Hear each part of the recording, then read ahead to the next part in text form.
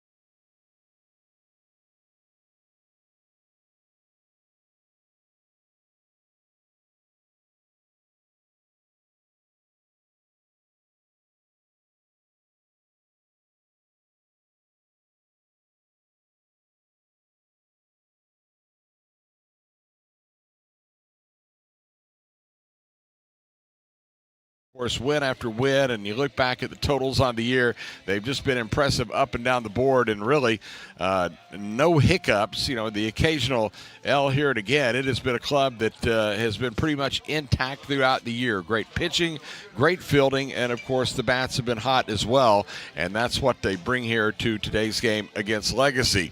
Now, for the Eagles, they had to scratch their way into the postseason, and they did that by virtue of a win last week against TCA Addison, and it was one that had to go a little bit to get into the postseason because it was quite the battle just to make it here. And of course, when they get into the situation where it's one game or go home, you got to scratch all the way you can, and that's exactly what they did.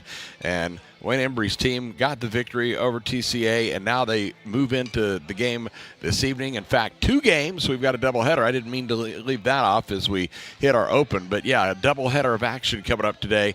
And of course, if 2 games are won today by either team, then the series is over. If not, there will be a 3rd game tomorrow. So again, for Prestonwood, they are going to go with their big ace right-hander, Savion Sims, who will be on the hill for PCA as he takes a record this year of 7-2 with a 1.03 earned run average. He leads the team with 76 strikeouts, and he's been money throughout the year. And Sims will get the start, being opposed by Bubba Barnes, who gets the call for Legacy on the hill. And again, you're not going to see quite the same numbers for Legacy, but Barnes with his team-leading 16th start that he's going to make with a 3-6 record of 4.38 earned run average on the year. Again, the weather, you couldn't ask for much more as Mother Nature has finally cooperated. You remember early in the year, some of our broadcasts that we had, it was a little bit on the chilly side, and that's putting it mildly, but no such problem right now because it is 77 degrees here in Plano. And again, partly cloudy skies up above the sun, playing peekaboo with the clouds, as you can see on the screen. And again, the wind coming out of the northeast at about 5 to 10 miles an hour, so might be a slight breeze in. Matter of fact, the flags right now out in center field are blowing slightly in, but not going to be a huge factor here in the ball game.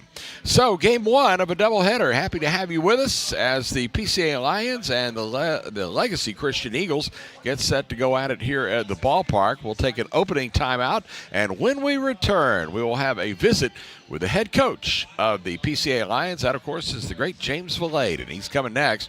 This is PCA Baseball for Metro Sports Communications. Is pain, stiffness, or discomfort keeping you from feeling your best? Hi, I'm Dr. Colby Keene with Freeform Chiropractic, where we help you move free, feel free, and live free. If pain or stiffness is holding you back, it's time to take control. Visit Freeform Chiropractic for a consultation. Let's create your game plan to move, feel, and live free. At Paris Baguette, our expertly crafted cakes, decadent pastries and breads, and freshly brewed coffees are always served with a smile. To find your neighborhood bakery cafe, visit parisbaguette.com.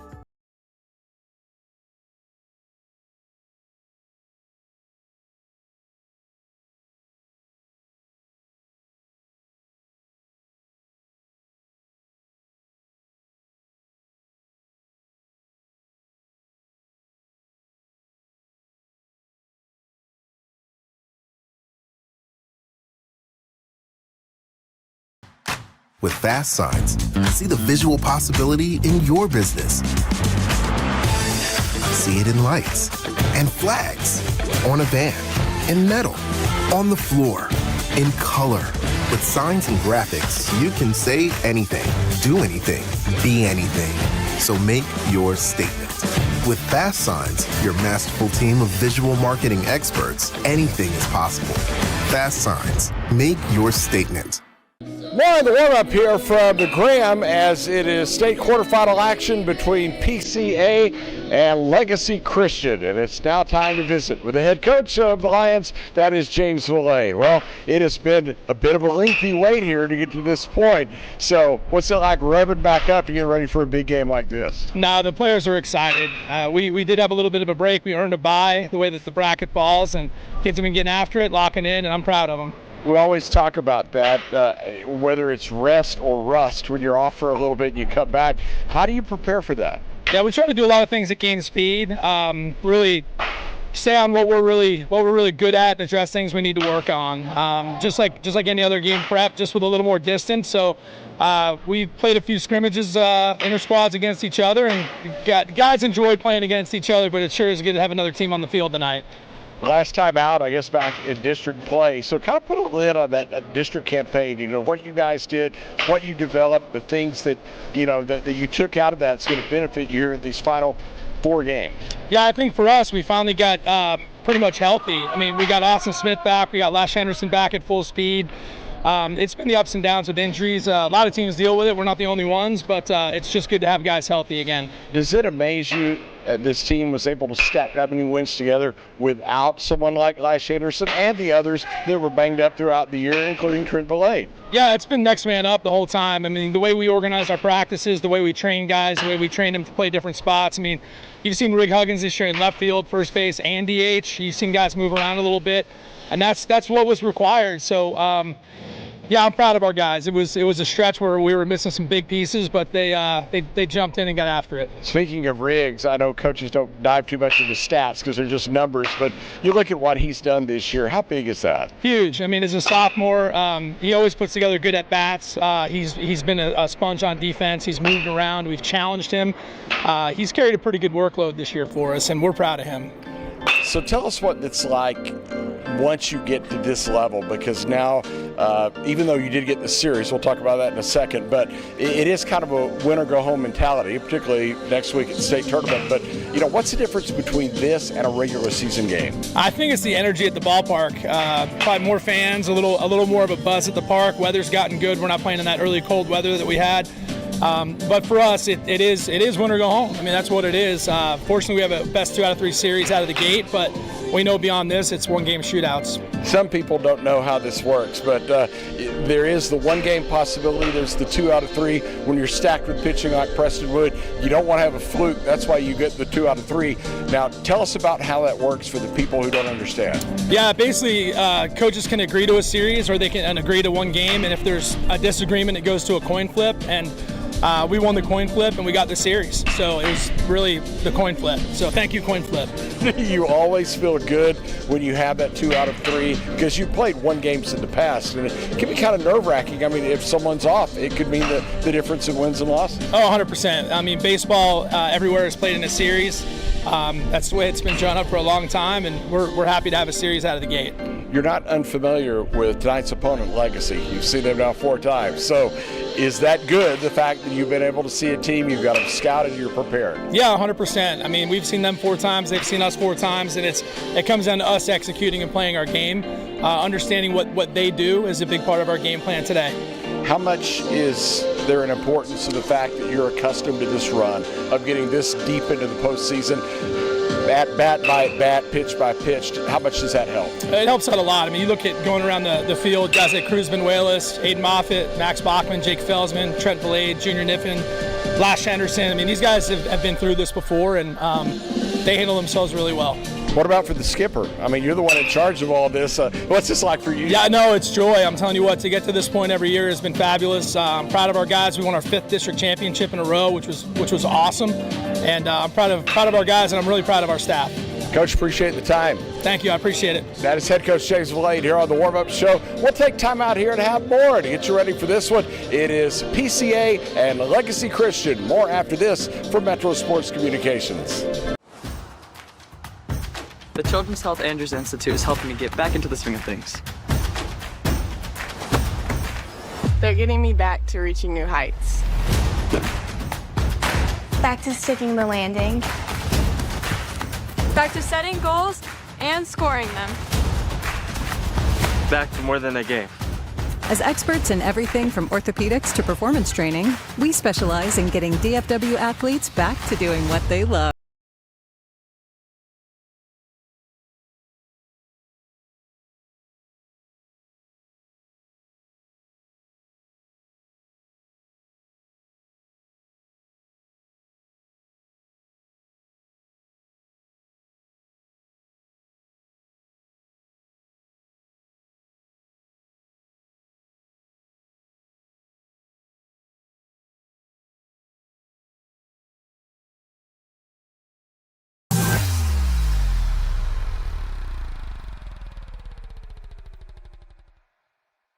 Make your dream outdoor space a reality with Aquaterra Outdoors. From full-service design to construction for landscaping, pools, and outdoor structures, we offer everything you need for your ideal outdoor environment. With years of experience and a commitment to excellence, Aquaterra Outdoors, elevating outdoor living to the next level. Contact us today at 214-387-8333 or visit our website aquaterraoutdoors.com and start your journey to the ultimate outdoor experience. Well, the umpires have just met with their respective skippers as we get closer to opening pitch. Again, this is the, I guess you call it the state quarterfinals, because the winner of this advances to the state semifinal next week in Arlington. Of course, the championship game the day after. So it is a best-of-3 series, and you heard Coach James Vallaine talking a moment ago that if you're Prestonwood, you wanted a 2 out of 3. If you're Legacy, they wanted to have the one game. And the reason why is because you roll up everything into one, and you hope perhaps Savion Sims wouldn't be at the top of his game, and maybe you scratch a run across and steal one. And that's not uncommon at all levels of high school baseball that have that option. We see that a lot in the UIL, but in TAPS the same thing, that if it is a mismatch of any sorts between the teams on the field, then one would probably prefer to have a one-game series. They don't have to go the full distance, but if you have two equally matched teams, usually 2 out of 3 is going to be the way to go. But anyway, that's what we have here, and by the end of the day, it could be over if one of these two teams wins both of the games. Well, let's go ahead and give you the starting lineups for tonight's game. First, for Legacy Christian, again, a record of 11 wins, 20 losses, and 1 tie. Coached by Wayne Embry, the 59-year-old native of Dallas, went to First Baptist Academy, went to college at University of Houston, finished out at UT Dallas. He's in his 23rd year as the head coach at Legacy.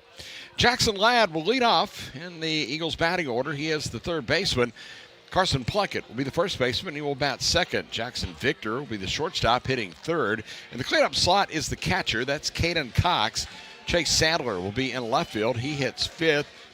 Pete Hermogosa will be in center field. He bats sixth. Maury Burgess will be the second baseman. He hits seventh. Gabe Montanari will be in right field, hitting eighth. And Bubba Barnes will be the pitcher, and he will bat ninth. So for the Eagles, it is Ladd, Plunkett, Victor, Cox, Sandler, Hermogosa, Burgess, Montanari, and Barnes. For PCA and Coach James Vallaine, 27-3 the record. Coach Vallaine in his 5th year here, native of Morristown, New Jersey, grew up in Gladstone, New Jersey, in the Keystone State, and it is Baylor 95 captain, where he went to college, as the Lions about to have our first pitch thrown down below. Let's go ahead and give you the starting lineup. Junior Niffen is in right field, and he is in the leadoff spot. Jake Felsman will bat second, and he is at second base. Trent Vallaine will be the first baseman. He hits third. Aiden Moffitt will be in right field, and he will bat in the cleanup slot. Riggs Huggins will be at the number 5 position. He is in left field. Cruz Benuelos will be the catcher, hitting sixth. Max Bachman will be at shortstop. He hits seventh. Lash Henderson will be in center field, hitting eighth. And Preston Smith will be the designated hitter. He will bat ninth. So it is Niffen, Felsman, Vallaine, Moffitt, Huggins, Benuelos, Bachman, Henderson, and Smith for the Lions, with, of course, big Savion Sims on the mound. Sims, of course, the 6'8", 210-pound right-hander who has that electric stuff on the hill, getting the start. We'll see in Game 2 who Coach Vallaine puts out, as he obviously, as most PCA fans, are hoping for a sweep today, and then they can get set for next week's state tournament. But right now, Legacy standing in the way of that. So again, the introductions of each of the respective teams down below.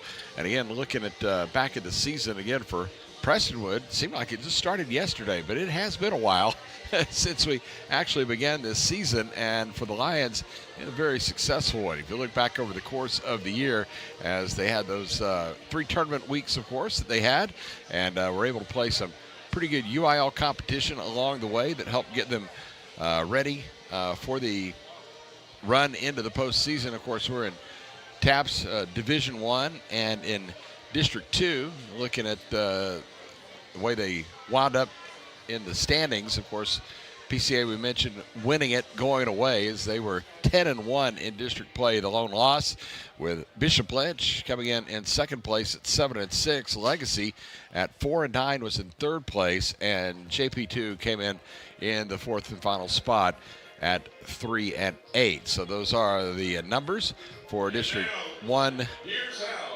District 2A, and everybody getting set for this one below. Now, Coach Floyd mentioned a little bit of an extra bounce here at the ballpark, and you can feel because there were a lot of people here way before the game staking out their seats. Of course, there is a healthy amount of chairback seats here at the ballpark. Beautiful Graham Field, and of course, just absolutely fantastic. But some folks getting here early, make sure they got the right seat, and they are bunkered in already as the Lions being introduced. Ken Johnson out on the field right now, and we're moments away from getting this one started. We'll have the anthem and the prayer coming up here in just a moment. Let's go ahead and take a final pregame timeout. When we return, with the opening pitch of today's game. PCA baseball driven. Metro Sports Communication continues in a moment. You gotta dip your chicken strips.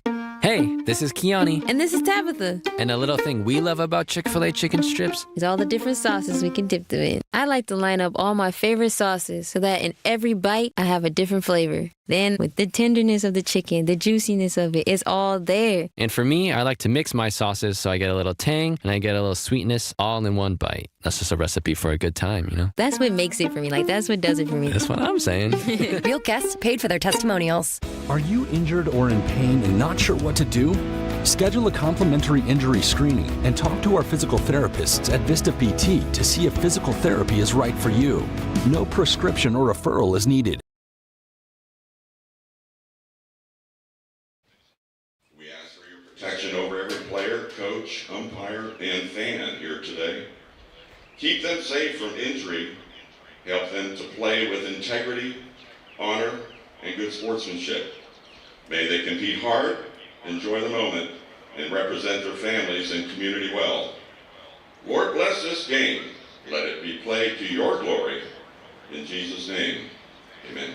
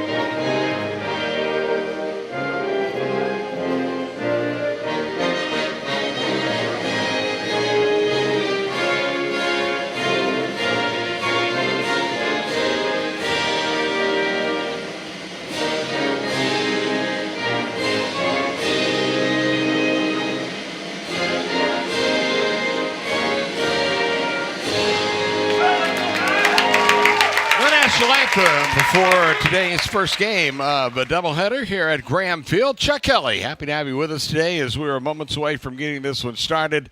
And Savion Sims about to go through his warm-up tosses down on the field. We hope you enjoyed the warm-up show to get you ready for this one. In case you missed the game time weather conditions, we can update those right now as we get up to opening pitch. It is going to be 78 degrees at first pitch. Again, under partly cloudy skies, the sun trying to peek through the clouds as it heads down toward the western horizon. It'll have plenty of sunlight here for a while. The wind out of the northeast right now, and that is coming at 5 to 10 miles an hour. So if you look at the flags out in straightaway center field, they are blowing pretty much end from left. So they may bat down a ball a little bit that's hit out to left field, but we'll see how all that takes place. So let's see what Savion Sims has to offer as he look at his numbers on the mound this year. And again, he is the ace of this PCA staff and a fellow that has all kinds of vast potential. Of course, he is inked to go to the University of Oklahoma. We'll see what the draft has to say about that. But for Sims, a 7-2 record, a 1.03 earned run average. He is making his team-leading 12th start of the year. He has thrown 40 2/3 innings so far this year, giving up 14 hits, only 8 runs, only 6 of those are earned. He has a team-high 76 strikeouts in those 40 innings pitched, so almost a 2-to-1 strikeouts to inning pitched ratio, which is somewhat obscene. He has also walked 22 batters, so he struggled a bit with control at times, but he's just been, frankly, overpowering as the opponent batting average setting at 104. So Sims with his warm-up tosses and just about ready to get this one started. So sit back and enjoy a little Monday evening baseball as we'll start it in the sunshine and we'll close everything out at the end of the day under the lights as Savion Sims ready to get this one started. And standing in for Legacy is Jackson Ladd, right-handed hitting third baseman. Set to go as Sims from the stretch deals the first pitch fastball, and it is outside for ball 1. 1 ball and no strikes. Our Boulevard start time is 5:03 against 78 degrees here at the ballpark. 1 ball, no strikes. As back to the plate he comes outside, and it's now 2-0. Our plate umpire is Saeed Bailey behind the plate calling balls and strikes. It'll be Mark Alexander at first in this 3-man crew, and Rick Neverdowski is over at third base, the crew out of the Collin County chapter. 2 balls and no strikes. He's wide of the pitch. That one's downstairs, and it's 3-0. So Sims has missed the first 3 pitches to Jackson Ladd, the leadoff hitter for Legacy. Ladd hitting at .315 on the year, 1 home run and 13 runs batted in. He leads the team in on-base percentage at .475 as he stands in for that right side batter's box. Again, you see their Legacy in those green uniforms, tops and bottoms with the pinstripes, gold lettering and numerals with the green caps. Here's the pitch strike on the outside corner, and it is now 3-1. Of course, the Lions, you see in the Columbia blue tops over the white pants, the navy numerals, lettering, and navy caps as well. As the line in the pitch, fastball inside, ball 4. Sims starts with a walk here to Jackson Ladd, the leadoff base runner on base for Legacy here in the first innings. That'll bring to the plate Caden Plunkett, the first baseman. So not the start that Savion Sims wanted, as he has to get unwound there on the mound and try to get in on the strike zone. Now remember, Prestonwood hadn't played in a couple of weeks, so it's been a bit since they've been out in actual game competition. Ask Coach Valade about rest versus rust. There's a strike pumped through, no balls and a strike here to Plunkett. Coach Valade saying that they've been doing a lot of game-type stuff, game speed in scrimmages here at the ballpark, but nothing like playing against an opponent. There is a pitch outside. It's now 1 ball and 1 strike here to Plunkett, who starts the evening hitting at .337. That's tops on the Legacy team. As a club, they hit .255 overall, but Plunkett leading most of the offensive categories. Wide of the pitch is outside for a ball. And it now goes to 2 balls and a strike. So Savion Sims so far having a battle with the strike zone to the first 2 hitters. Plunkett leading the team in hits with 31, actually tied with Chase Sandler in that department, but he leads in doubles, triples, and home runs, as well as average. He swings and rips that one foul just outside the bag at first. And man, first base umpire Mark Alexander might have seen his eyes flash before his live face before his eyes, I'm saying. That shot. It was right down the line. So anyway, back to work we go. 2 balls and 2 strikes. Runner at first. No score early in the ball game. As holding the bat high for the left side is Plunkett, and Sims disengaged from the rubber and bluffed over to first. That's not a balk if you disengage and go that direction, which is what Sims did. So ready to go here. 2 balls and 2 strikes at the belt. Here's the pitch outside, and it's now 3-2. Well, the one thing that Savion Sims wants to keep an eye on early on in this contest is going to be the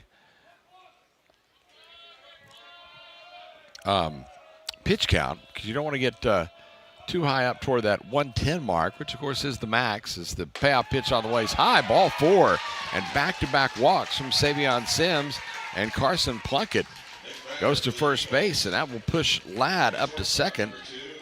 So a healthy start to the ball game for Legacy, as they've got 2 base runners on without the benefit of a base hit. That'll bring Jackson Victor to the plate, the shortstop, as Victor, second leading hitter on the team at .319, leads the club with 19 RBIs. Appearing in his team-leading 33rd game. 6 of these Legacy players have played in, 4 of the players have played in all 32 games. But Victor, again, standing in from that left side batter's box. A couple of ducks already sitting out there with Ladd at second and Plunkett at first. A scoreless game here at the top of inning number 1. Here's Sims ready, comes to the plate with a fastball. This is outside. It's 1 ball and no strikes. To Victor, Caden Cox, the catcher, is waiting in the on-deck circle. So again, it's been a battle here early on for Sims because he is trying his best to find the zone, but hadn't found it too often so far, as that one is shot foul down the left side, back out of play. And it goes to a ball and a strike here. Again, Legacy as a team at 253. They have a total of 43 extra base hits on the year, 32 doubles, 7 triples, and 4 home runs.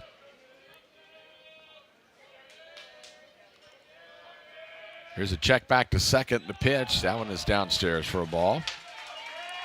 And it goes down to 2 balls and a strike. So even early on in this ball game, we're going to keep an eye on the pitch count here.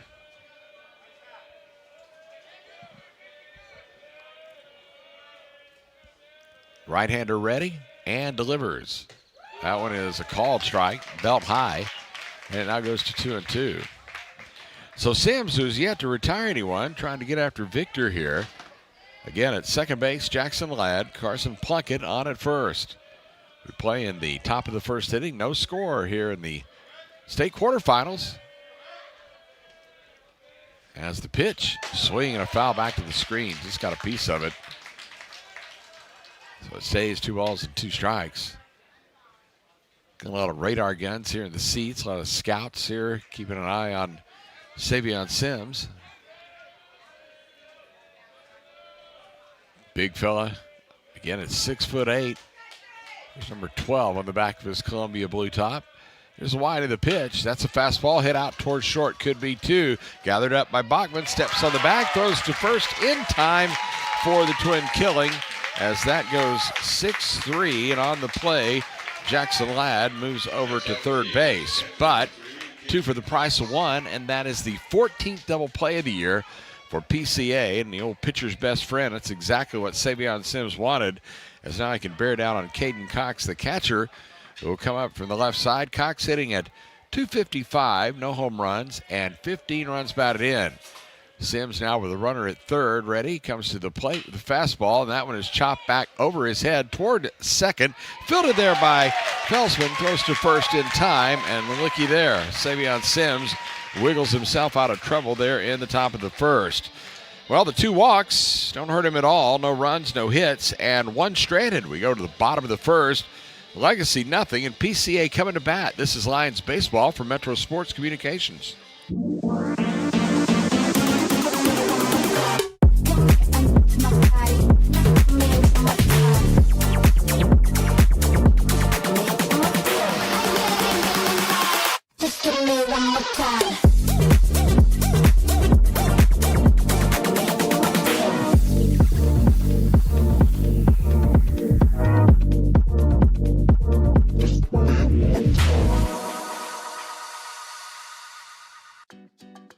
At Paris Baguette, our expertly crafted cakes, decadent pastries and breads, and freshly brewed coffees are always served with a smile. To find your neighborhood bakery cafe, visit parisbaguette.com. Bottom of the first inning, no score as the Lions getting set to go to work here against Bubba Barnes. Big left-hander for the Legacy Christian Eagles as he goes out to the mound, picks up the baseball, and gets set to loosen up as Barnes going to try to keep this potent Prestonwood offense in check as he gets set to make Start number 13 on the year. This is his team leading 16th appearance overall, and he has a 3-6 record, a 4.38 earned run average. He leads the team with 68 2/3 innings pitched as Barnes. He's given up just about a hit per inning, 67 hits allowed. 56 runs, 43 of those earned. He has walked more than he struck out. He's walked 47 batters in at 68 2/3. He has struck out 40.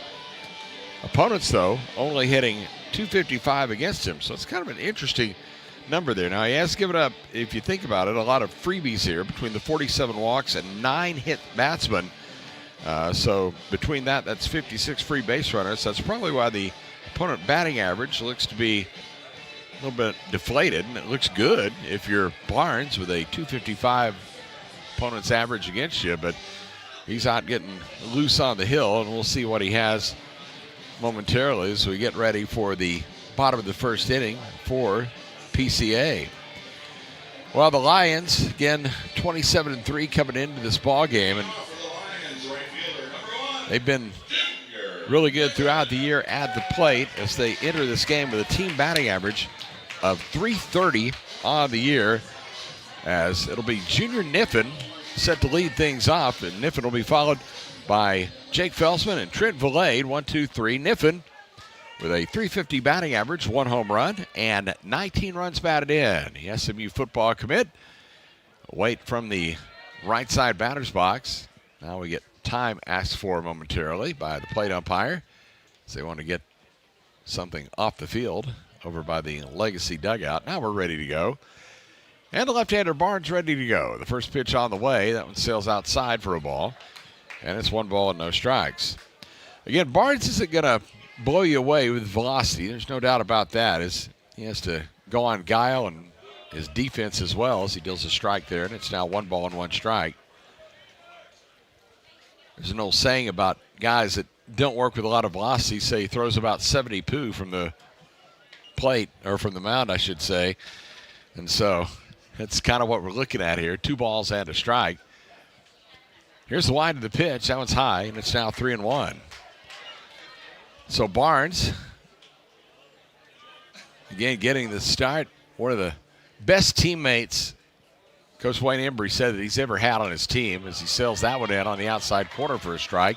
And that evens it up at 2-2. Again, if he can locate his curveball, he's pretty dangerous. He actually beat Bishop Ledge 1-0 early in the year in district play on a 1-hitter, as that pitch sails high for ball 4. And Junior Niffen draws the leadoff walk, and that is not what you want to do if you're Bubba Barnes or any opponent for PCA, because now you put a guy who's a blazer on the base paths. And we'll see what Niffen can do. He saw his speed back during football season. Of course, it's translated over to baseball as well, where he leads the club in stolen bases. As that pitch taken for a strike, and it is 0-1 for Niffen. 23 swipes on the year. Second closest on the team was Jake Felsman. No balls and a strike.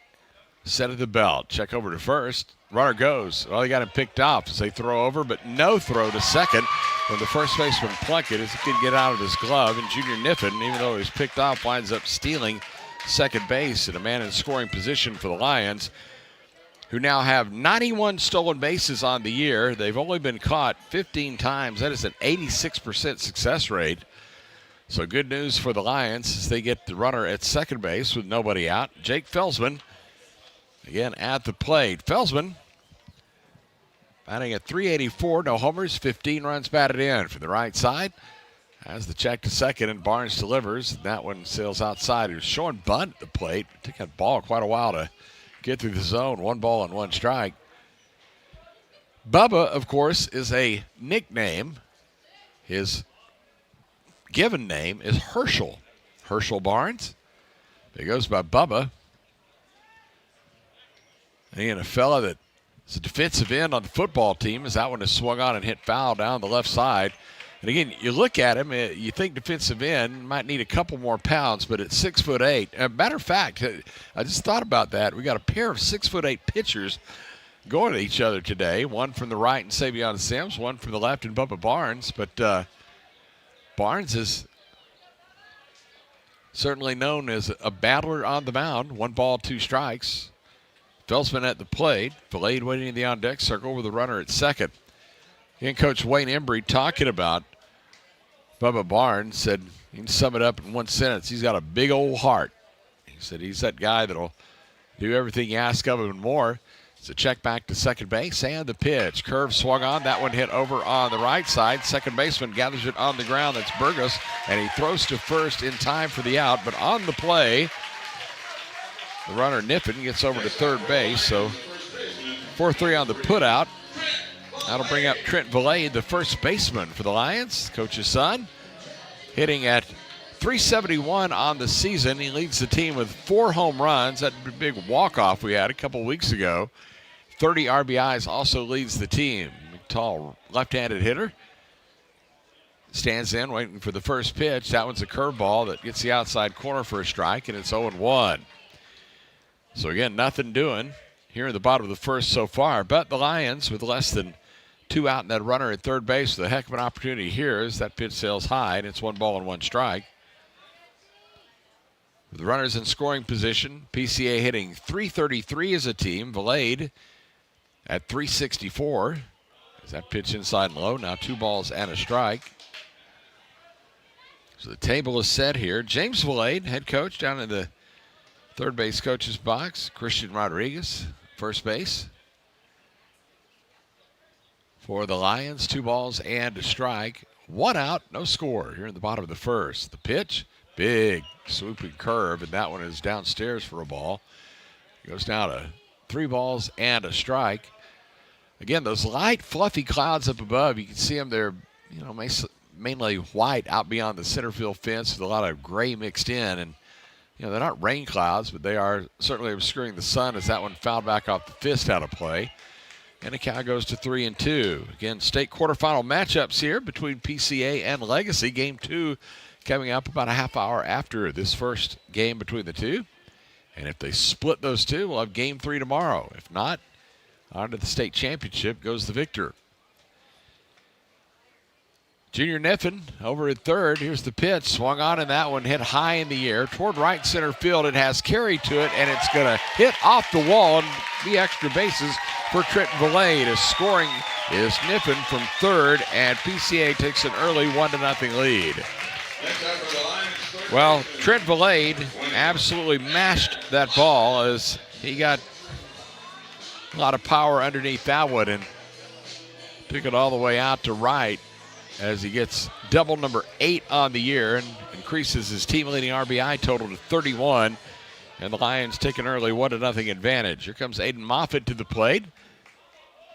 Left-handed hitter. Check out those brilliant orange shoes. He stands in. Spikes from the left side. First pitch curveball, and it got a piece of it. He's going to go to first base as that one hit by pitch. We talked about the fact that Barnes has had some control issues through the year. And for Bubba, that is his 10th opposing hitter that he has hit. That's second on the Legacy team. Rather dubious categories. You see the catcher going out there. Cox wants to talk to him a little bit. If you're Legacy coming in, you are a significant underdog, one of the top teams in private school baseball, if not the top team, but certainly want to try to battle as long as you can, try to prolong this one. But right now, PCA already with the advantage of swinging a ball hit deep down the left field line. That's out of play off the bat of Aiden Moffitt, who is batting at .388 coming into this game. Second on the team. He leads the club with 8 doubles. He's tied for the team lead in triples with 2. A homer and 29 runs batted in. Beg your pardon, I've got Riggs Huggins here. I'm missed because I was giving you the stats on the wrong batter. I forgot the hit by pitch. It is Huggins, and I'll tell you about him right now. He's the top hitter on the team at .403 with a homer and 22 runs batted in. You see you slip that hit by pitch, and it just throws my world into a tizzy. But now Huggins has great numbers. You heard James Vilade mentioning him on the pregame show, and he also has a couple of triples on the year to go along with those 6 doubles. Good-looking left-handed hitter. As the pitch sails a little bit high. The count now goes to 1 ball and 1 strike. 1 out. So recapping the inning, Niffen with a walk and a stolen base. Jake Felsman, that bouncing ball to second base, moved him over to third, and then Trent Valade with the RBI double, and Moffitt hit by the pitch. It's back to the plate. That one is fouled back. It's 1 ball and 2 strikes. Runners at first and second for the Lions here in the first inning. It's a 1-0 ball game. Cruz Benuelos, the catcher, waiting in the on-deck circle. Outfield playing pretty deep, pretty much straight away for the left-handed hitter. Now they're going to pull him a little bit here as that big curveball drops through for a strike, and down goes Huggins as a much-needed strikeout for Bubba Barnes. And again, that was a big looping curveball that dropped through the zone. And again, that's one that can't really blame Huggins because where it was coming from, it looked like it was going to be way inside, but it just kept curving and curving. And strikeout for Bubba Barnes, which is his 41st of the year. And the pitch now to the right-handed hitting Cruz Benuelos, the catcher, taking for ball 1, 1-0. Cruz Benuelos has been behind the plate every game this year, 30 games to be exact. .313 average, no home runs, 16 runs batted in as that pitch is outside. It's now 1 ball and 1 strike here to Cruz Benuelos. Big senior, playing his second year as a starting catcher role. Here's the pitch, swung on and fouled back. Count goes to 1 ball and 2 strikes. Of course, he had big shoes to fill following A.J. DiPaolo, who went to Vandy, then Tech. First team All-District selection last year, so he's been really good. The thing that impresses Coach Valade and the coaching staff is just his leadership. He said it's off the charts as that pitch tried to catch the inside corner and dismissed. It's now 2 balls and 2 strikes here to Benuelos. He's done a great job of handling this talented pitching staff all year long.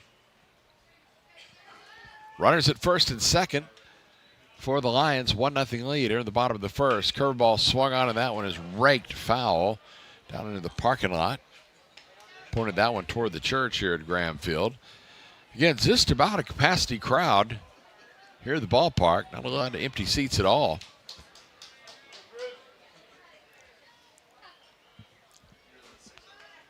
Two balls, 2 strikes, and 2 outs. Chance here for Benuelos to get a 2-out hit. Wind by Barnes, the pitch swung on, and this one is fouled back. For Benuelos on the year, his batting average with runners in scoring position is at .310. He has 6 2-out RBIs. I'd like to try to add to that here if he could catch up with a pitch against Benuelos. Set at the belt, check of second. 2 checks, and now steps off the rubber. A little bit of a pacing thing there for Barnes, who continues to work here in the bottom of the first inning. Neither one of these pitchers having a crisp first. Neither he nor Savion Sims. There have been a lot of balls out of the zone as that curveball sails way inside. And it now goes to 3 balls and 2 strikes. So the runners will get a jump here as they'll start from their respective bases. And now we get time called. And we're going to have a visit from the pitching coach for Legacy.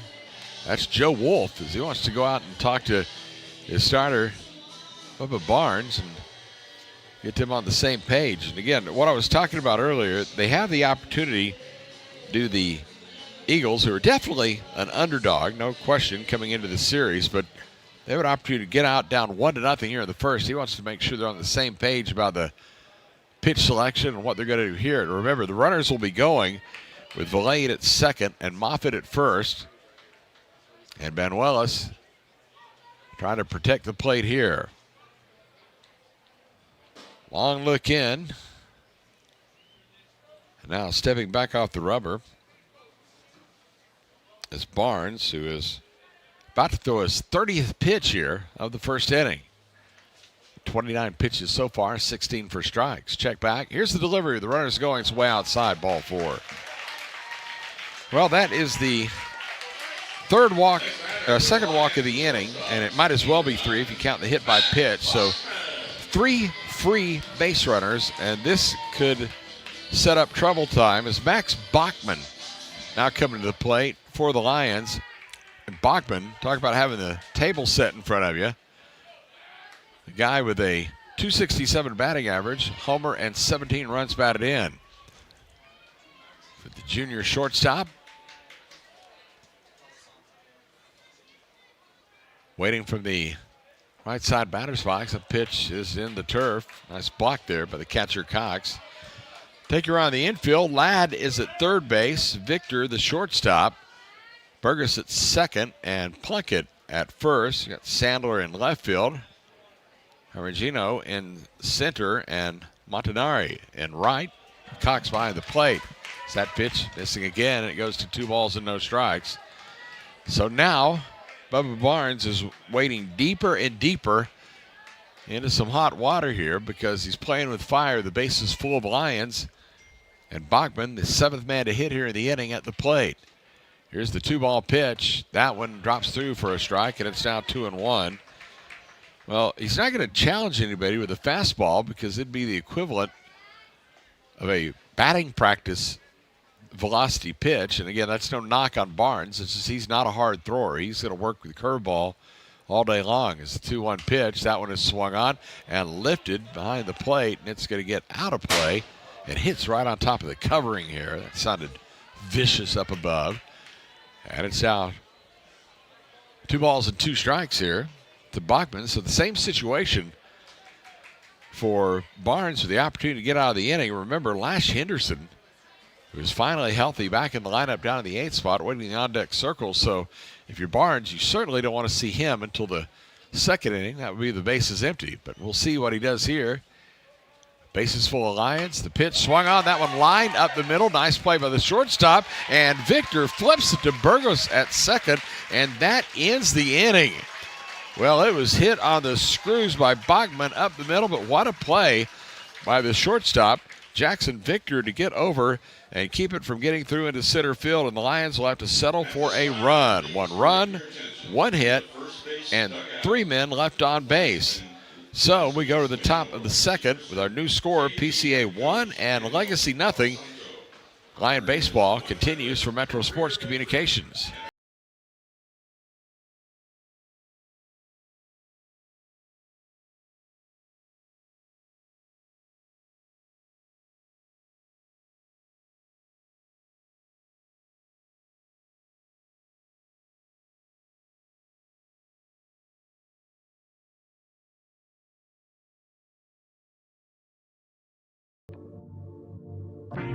Storm damage?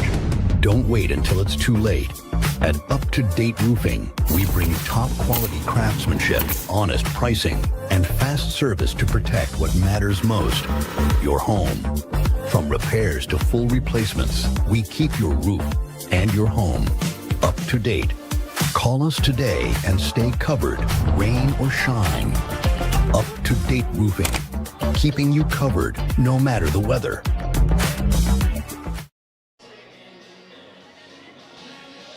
Well, a 1-0 ball game as we go to the top of the 2nd inning. Chuck Kelly with you here at the ballpark, Graham Field in Plano, where it is a full house here as the Lions trying to get game 1 of this doubleheader today and then turn around a bit later and take game 2 and punch a ticket into the state tournament next week in Arlington, where the Lions will be looking for state championship. It's still ways to go. As Savion Sims out of the mound for his 2nd inning of work, loosening up. At the end for Sims, much like Barnes, didn't have his best stuff in the 1st inning as he threw 18 pitches in that first, which is not bad at all. I mean, just maybe 3 more than what you would like. 15 or under is normally the number you're looking for. But anyway, of those 18 pitches, less than half were strikes, only 8. So we'll see if he heats up here as he gets into the 2nd inning and gets set to face 5, 6, and 7. Chase Sandler going to lead off. Pete Hermogino will be next. And then Maury Burgos will be in the 3 slot here in this inning. Here's Sims ready to go. The first pitch fastball is a strike on the outside quarter. And it's 0-1 to Sandler. His batting average is .310 to this plate appearance. No home runs and 14 runs batted in. Tied for the team lead in hits with 31. As that pitch swung on and missed, he's way behind that fastball. And it's now 0-2. Boy, you can see when Sims cranks it up, get that mustard on it. Hard to catch up for any high school hitter. That's why opponents are hitting just over 100 against him. Swing and a miss, strike 3. 1, 2, 3 on the selection of a trio of pitches, and Sandler becomes strikeout victim number 1 of the year. Pete Hermagino coming to the plate. Hermagino, the center fielder, hitting at .263, no home runs, and 9 runs batted in. Has 3 extra base hits on the year. This is a strike, 0-1. All those extra base hits are doubles.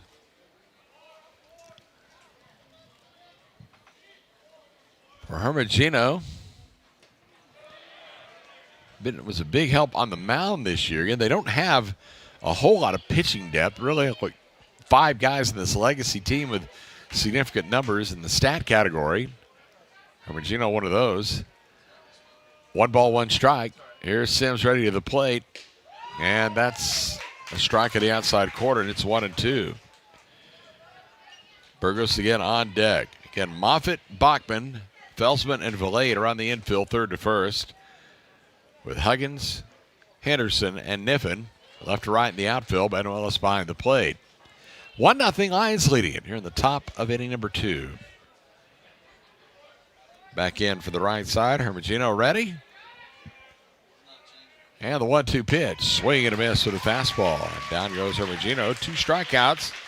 Here in the frame, looks like Savion Sims getting his sea legs underneath him here as far as the strike zone, as he's looked really good so far.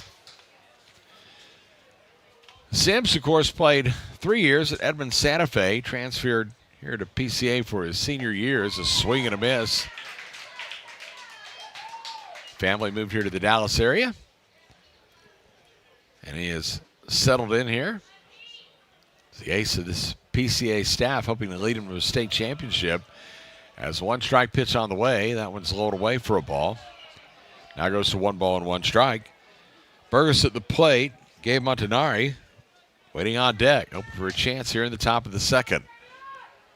Infield back, third to first. Sims ready.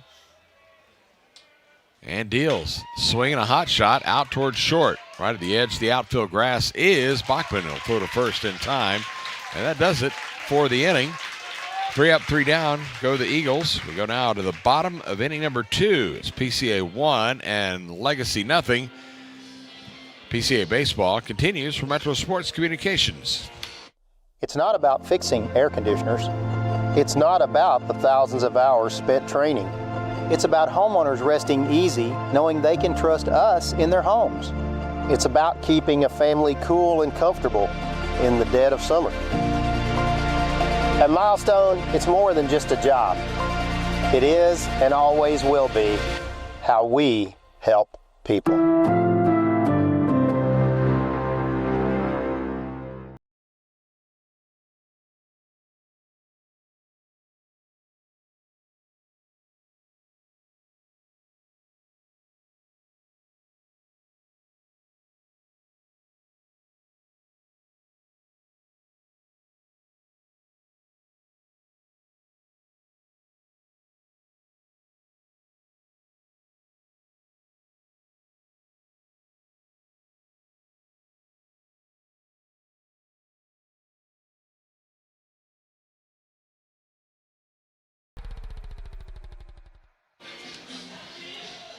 One nothing Lions. Look over on the third base side.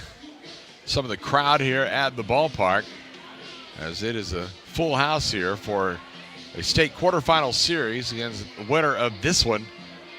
Moving on to the state tournament next week at UTA, University of Texas at Arlington. As the Lions set to send 8-9-1 up here in the second inning, as Lash Henderson will stand in to lead things off in the number 8 position, be followed by Preston Smith and then Junior Niffen. So Lash, who missed a lot of games this year, due to injury, but now you heard Coach James Valade saying the pregame finally healthy as he takes the first pitch ball 1-0 here from Barnes. Henderson has appeared in 20 games this year, has only 39 ABs all year long, hitting .216, a homer, and 9 runs batted in. He's been used in other roles throughout as he was going through rehabilitation, but now ready to play full time as that pitch sails high, and it's 2 balls and no strikes. Again, Henderson, big 6'5" junior, true 5-tool player as that one fouled back. So now 2 balls and 2 strikes.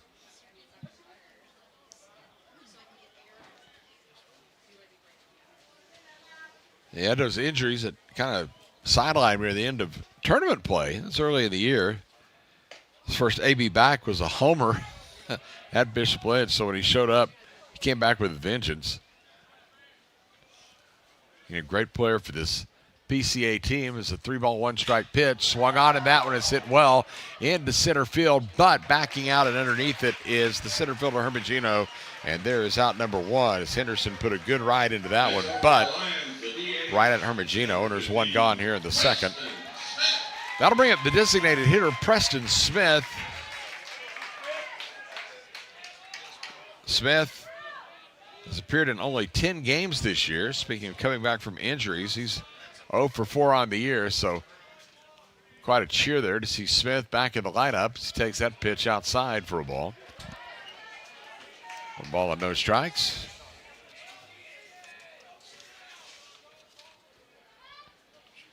Smith, transfer from the Frisco ISD. Swings at this pitch and hits it high in the air into left field. Moving over, looking up into the sun with the sunglasses on is Sandler, who makes the catch, and there's out number 2. So a couple of fly ball outs here in the second inning. That wasn't hit quite as hard by Smith.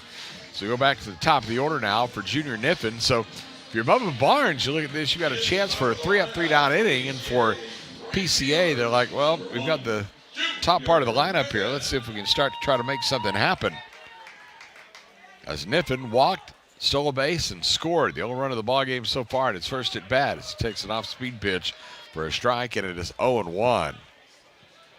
Again, the clouds causing shadows to creep out across the infield and most of the outfield as that pitch swung on by Niffen, lifted in the air into right center field, ranging over from center and making the catch before sliding down Hermagino, and that will do it for the inning. So 3 fly ball outs. Bubba Barnes retires PCA in order, and we go now to the top of the third.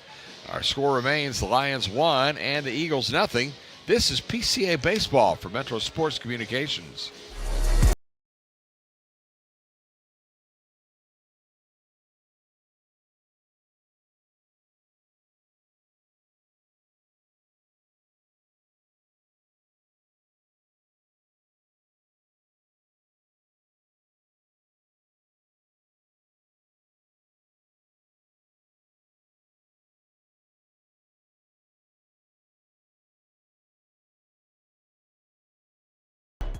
It's not about fixing air conditioners.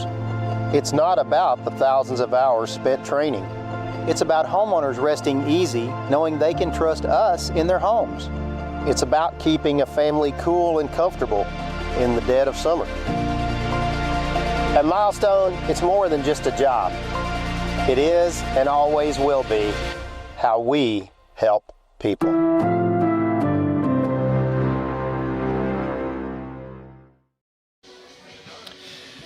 Well, a good game through 2 here in the first of a doubleheader today at Graham Field. It's Savion Sims who cut right through the legacy order there in the second. Couple of strikeouts and a ground ball out. Gets set to face 8, 9, and 1 in the Eagles lineup here in the third inning.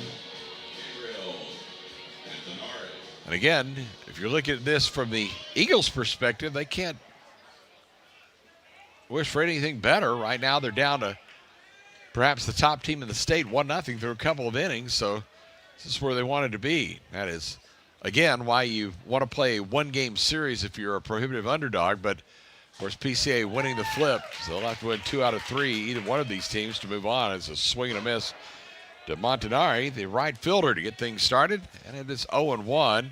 Savion Sims ready and deals back to the plate. There's a bouncing ball hit toward third. Moffitt has it. Throws wild to first. And the runner will stay put at first base. So Aiden Moffitt came in quickly, made the play, put way too much mustard on that throw, and is charged with an error. And a leadoff base runner for Legacy Christian here in the third inning. And here comes Bubba Barnes, the pitcher.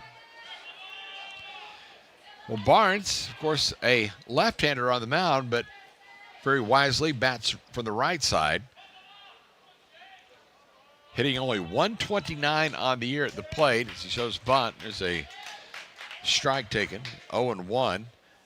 Barnes, no home runs, 5 runs batted in on the year. He does have 3 sacrifice bunts to lead the team. That's probably what he's going to try to do here. Yeah, he puts the bat down and again fouls it at the plate. And it's now no balls and 2 strikes. Well, there's laying down a bunt. There's trying to lay down a bunt when it's a 90-plus mile-an-hour fastball coming at you. And quickly he gets behind in the count, 2 strikes. So now that doubles up the problems here for Barnes. He's trying to help himself with the runner at first base. Fastball swung on and missed. Actually, that slider. Take it back. And strikeout number 3 in the ballgame for Savion Sims. And there is one gone here in the third inning. We go back to the top of the order for Jackson Ladd.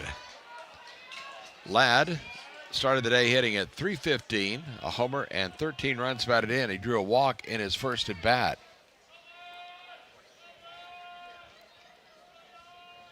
Ladd, a complete leader on this team, according to his coach, Wayne Embry. His delivery swung on, and that one ripped down the line just foul. That one was close, but into the corner it went in foul territory, about a foot into foul ground, or else Ladd would have been at second base. But instead, back to the plate he goes.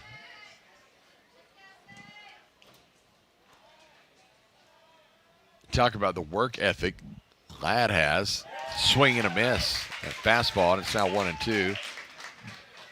Coach Embry telling me he's one of those guys that'll be in the locker room with a trash bag trying to clean up after everybody else. Embry had to tell him, look, it's someone else going to do that. Always wanting to help out. Like to see that. 0-2 pitch on the way. That was a curveball that almost nicked him. Instead, just inside. Now goes to a ball and 2 strikes here to the top of the order. Jackson Ladd, Carson Plunkett waiting the on-deck circle as PCA double play depth up the middle. They'd love to turn their second twin killing of the ball game. Ball and 2 strikes. Here's the pitch. Swing and a miss. Trying to change speeds a little bit on him there. And the 4th strikeout of the ball game for Savion Sims. And there's 2 gone here in the third inning. And here comes Carson Plunkett to the plate. First baseman walked his first time up. Plunkett, one of those leaders by example, actually hit a homer against PCA earlier in the year. Pitch on the way. That one is a strike call. It is now 0-1. Well, for what Sims had in the first inning, where it seemed like he was battling his control a bit, he has certainly found it in the second and here in the third. It looks like he's at the top of his stuff right now. It's a 1-strike pitch downstairs. Nice block there by Manuelis. And it's now 1 ball and 1 strike. Again, beautiful day here at the ballpark. High, fluffy clouds up above. Sun heading down in the western sky. As the pitch way outside with the fastball. It's now 2 balls and a strike. Game 2 will come up a little over a half hour after game 1. So it's like a traditional doubleheader. Here's Sims at the belt. Comes to the plate outside with a fastball. And it goes down to 3 balls and a strike. You don't see traditional doubleheaders a lot in the major leagues anymore. You see some from time to time, but you see a lot of day-night doubleheaders. Maybe start at 1 and at 7, but these 2 will be back-to-back. Here's the pitch. Swing and a bouncer hit foul outside the first base bag. So now goes to 3 balls and 2 strikes. 2 outs, runner at first. Gabriel Montanari reaching on that error earlier in this inning. He's the base runner. Plunkett at the plate. Victor waiting on deck. Savion Sims ready. And comes to the plate. Runner goes. That one is swung on and fouled back. So again, on a full count, Montanari getting the advantage of the jump. None of the Eagles are in double figures in stolen bases on the year. Ladd, the leadoff hitter, who just struck out a minute ago, leads the way with 9. Short lead at first. They hold him there. And he'll be off with the pitch. There he goes. The pitch is swung on and hit out towards second. Should be an easy play as Felsman gobbles it up, throws to first, and that'll do it for the inning. So the leadoff error is stranded at third base. And nothing doing for Legacy. They're in the third. No runs, no hits, an error, 1 left. We go to the bottom of the third. It is 1-0 PCA. And Lion Baseball continues for Metro Sports Communications. Is pain, stiffness, or discomfort keeping you from feeling your best? I'm Dr. Colby King with Freeform Chiropractic, where we help you move free, feel free, and live free. If pain or stiffness is holding you back, it's time to take control. Visit Freeform Chiropractic for a consultation. Let's create your game plan to move, feel, and live free. The Children's Health Andrews Institute is helping me get back into the swing of things. They're getting me back to reaching new heights. Back to sticking the landing. Back to setting goals and scoring them. Back to more than a game. As experts in everything from orthopedics to performance training, we specialize in getting DFW athletes back to doing what they love. 1-0 ball game as we go to the bottom of the third inning. It'll be the 2, 3, and 4 hitters for PCA coming up. Jake Felsman, Trent Valade, and Aiden Moffitt against left-hander Bubba Barnes, who's been so far so good for Legacy as he came up that 1 run in the first after walking Niffen, and could have been a lot worse as the Lions missed an opportunity, left the bases stranded there in the first inning, but try to get to work here with Felsman stand in for the right side batter's box, having grounded out to the second baseman his first time, so he's 0 for 1 in the ball game. And Felsman waits on a big first curve that goes outside. 1 ball and no strikes. Felsman is a senior, known for his crazy work ethic as far as a fielder. That breaking ball out of the zone. Now 2 balls and no strikes. Here's a line in the pitch. That one's a strike. And it's now 2-1 here to Felsman. Blade will be next, and Moffitt. Again, PCA hitting .330 as a team on the year, a little bit better than what they did last year when they hit .296 as a club. Last pitch was ball 3, so now 3-1. Here to Felsman as the delivery is a curveball for a strike, and that fills it up at 3-2.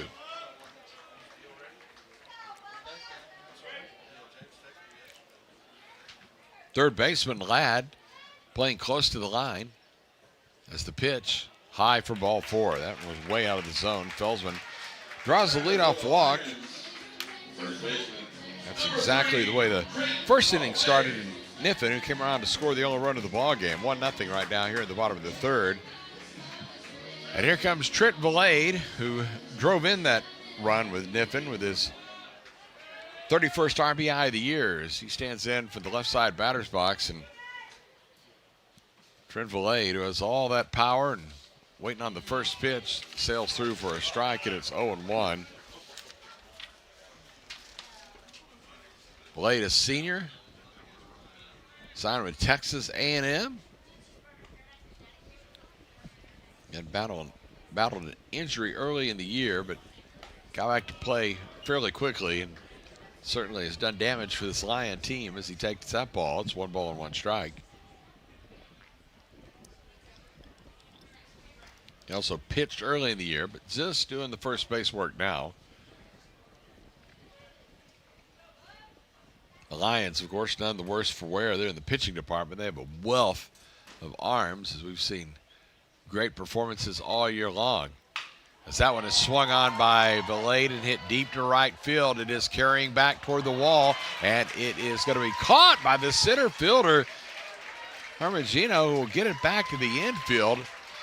And for the second consecutive time, Trent Belade just a little bit short of getting one out of the ballpark. But this time, Hermagino went back and got it.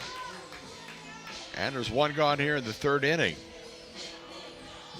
Now here comes Aiden Moffitt to the plate. Moffitt, the third baseman, was hit by a pitch first time. Stands in from the left side batter's box. Throw over to first base. Chase the runner back in there. Moffitt, a junior. His third year as a starter. Guy, they says the energy behind this PCA team. You see that. Always got that smile on his face. Runner goes from first. They got him picked off. They throw down, and this time the tag is applied, and out at second base is Jake Felsman. Well, we saw Niffen beat the rap when he was picked off in the first inning, but this time they get the throw down in time as Plunkett was able to turn the throw over from Barnes down to Victor, the shortstop, and the caught stealing goes 1-3-6. And there's two gone here in the third. Here's the pitch, swung on and missed, a big changeup. And it now goes to no balls. Strike here on the batter. Here's the pitch. That's high for a ball. 1 ball and 1 strike. Well, again, what we talked about in the pregame about PCA not playing in game conditions for a while, it might have something to do with getting back on track here offensively. They did waste that big opportunity in the first, but so far facing a very soft tossing lefty, they've had some struggle putting things together as that one's hit hard inside the bag at first and down the right field line for extra bases. Moffitt is going to turn first on his way to second, and he'll downshift there with a double. Well, that one was smashed by Moffitt, who waited on it and got around and put it right inside the bag. And for Moff, that is his 9th double of the year. And runner in scoring position. And 2 out. That'll bring to the plate Riggs Huggins. He struck out his first time. Well, you talk about something you don't see very often is Huggins has been so good this year. Leading the team at 4:03 as he takes that first pitch to outside the zone. And it's now a ball and no strikes.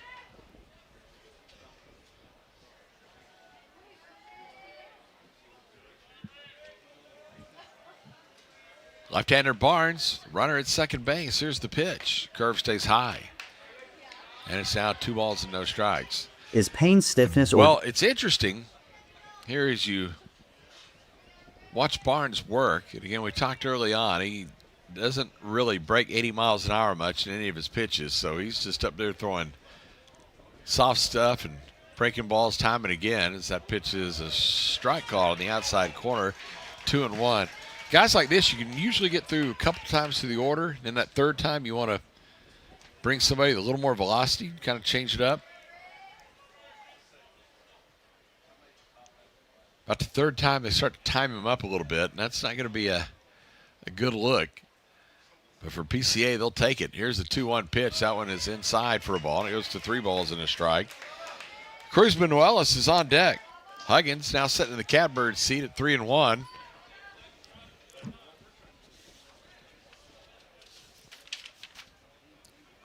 Huggins, just a sophomore.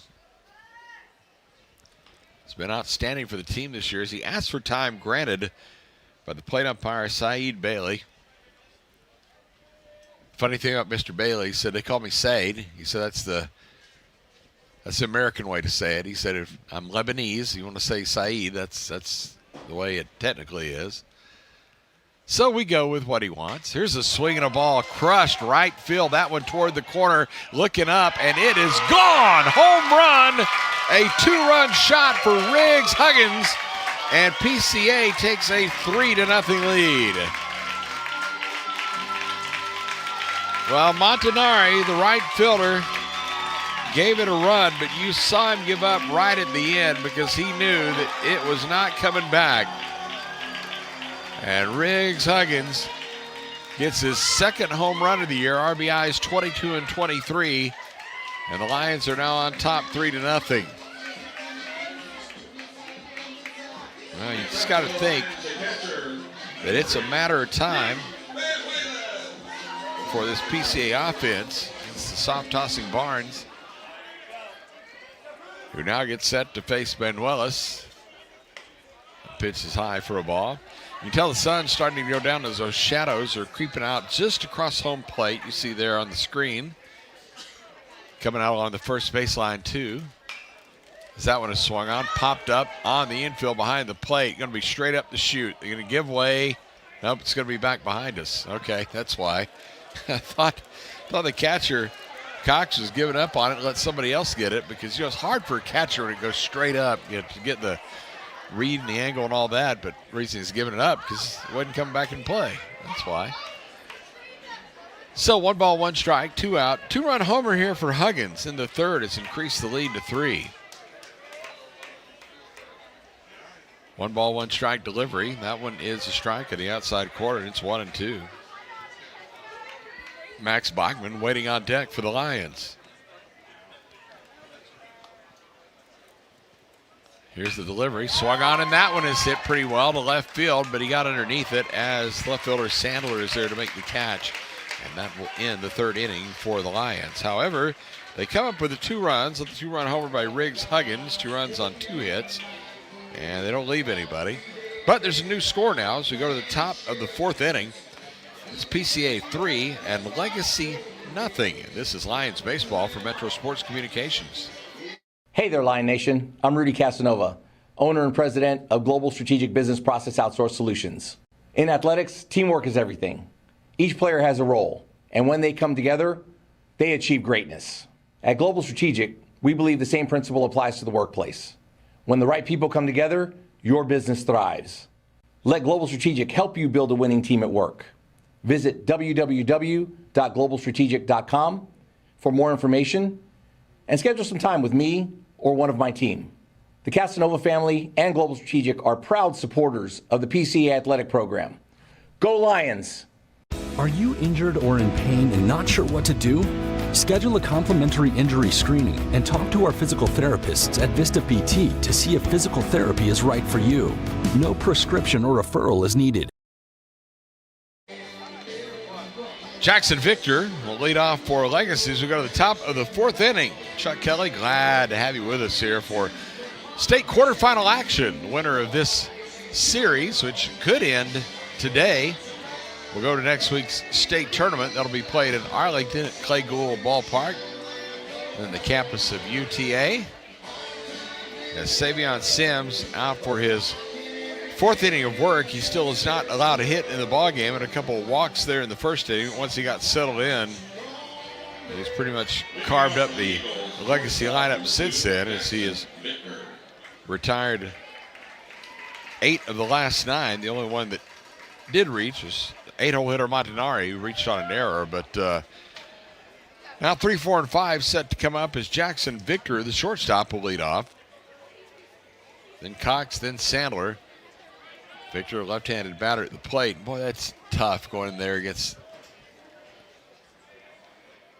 great big right-hander Sims, who throws that fastball inside and low. 1 ball and no strikes. That slider, just vicious break into a left-handed hitter when he throws that. Victor, just a sophomore, got great upside. Winding the pitch. That one skips in. 2-0. Very valuable multiple positions this year for Coach Wayne Embry. Play short, second. Getting the start at shortstop here in this game. Bounced into a double play his first time, so he's 0 for 1. Savion Sims ready and deals. That's a fastball at the knees, and it's now 2-1. You get a double bye, winning district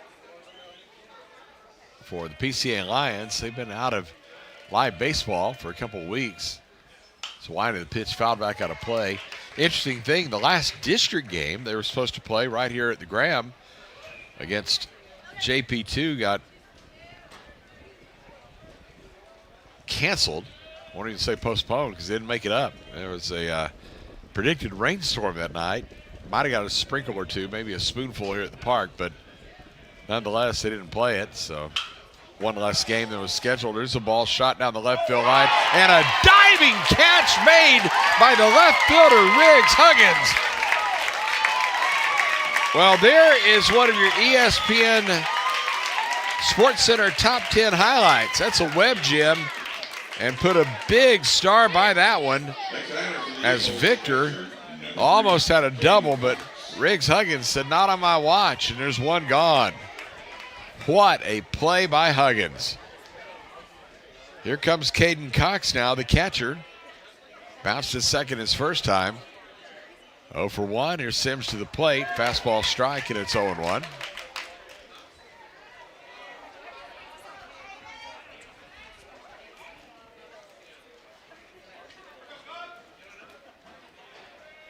Here's the wide of the pitch. A little off, missed outside. It's now a ball and a strike to Cox. Sandler waiting on deck.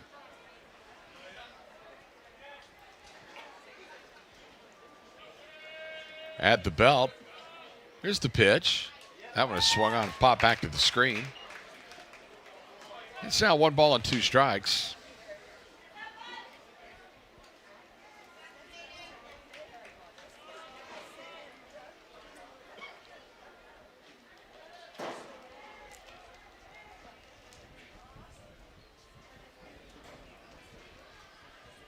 We have 1 out here in the top of the 4th inning. 1 gone. 3-0.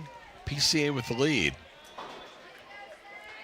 Here's Sims to the plate. Fastball just got a piece of it. Fouled it back to the screen. On deck hitter will come over and pick up the foul ball. Get a fresh baseball back out to the mound. Now it looks like maybe that sun has started to go down behind the football stands. They're right behind us on the first base side as that off-speed pitch just missed. And it's now 2 balls and 2 strikes. There's 1 out here in the top of the 4th inning with Caden Cox at the plate. Cox has caught just about every game this year for Legacy as that pitch bounces on the turf. It now goes to 3 balls and 2 strikes.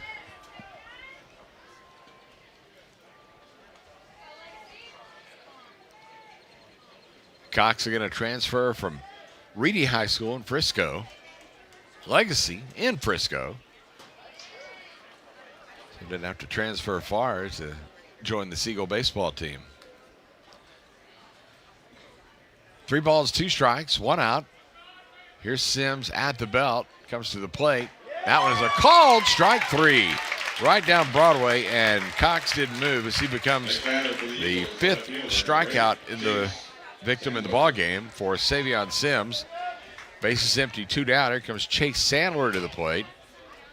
Sandler was the first Eagle to strike out against Sims back in the 2nd inning. Sandler has played left field all year long. He takes a strike, 0-1. He's a junior. Had a very timely hit in that game against TC Addison last week that helped him win that playoff game, and a couple of RBIs and a single, and helped Legacy to the victory. Got him into this round of the playoffs. Last pitch missing. It's now 1 ball and 1 strike.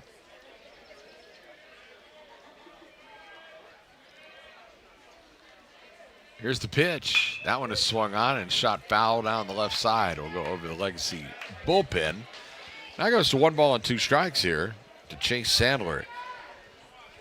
Again, 0 in the hit column to this point through 3 2/3 innings for Savion Sims, as Legacy has not been able to catch up to him so far.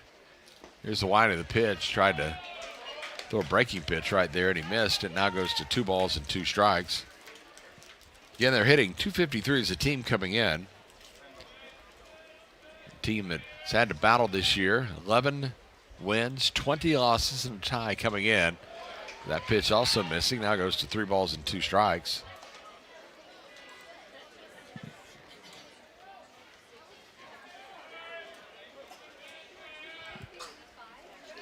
Prestonwood, the obvious favorite here in this one. Favorite pretty much against whoever they play the rest of the way, as a swing and a ball pounded foul over on the third base side. Competition, of course, gets better as you move deeper into the playoffs, but having seen this team this year, talking about the Lions, can't imagine it getting much tougher. It's a swing and a bouncing ball hit foul over on the third base side. That goes to 3 balls and 2 strikes here.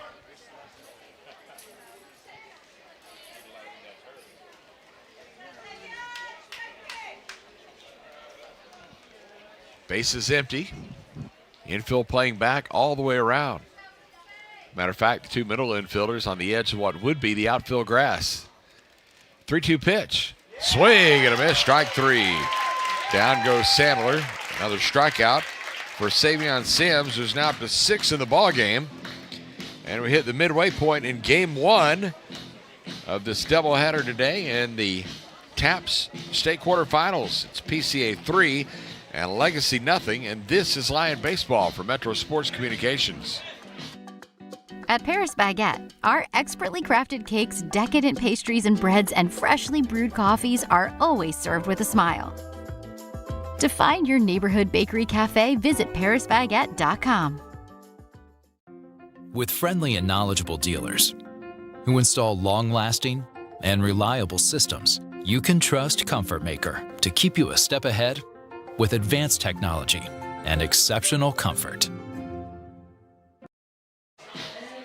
3-0 ball game as we go to the bottom of the 4th inning. For PCA, it'll be the lower third of the order. Max Bachman, Lash Henderson, and Preston Smith against Bubba Barnes, who, all joking aside, has been fairly effective. He has only one big mistake that he's made so far. That was a 2-run homer to Riggs Huggins there in the last inning of the 3rd. Aside from that, he has kept the hitters pretty much off balance throughout the ball game for PCA, and you would expect that because most opposing pitchers, once you get deeper into the playoffs, they're going to be throwing with a little bit of velocity. However, that's not how Barnes rolls. He's by guile and guts and defense, and that's what he's done so far.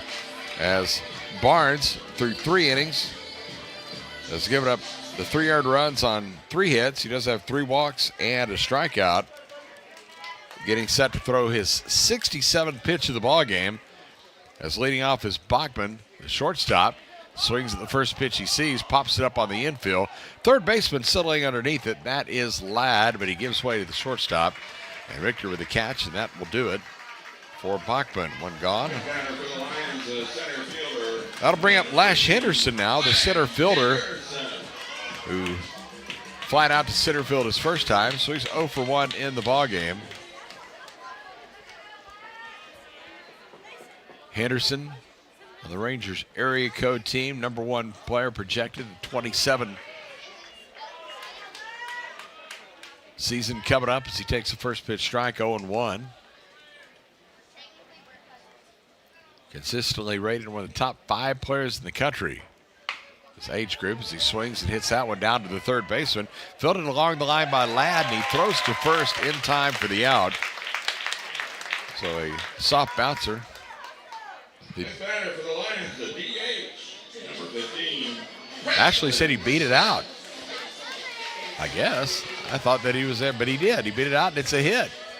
Well, I do beg your pardon. I thought from what I saw that didn't beat the rap, but that good speed Henderson. The ball was hit right near the line. That's what gave him the opportunity to beat that one out. So to apologize, and base runner on for the Lions, and here's Preston Smith now coming up. I go to second base after all of that, not to come back. That was fouled at the plate. No balls and a strike here to Preston Smith, who flied out to left his first time. So he is 0 for 1.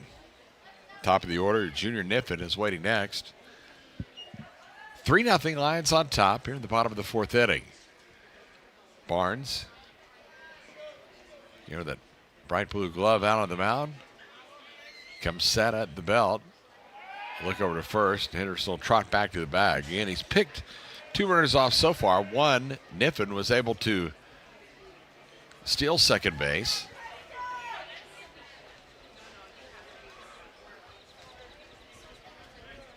But the other, Felsman, wound up getting caught and thrown out trying to steal. So check over to first once again. Lions 27-3 coming into this ballgame. Looking for 4 more victories and a state championship. Check over to first again. Keeping a close eye there on Henderson. They're expecting him to go.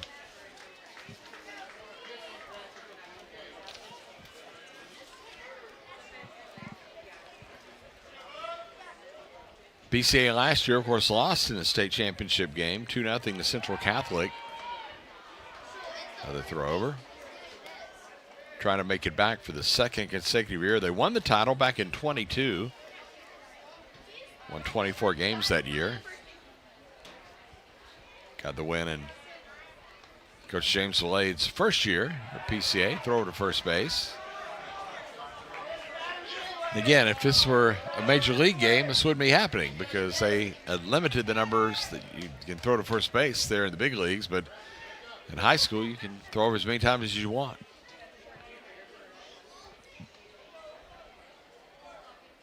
Cat and mouse game. Let's see if it continues. Barnes a long hold, and now the batter gets tired of waiting. I can see that Preston Smith's like, come on, man, I'm going to stay there for a while, but then I'm going to back out. So now Smith back in. Again, Henderson. That sun peeking out, going to throw over again. And now the PCA fans have had just about enough. As every time they throw over, you hear more of the, come on. But, again, it's an effective strategy. If you think he's going, pitchers do a couple of things. They can throw over, they can set and set and set. He comes to the plate here, and that pitch is going to be high for a ball. And now goes to the ball and a strike. With 1 out here in the bottom of the 4th inning in a 3-0 ball game. PCA on top.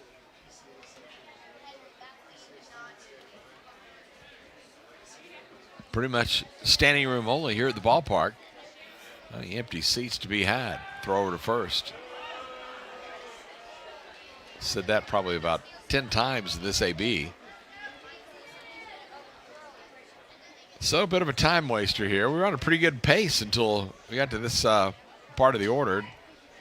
Barnes, with runner going. Swinging a bouncing ball. Got past the mound, off the glove of the pitcher Barnes, and it'll get into shallow right field. And over to third goes Lash Henderson as Preston Smith is going to get credit for a single on that ball that went right off the glove of the pitcher Barnes, who again being a left-handed pitcher falls off the mound over toward the third base side. That ball came back and he had to try to backhand it and wasn't able to get it. And by the time it got kind of missed, or redirected, I should say, through the infield and got into shallow right. Well, on that play, Lash Henderson at great speed winds up over at third base. So, runners at the corners, 1 out, back to the top for Junior Niffen. We're going to start the throw to first game all over from scratch. There's 1 throw. Hopefully we won't see as many a moment ago. It takes a little bit of the steam out of the game. Had a good crisp pace going. Now it is gone in the mud. Sean Bunn at the plate. Niffen fouls that one back to the screen. No balls in a strike. Junior's walked and scored a run. He is flying out to center field in his 2 plate appearances. Talked about the Lions winning it all back in 22. They made it to the area round in 23, made the state semis in 24, and then lost to the championship game last year. So it's been kind of a stair-step progression. Here's the pitch, swung on, hit back through the middle, right to the bag at second, and the shortstop Victor fields it and throws to first for the double play. Man, it could not have been any more tailor-made. Buzzard's luck for Junior Niffen right there as he hit it hard, but might as well just handed it to Victor, the shortstop on the bag at second, who turns the 15th double play of the year for Legacy. No runs, 2 hits, and 1 left. We go now to the top of the 5th inning. Score remains PCA 3 and Legacy nothing. And Lions baseball continues for Metro Sports Communications. It's not about fixing air conditioners. It's not about the thousands of hours spent training. It's about homeowners resting easy, knowing they can trust us in their homes. It's about keeping a family cool and comfortable in the dead of summer. At Milestone, it's more than just a job. It is and always will be how we help people.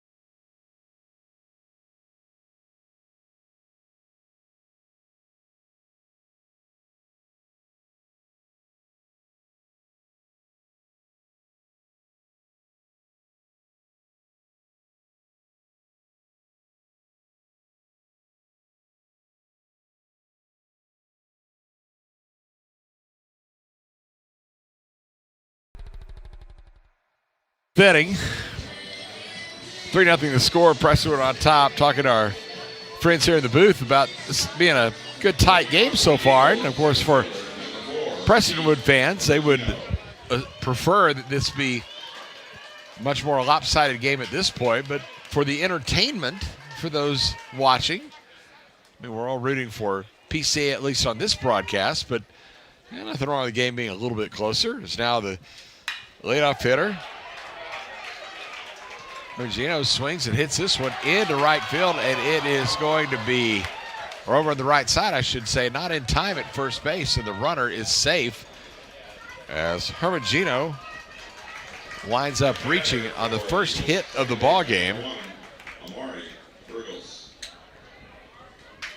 And there goes the no-hit bid after 4 innings plus a batter, as now Amari Burgos comes to the plate. Second baseman bounced out to short his first time, so he was 0 for 1.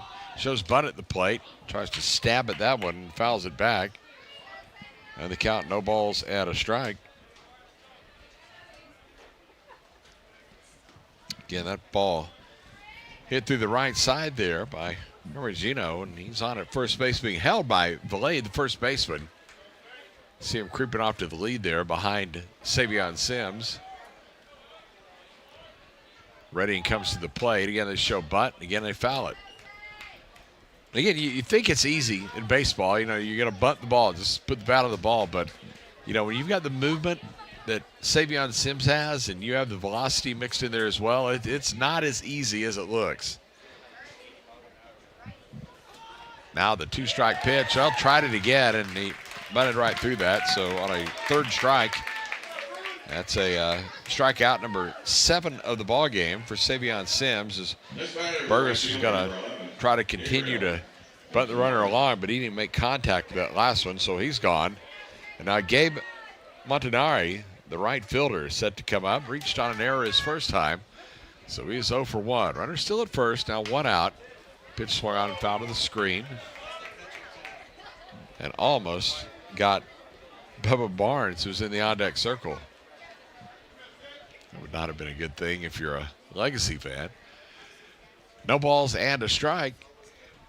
Here's Sims ready and deals.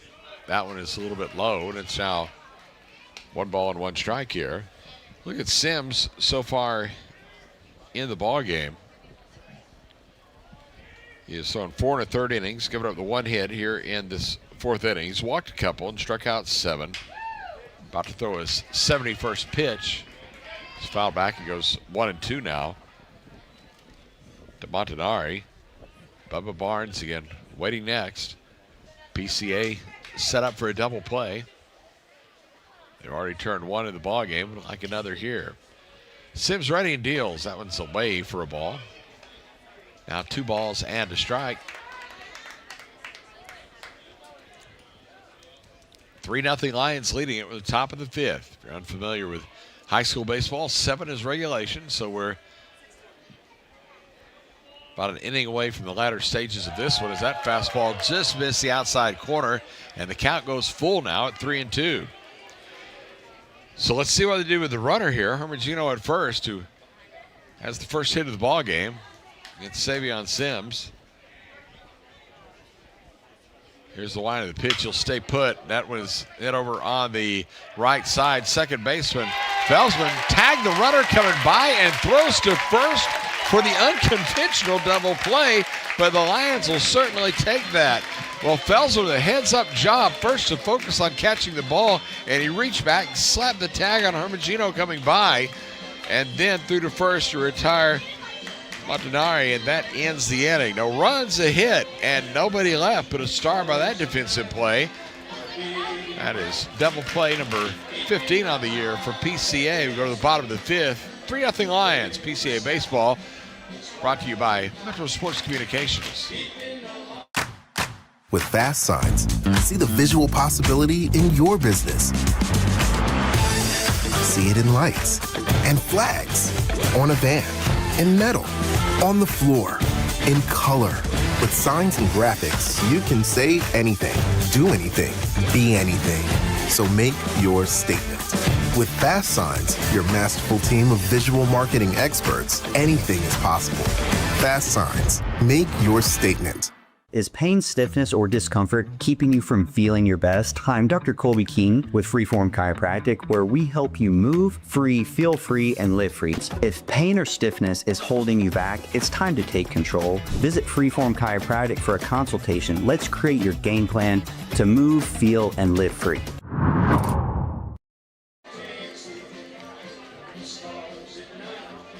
Playing some deep in the heart of Texas here at Graham Field in Plano, where the Lions are leading game one of this state quarterfinal doubleheader against Legacy Christian. We'll have the second game coming up about 30 minutes after this one. Now, for those that are tuned in on the stream, don't go anywhere. We're going to leave the stream up between games, so you'll be able to go get your refreshments or maybe a little supper, whatever it is. Then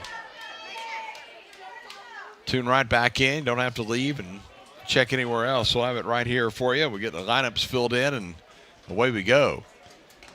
As the pitch here to start, bottom of the fifth inning, the leadoff hitter Jake Felsman is outside, 1 ball and no strikes. Felsman with a ground out to second and a walk in his 2 plate appearances. Takes a curveball for a strike, and it's now 1-1.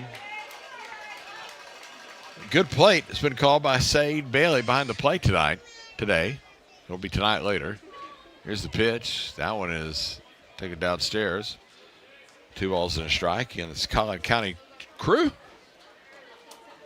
Between these two opponents that are just a few miles apart from each other. Here's the pitch, swung on, and that one is popped high in the air. Foul ground, third base side, third baseman underneath it, and that is Ladd, who had to battle the sun, did he ever, to make the catch for out number 1 as it went high in the air. Head coach James Valet down in the third base coach's box had to move back out of the way, but Ladd tracked it, followed it with his glove, protecting his eyes from that sun, which would be right in his vision right now over on that third base side, and able to gather it in. There's 1 gone. Well, here comes Trent Valade now to the plate. Valade 1 for 2, and he's hit the ball hard both times. Once a double back in the first and flied out to center field his last time. Here's the wide of the pitch, curveball, and that one is out of the zone. Make it 2 balls and no strikes here to Valade. Moffitt would be next for the Lions, who came into this game averaging 7 runs a contest. Right now sitting at 3 as we are at the top of the 5th inning. There's ball 3 delivered, 3 balls and no strikes. Lions getting to play for the first time in a couple of weeks. Again, with that double bye you get, you finish in first place in your league. That pitch is low for a ball, and Valade will drop the bat, head down to first base, and the leadoff base runner here for the Lions is now Aiden Moffitt, the third baseman, set to come up. He's 1 for 1, had a double run scored and a hit by pitch. He stands in for the left side batter's box.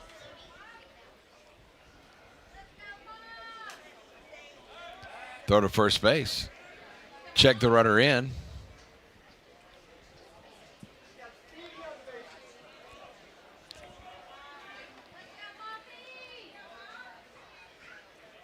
3-0 Lions up. Pitch high for a ball.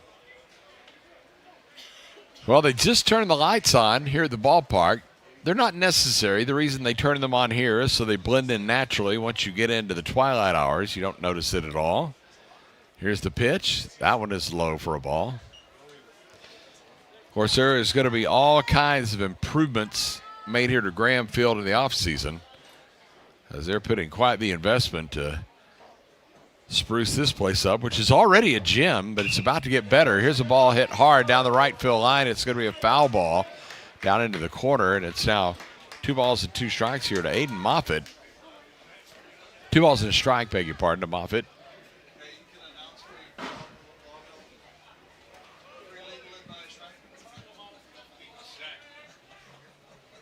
Left-handed hitter at the plate against the southpaw on the mound. Moffitt with that double his last time. Scored a run. Check to first. Aiden Moffitt, we told you earlier, just one of those fun, cool guys to be around with that smile that's always on his face. Has a relentless work ethic, according to the coaching staff, as he swings at this ball and hits it sharply foul, again outside the bag at first. So he's 2 balls and 2 strikes here to Moff.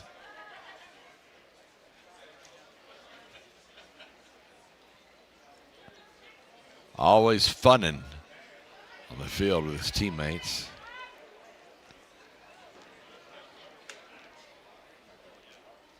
Curveball swung on and mashed through the middle into center field for a base hit. Rounding second is Valade. He will go to third, and he will be in sliding. A single there by Moffitt, his second hit of the ball game, as he went up and tomahawked that ball into center field.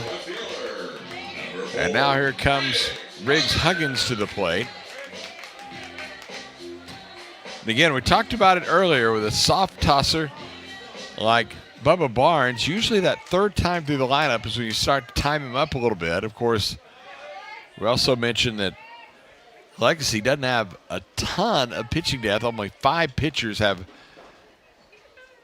a decent number of innings on the year, as that one is swung on and lifted in the air pretty deep toward left center field. Should be deep enough to get the run home, as the catch was made there by the center fielder.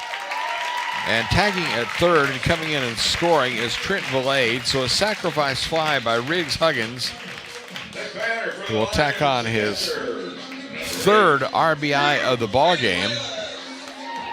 And Huggins now with 25 stakes on the year, and it is a 4-0 ball game.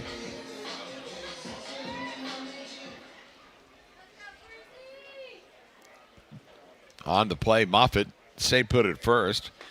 Here's Cruz Manuelis. Takes the pitch for a ball. Throw down to first base. Check there. So again, a 1-out walk here in the inning, followed by a single by Moffitt. That set the table for Huggins with a sacrifice fly,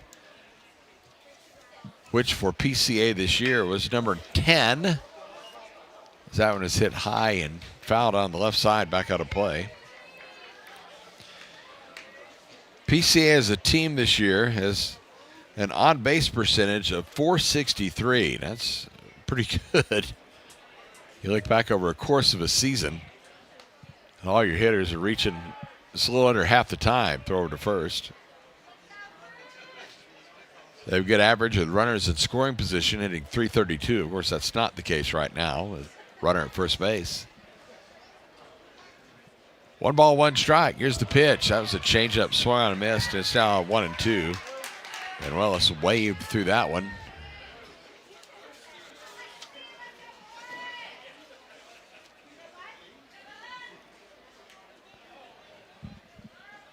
Cruz waiting now from the right side. Here's the pitch. That's curved. Just stayed a little bit high. Held your breath on that one. It's now 1 ball and 1 strike.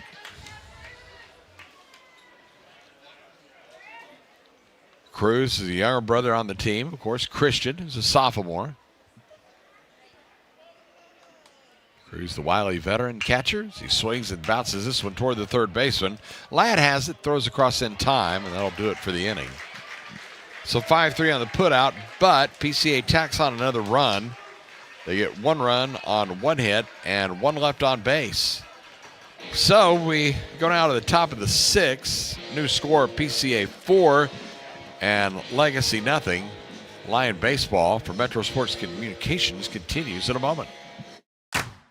With fast signs, see the visual possibility in your business.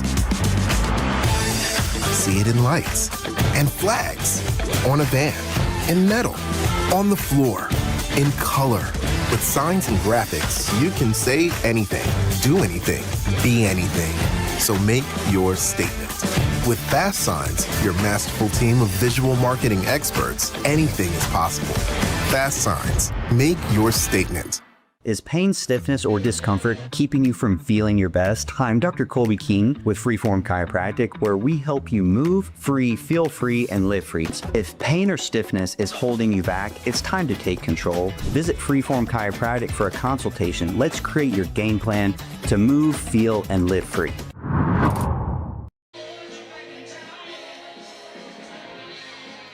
4-0 ball game as we go to the top of the 6th inning. And for Legacy, it will be 9-1-2 here against Savion Sims, who continues on the hill, having allowed only 1 hit through 5 innings.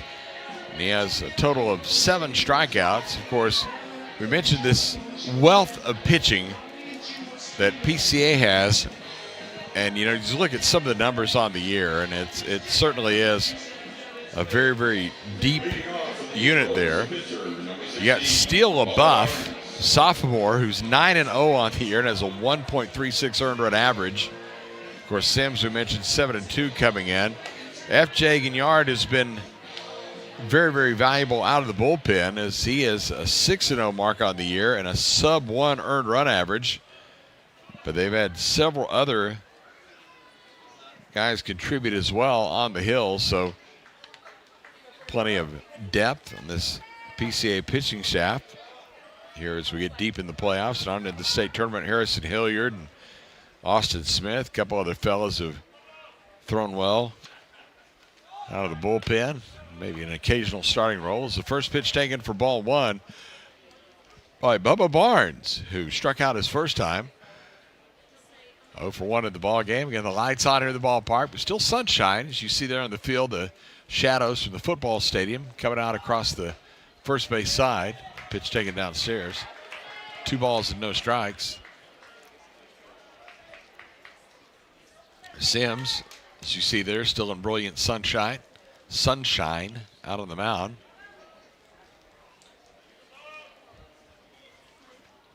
Here's the pitch, bunts it over on the first base side. Gathered up by Sims, will underhand to the first baseman.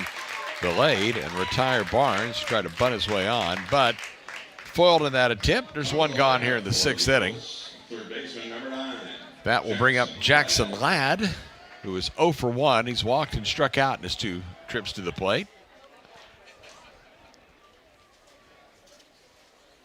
Ladd started the day for Legacy, hitting at .315. Again, the leading on-base percentage guy for this club, hitting at .475 on the year. So that pitch is outside for a ball. Wait, are you hitting .475 for on base, or getting? I guess you're getting on. That's a better way to put it. Nonetheless, Ladd has been one of the key players on this team, sitting in the top of the order here as he swings at the pitch and hits it high in the air, foul territory. First base side, coming over and running out of room is the first baseman, Delayed, as it gets right behind the screen and out of the fans here on the near side. So Ladd at the plate. Again, summed up by his coach Wade Embry in 3 words: effort, attitude, and toughness. He said that's what he's all about, is check swing and out at the plate. Looks like we got a 1 ball and 2 strike count as they appealed down to the first base umpire, and Mark Alexander said he went around, so it's 1-2. Well, I thought there's no doubt about it that he went around, but they had to appeal it down to first just to make sure. PCA crowd like that. 1-2 pitch, fastball high, and it's down 2 balls and 2 strikes. Again, Sims still has plenty of track left, just threw his 81st pitch, so 110 the limit. He's got potentially an inning and 2/3 to go. It's a swing and a miss, strike 3. And there is the 8th strikeout of the ballgame for Savion Sims. And there is 2 gone here in the 6th inning. We'll go to the top of the order for Carson Plunkett, who is the first baseman. 0 for 1, bounced out to second after walking in his first at bat.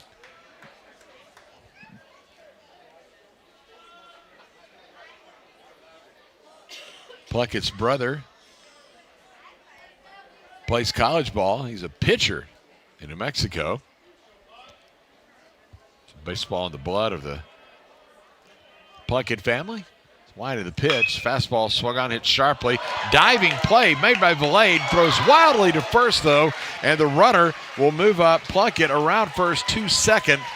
And a runner in scoring position now with 2 out, as that was an absolutely wonderful play. And that's going to be an error scored on the first baseman, Valade, because he hurried the throw. With a good throw, he had the out easily, but he just tried to rush that. And again, it was a tremendous play, but he had plenty of time with a good throw to get Plunkett.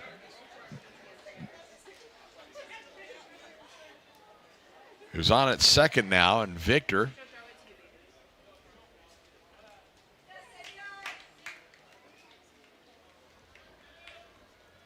Now waiting at the plate for the left side. Victor 0 for 2, got robbed his last time on an absolute highlight reel catch by Riggs Huggins, crossing the line and a diving play made down the left field line.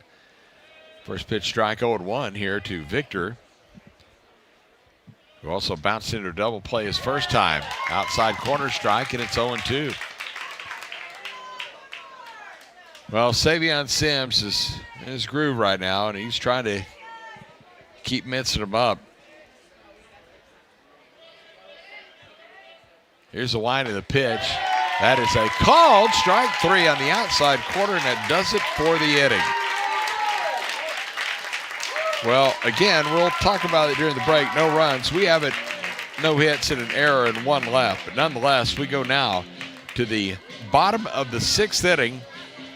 It is PCA 4 and Legacy nothing. And Lion baseball continues for Metro Sports Communications. The Children's Health Andrews Institute is helping me get back into the swing of things.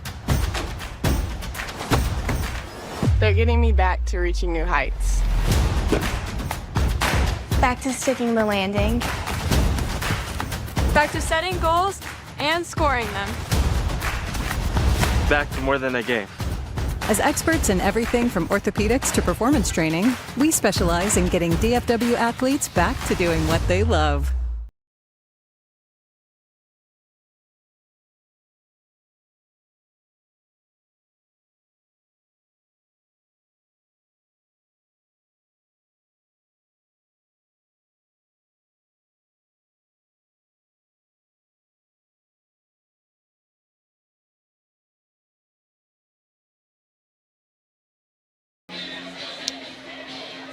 Four 4-0 ball game as we go to the bottom of the 6th inning. PCA on top of Legacy as the lower third of the order, Bachman, Henderson, and Smith set to come out for the Lions, just as they did back in the 4th inning.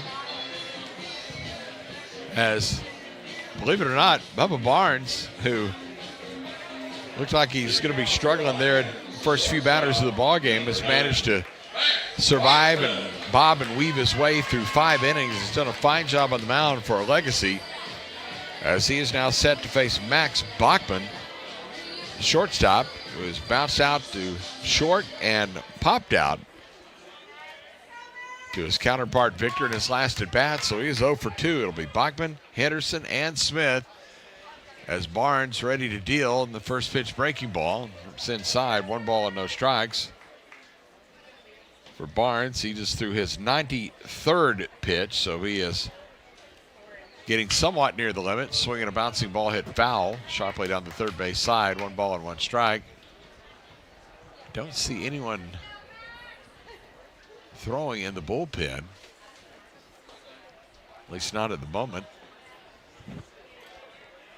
1-1 pitch on the way. That's a curveball, sails high. Now 2 balls and a strike.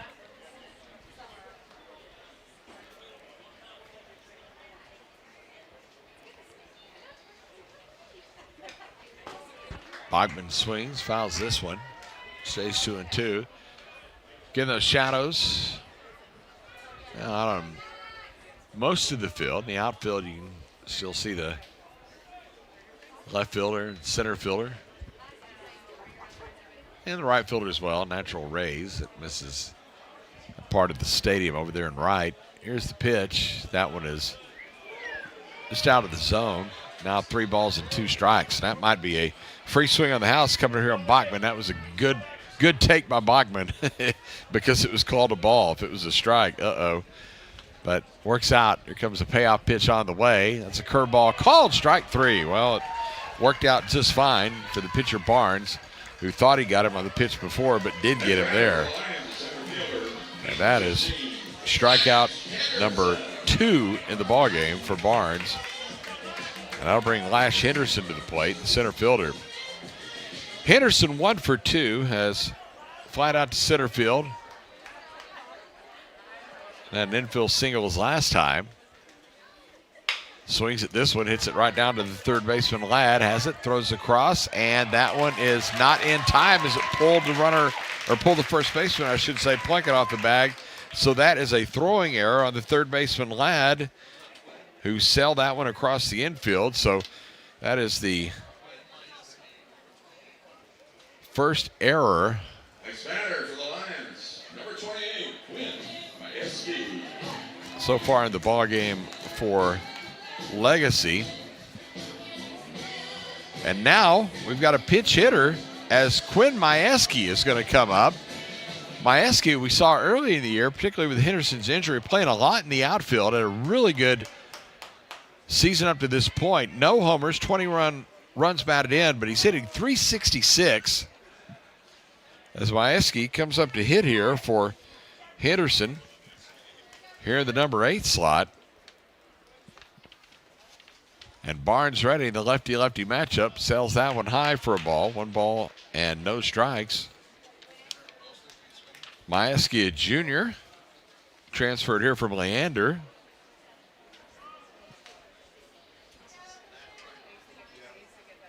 Waiting at the plate. That one is a little bit low. Skips away from the catcher in the turf. The throw down to second, not in time. A wild pitch will move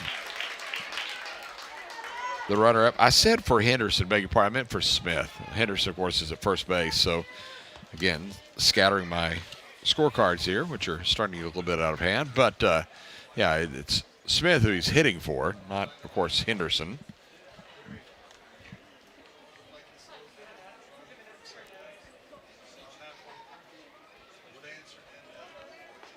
So Majewski now entered in my scorecard properly. And now we've got a pinch runner coming in as Vance Hernandez is going to come in. So Vance, with good speed, saw him back a little bit during football season, battled an injury there, got in later in the campaign for the Lions, made it the state championship game in football. That is a big curveball for a strike here to Majewski. So they put Hernandez in. Good speed out at second base.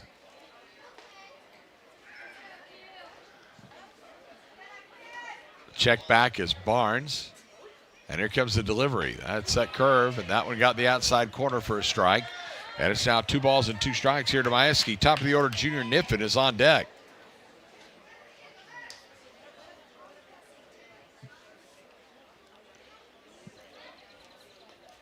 $4-0 the score here in the bottom of the 6th inning.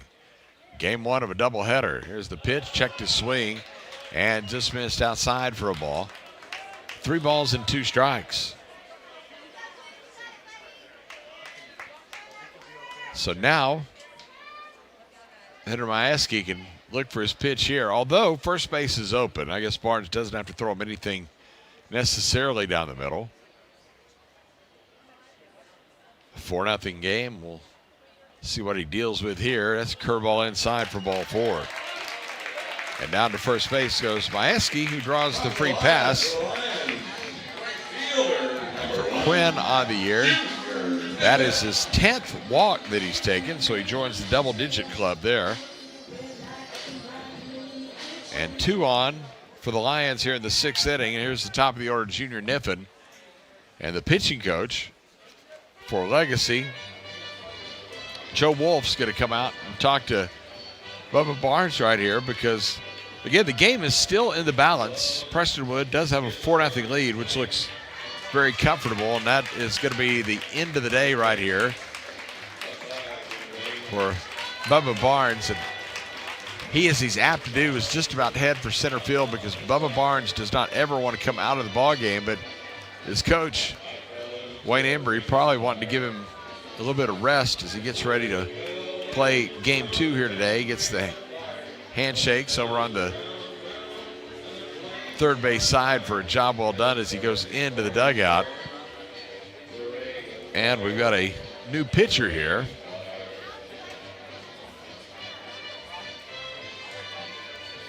For Legacy, and we've got the change of gloves isn't necessary. That to say, give me the glove I want is now Pete Hermagino comes into the ball game, and he will relieve Barnes. So we'll enter him into the scorecard here and check the numbers on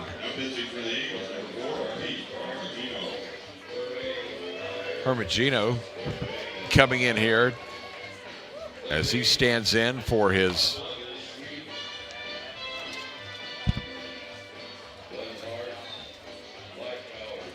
#12th appearance of the year, all out of the bullpen. So all relief appearances for Pete Hermagino.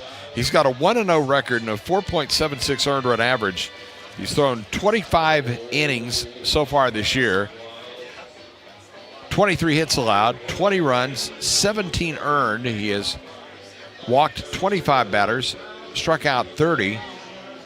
Opponents hitting .242 off of Hermagino, who again will come from the right side now after they've faced the lefty the entire ball game. And again, you got to tip your cap to Bubba Barnes. And I see now what his head coach Wayne Embry was saying about what he has as far as heart, and he said a big old heart, exactly with the words that he used. But he goes 5 1/3 innings as Barnes will now go out to center field. Matter of fact, I thought they were trying to get him out, but he just does a straight trade and he goes out to center field. Coach Embry said when he tried to take him out of a game, he never wants to go to the dugout. He wants to go out in the field, but that's exactly where he goes. So an even trade there. And the first pitch to the next hitter for Prestonwood, top of the order, Niffen, taken for ball 1. Ball 1, 1-0. Niffen 0 for 2 in the ball game with a walk and a run scored. Where's number 1 on the back of his Columbia blue top? Here's the wide of the pitch. Swung on that one, hit off the fist into shallow right field. Backing out is the second baseman, and Burgess is there to make the catch for out number 2. So that one popped off the bat of Niffen, and that'll leave it up to Jake Felsman here in the 6th inning. As Felsman 0 for 2 with a walk. Look at the top 2 hitters for Prestonwood, Niffen and Felsman. They've gone 0 for 5 in this ballgame with 2 walks and a run scored. That pitch taken for a ball. 1 ball, no strikes. Then you get down into the middle of the order, that Hart, 3, 4, and 5. It gets a little bit more impressive as 4 hits and 7 official trips to the plate for Valade, Moffitt, and Huggins. With 3 runs scored, that's where all the productivity has come from. It's a strike call. It's now 1 ball and 1 strike. Runner at second base, Vance Hernandez. Quinn Majewski on at first. Jake Felsman steps out from the right side batter's box. Now back in. Keep an eye there. See on your screen, Hermagino. That runner is starting to lead from first behind him. Here's the set and the pitch. That one is away for a ball. 2 balls and a strike. Looking ahead to the top of the 7th inning for Legacy, the Eagles will have 4, 5, and 6 due up. Cox, Sandler, and Hermagino. See if Savion Sims goes out to try to finish it off as that pitch is high for a ball. 3 balls and a strike. I don't see why not, because Sims has thrown 86 pitches, 55 of those for strikes. There is some action in the bullpen. Austin Smith for PCA has been warming for a while, so if he's needed, he is certainly ready. 3-1 pitch on the way. That one is outside for ball 4. That'll load the bases. Free pass to Jake Felsman. Man, that is not what you want if you're Hermogino, because it is one big bad dude set to come up and hit with the bases full of Lions, and that is Trent Valade, who has smashed the ball twice and then drew a walk his last time and scored a run. So 1 for 2 officially. And Valade, again, the Kings X call there briefly. Now back in for the left side. Infield back, third to first. Here's the line of the pitch. That one is through the zone for a strike. Boy, that was one. Didn't have a lot of mustard on it, but it was right through the strike zone. And it's 0-1 here to Valade. Again, I'll have a short wrap-up when this one is over, and then we will take a pause, come back before game 2 as that one swung on, hit high in the air toward left center field. Going to be a tough play. It's going to drop for a hit. 1 run will score. 2 runs will score. All 3 runs cross the plate for PCA on what turns out to be a bloop double for Trent Valade, and it is now 7-0 Lions. Well, that ball got in between Sandler and Barnes, and once it hit, of course, with all the runners going, with the hit ball with 2 out, it was just a matter of watching the horses fly around the base paths as Hernandez, Majewski, and Felsman all scoring. And now that kind of blows the lid off this one. It's 7-0, and now Aiden Moffitt swings and fouls the first pitch he sees out of play.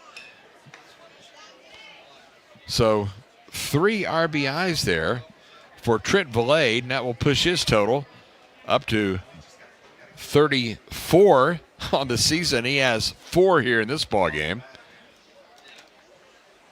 And now Moffitt, who is 2 for 2 with a hit by pitch, swings and hits this one in the air toward left. Moving over underneath it is Sandler, and he'll put it away to end the inning. So Moffitt flies out, but PCA adds a lot of runs here in the 6th inning, 3 to be exact, on that 3-run double by Trent Valade. 3 runs, 1 hit, 1 error, and 1 man left on. We go now to the top of the 7th inning.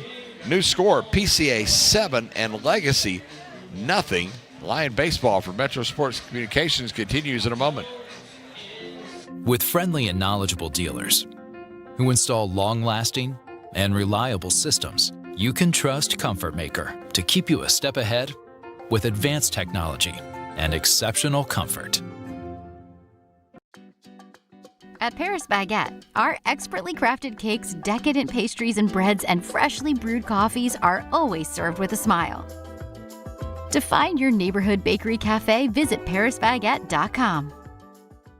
Make your dream outdoor space a reality with Aquaterra Outdoors. From full-service design to construction for landscaping, pools, and outdoor structures, we offer everything you need for your ideal outdoor environment. With years of experience and a commitment to excellence, Aquaterra Outdoors, elevating outdoor living to the next level. Contact us today at 214-387-8333 or visit our website aquaterraoutdoors.com and start your journey to the ultimate outdoor experience.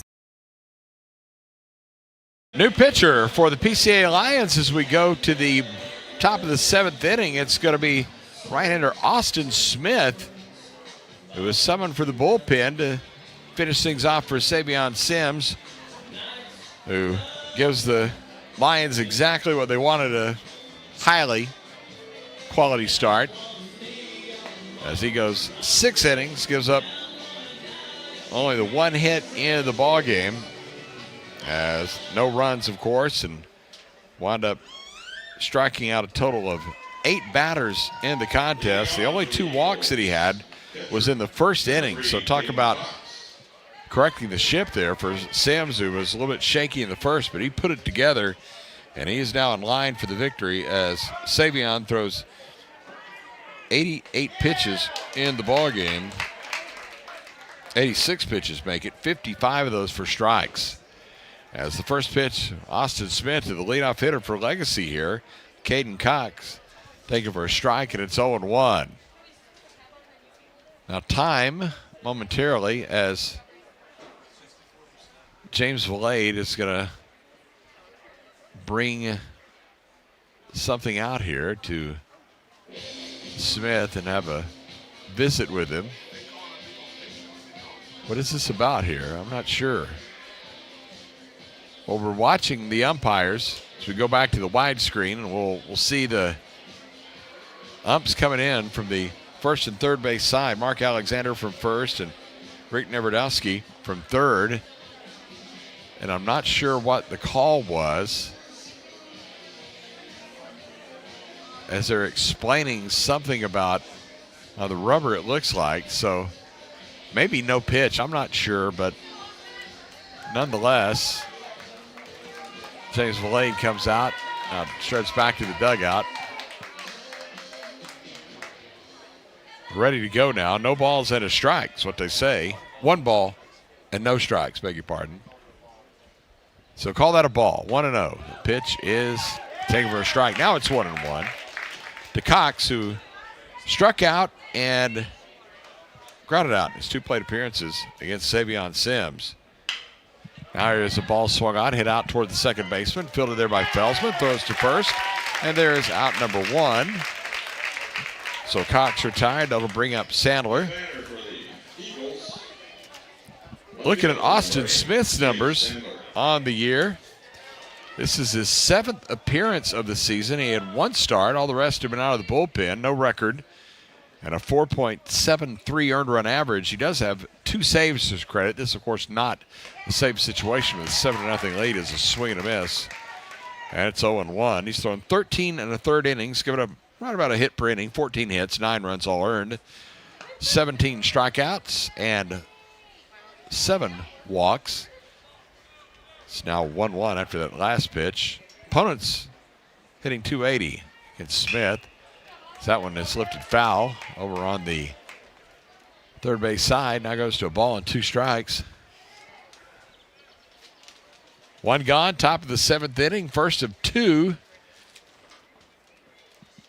Here at the ballpark in Plano, as that one is swung on foul back at the screen.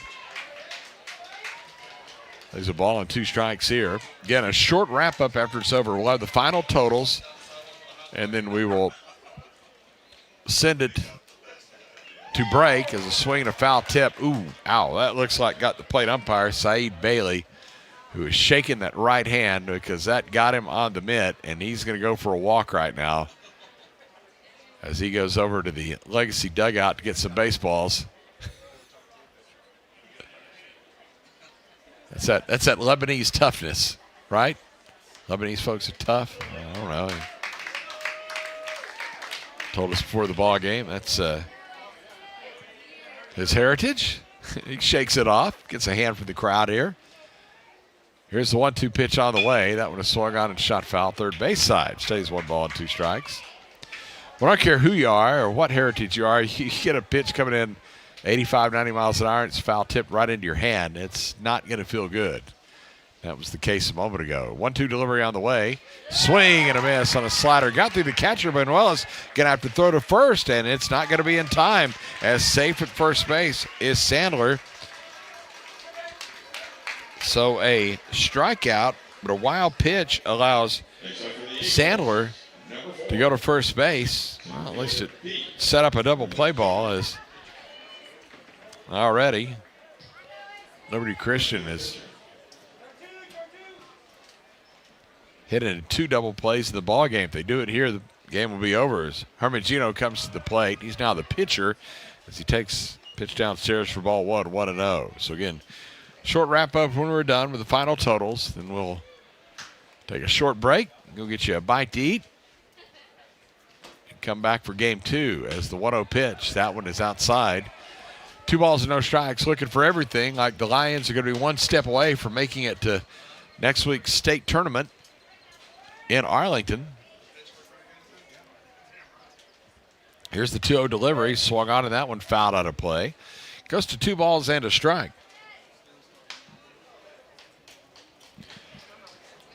Well, the Lions, again, kept off balance a bit by Barnes, who we mentioned went 5 1/3 innings, give up he's tagged officially for 6 runs, 4 of them earned on 6 hits, but those last 3 runs, I should say, were all scored once Hermogino came in. Had 5 walks, 2 strikeouts. There's a swing and a miss, and it's now 2 balls and 2 strikes.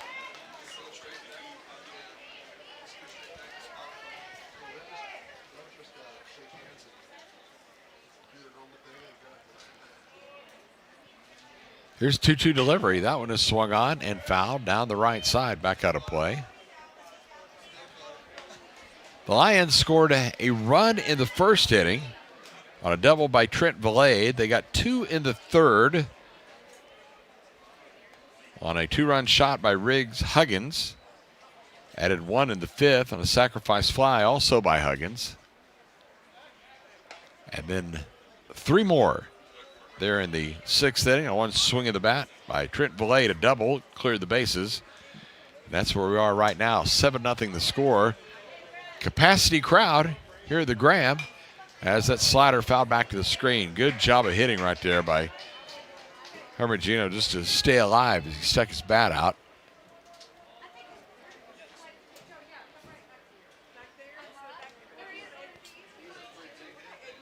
Quality outfielder Hermogino also called into pitch here.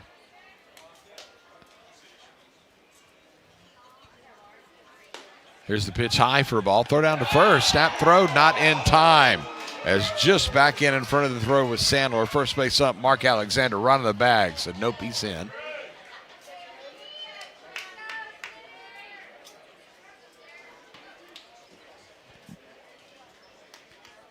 So Hermogino still waiting for that right side batter's box. Here's the pitch. Just got a piece of it off the fist and fouled it back. 3 balls, 2 strikes, 1 out.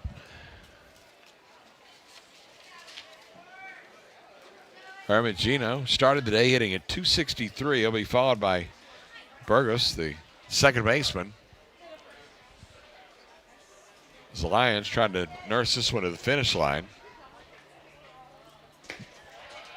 A pitch is a ball, and they throw it down the first base side. I guess they didn't know that it was ball 4, and it was, as Benuelos with the snap throw to first, and it's like, whoa, wait, what's going on? So, a ground ball out. Then Sandler reaches on the error.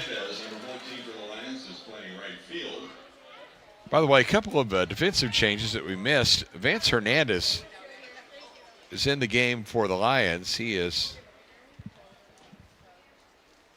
out in right field. That pitch swung on and popped back on a play by Burgos. No balls and a strike. Again, if you're Legacy, you just want to keep the train moving right here. Keep the guys moving around the base paths because it's a long way to get to 7, but you can't do it all in one swing of the bat. Keep it going here against Austin Smith. Right-hander set, comes to the plate, swinging a foul back. So no balls and 2 strikes.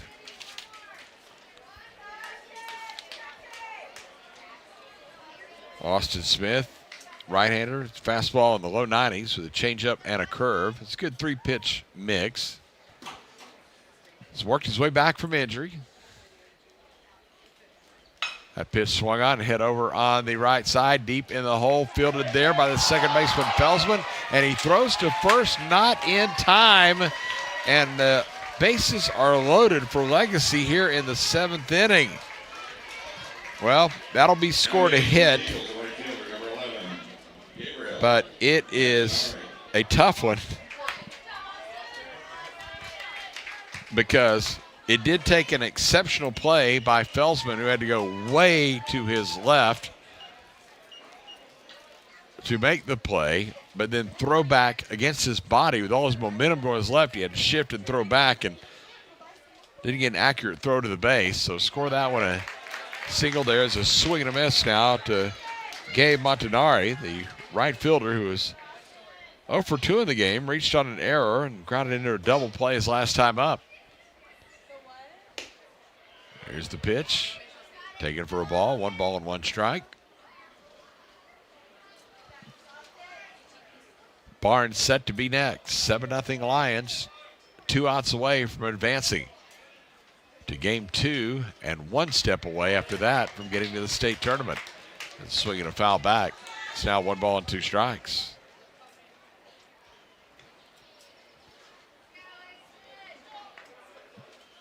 TAP season comes to an end next week. UIL season is in week 3 of 6 right now. They usually close out that second weekend in June. Is a swing and a miss, strike 3, and down goes Montanari. And a big punch out right there for Austin Smith as he picks up his first K of the ball game. And that'll leave it up to Bubba Barnes now, the center fielder. As Barnes, who started the game on the mound, then was pulled in the last inning. Now out in center, 0 for 2. He struck out and bounced back to the mound. Bases full of Eagles. Pitch is high for a ball, 1-0.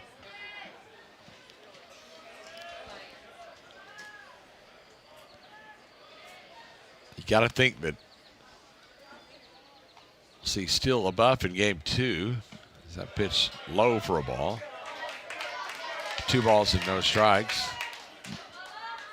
Of course, Jagan Yard available anytime in relief if need be. Lions set up really well for any 2-game set, which is what they're looking at today. As the 2-0 pitch is just outside, now goes to 3-0. Okay, now it gets a little interesting because the bases are full. One more pitch out of the zone. That's going to bust the shutout and get Legacy 1 step closer. Here's a 3-0 delivery. That's way high for ball 4, and that forces in a run. So Austin Smith with his second walk of the inning, and Sandler comes in to score, and Legacy is on the board, and it's now 7-1. Well, there is action in the PCA bullpen, although I'm sure that James Valade wants Smith to try to finish this out. So they go back to the top of the order for Jackson Ladd, who is 0 for 2, couple of strikeouts and a walk in his 3 plate appearances. But now runners still at every base for the Eagles with 2 out here in the 7th. The curveball stays high, 1 ball and no strikes. Looks like Smith battling his control here a little bit right now.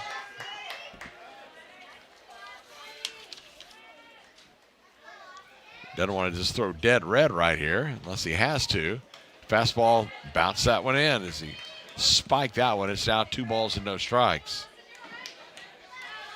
Well, again, not a panic time just yet with a 7-1 lead, but with the bases loaded, one swing of the bat could make this one really interesting.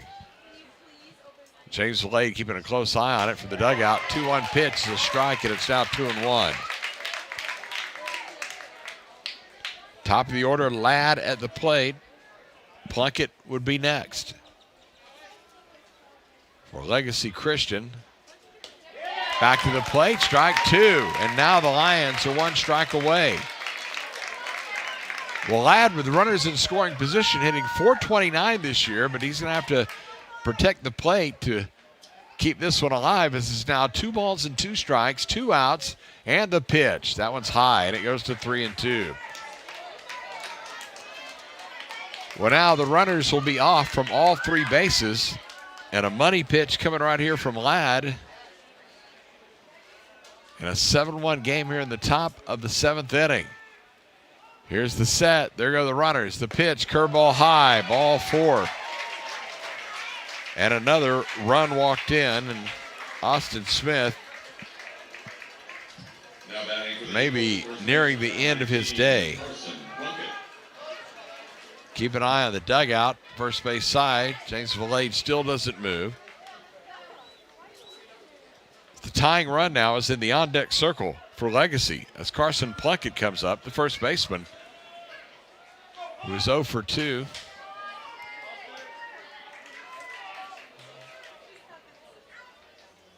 Again, you see that stirring down to the bullpen.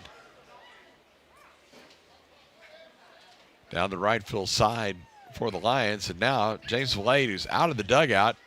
You see James down over the first base side. Now he's going to walk out toward the mound.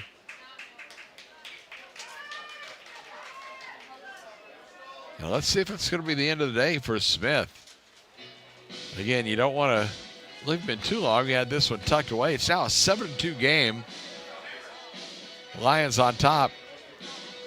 And James Valade displays confidence in him. And that's kind of a cool move from Coach Valade. You know, he is a player's coach. And I think he went out there and said, look, you got one more batter, but I believe in you. You can get this one and get us on to game 2. So that vote of confidence right there from head coach James Valade. Let's see what Austin Smith does with it. As Plunkett going to stand in for the left side. In a now 7-2 ball game. And the right-hander's first pitch is a fastball. It's taken for ball 1, 1-0. Well, he's tried that curve or the breaking pitch several times. He's had no bite on it, so it stayed way up in the zone. Doubt I'll be throwing a lot of that, so let's see what he does here on the 1-0 delivery.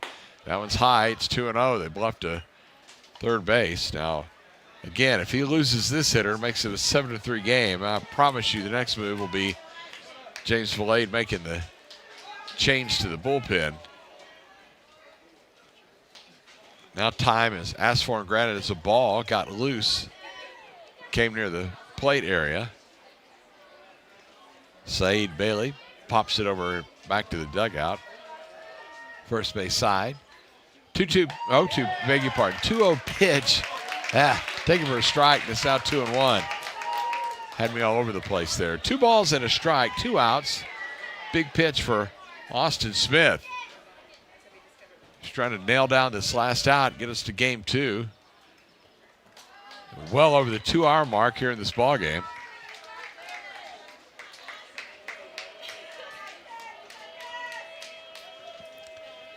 Here's the wind in the pitch. That one's taken for a strike, and the count now goes to 2-2. So now the Lion fans trying to urge Austin Smith on as he's 1 strike away from nailing this one down. 7-2, PCA up here in the top of the 7th. Here's the 2-2 pitch. That one is high. It's now 3 balls and 2 strikes.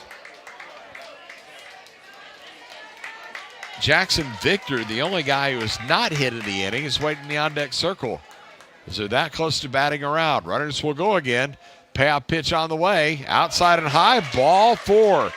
And 3 consecutive walks. And 4 in the inning for Austin Smith. And it's now 7-3. As scoring was Burgess. Oh, that just a moment ago. He follows Hermagino before him, Sandler before him. And I am incorrect as no move from the dugout. From head coach James Valade as the first pitch strike here comes to Jackson Victor, who again is 1 big swing away from tying this one up as the bases are full of Eagles here against the Lions. Back to the plate. And there's ball 1. 1 ball and 1 strike. Here to Victor, who is 0 for 3 in the ball game.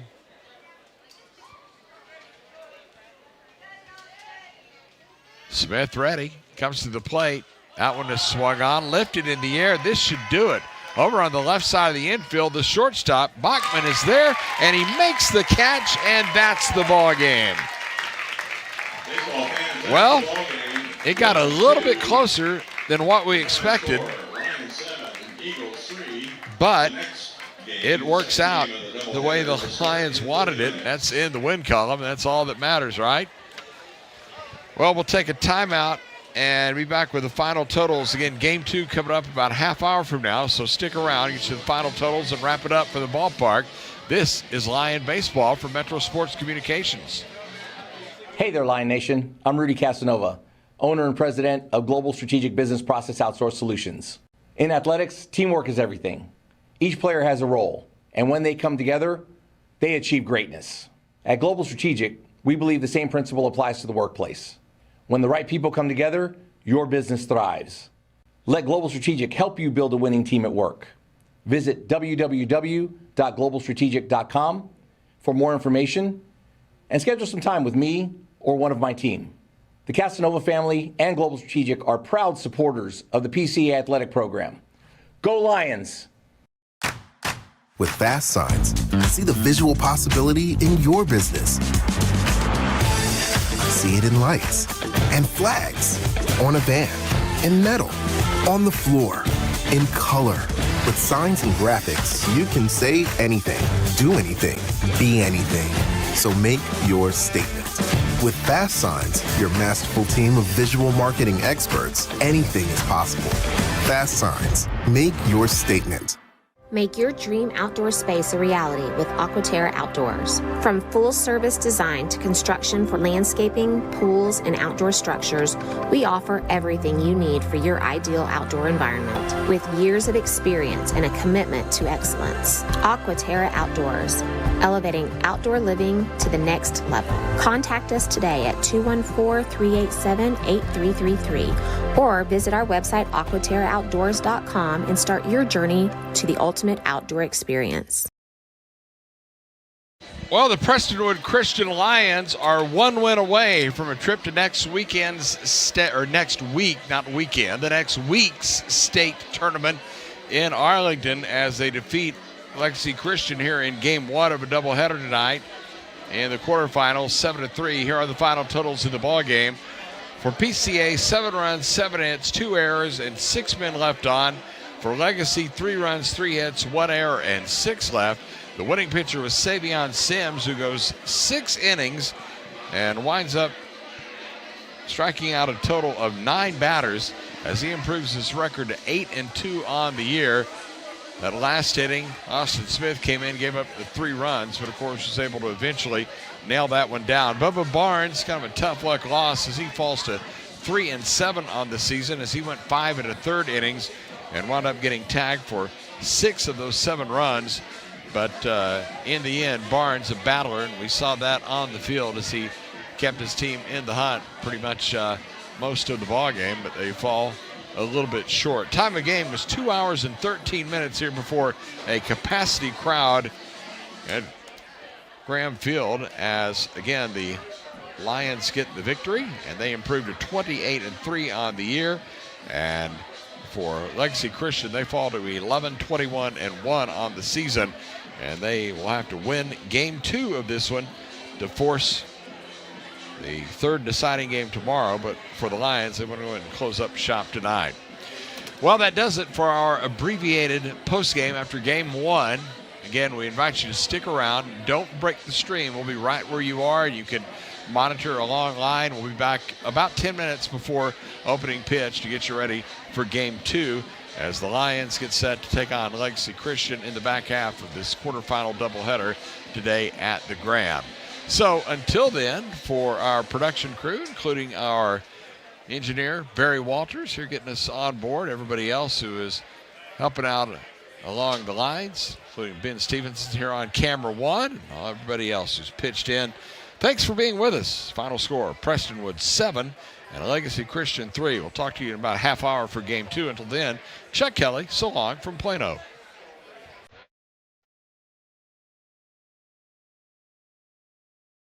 Prestonwood Christian Academy Baseball has been brought to you by Freeform Chiropractic, Children's Health, Andrews Institute for Orthopedics and Sports Medicine, Harris Baguette, Cowboys Fit, Fast Signs North Dallas, Sky Ranch, Aquaterra Outdoors.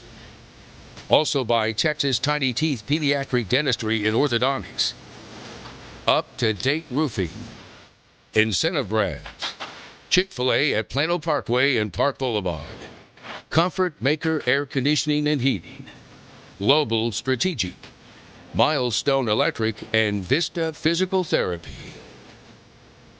Lions Baseball an exclusive sports presentation of Metro Sports Communications.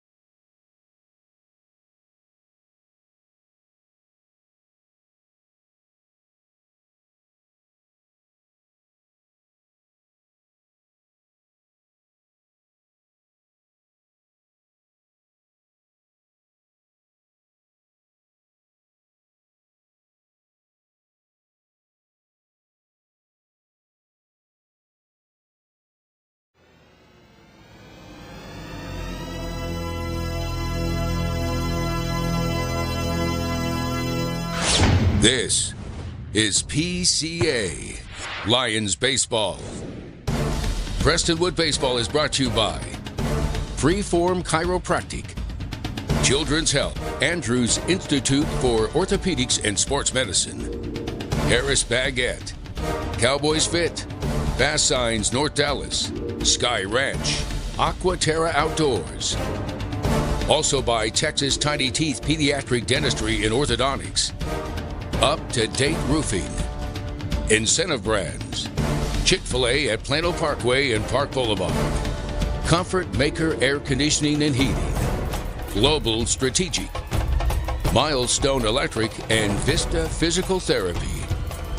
Now, let's go to the ballpark for today's warm-up show.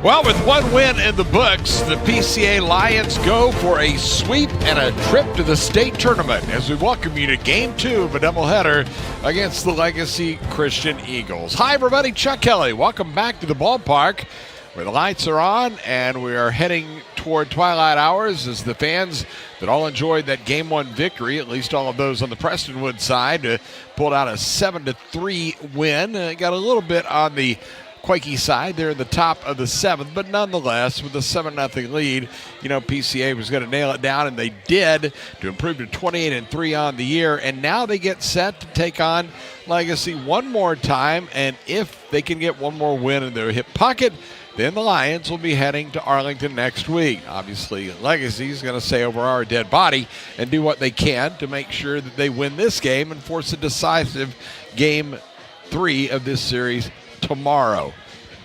But we will see all the machinations going on between these two teams because we've already got the lineup cards and we're moments away from getting it started. As you see down on the field, the umpires are kind of hanging out a little bit. I think they already have talked to the respective skippers and exchanged the lineup cards, and we'll have that coming shortly. Of course, we'll have starting lineups with Ron Johnson here in the booth, who, by the way, is my hero. He just got me a hot dog, and life is good as we get ready for the second game of this doubleheader. Well, again, you can't ask for any more from the weather right now because it is an absolutely perfect night here at the ballpark. There's not a cloud in the sky that we can see, with the exception of one little bitty one.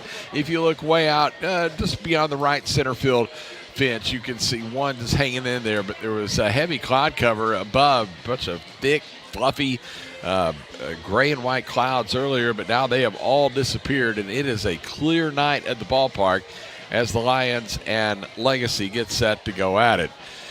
Well, again, 28-3, the record for Prestonwood coming in. For Legacy is 11-21-1, and it's down to the final game, perhaps, for the Eagles, unless they can upset the Lions, who are going to turn to the left-hander, Steele LaBeouf, who's going to get the call here in this one. And for LaBeouf, that's meant one thing this year. That's victory as he enters this start tonight with a 9-0 record, and he will try to make that an even 10 and get his team into the state tournament, as he will be opposed by Blake Langford, who gets the call for Legacy. He is 4-6 with a 3.98 earned run average. Moments away from getting it started. We'll take time out here and be back with the starting lineups, and we'll get it rolling.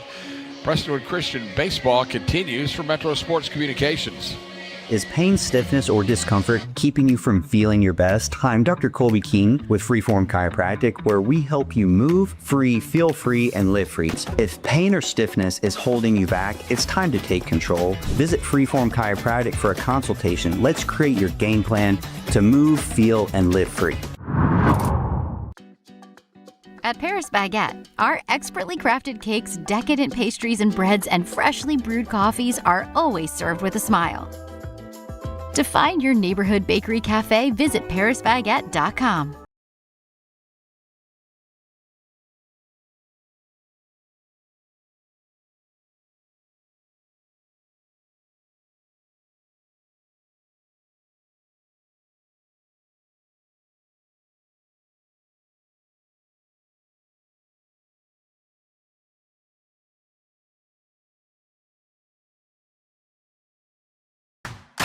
With fast signs, see the visual possibility in your business.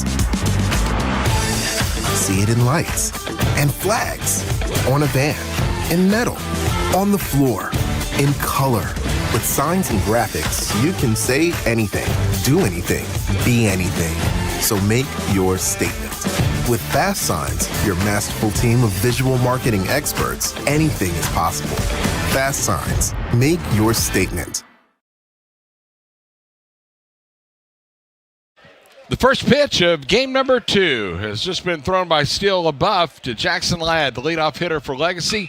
And it is a first pitch out of the zone, second driven down the left field line, out of play. And it's now 1-1 strike as the official Boulevard start time for game 2 was 7:49.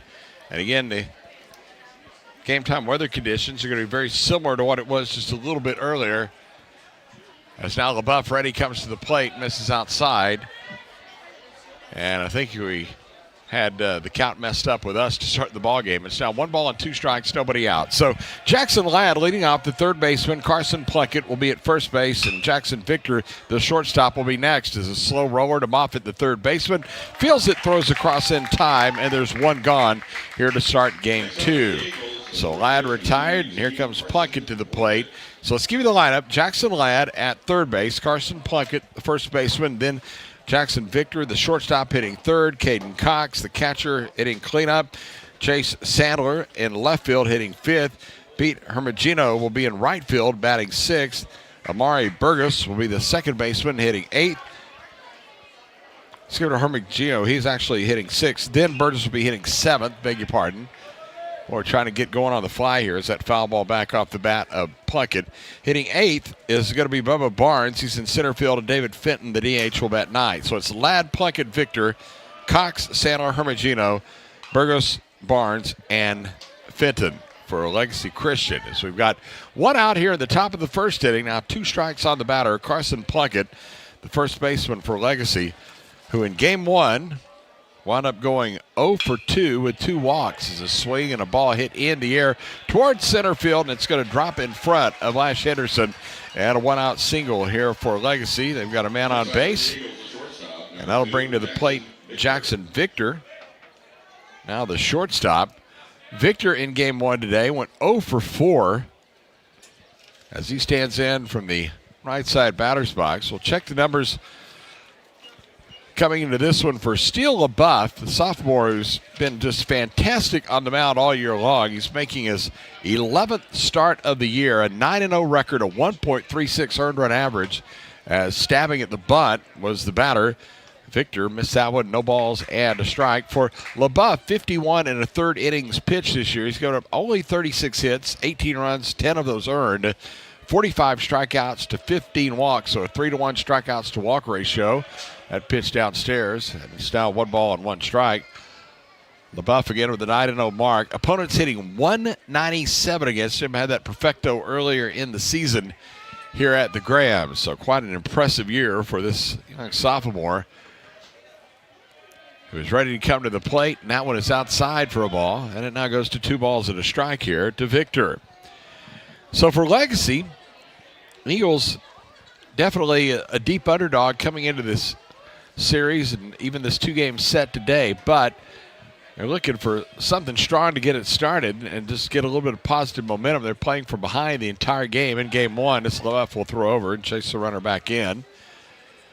Again, the Lions in their Columbia blues. You see Steele there on the mound over the white pants with those Navy caps, Navy numerals and lettering. And Legacy in the all green with the pins and the gold numerals and lettering. Is that pitch taken for a ball? And it now goes to 3 balls and a strike here. Still LaBeouf working to Jackson Victor with Caden Cox waiting in the on-deck circle.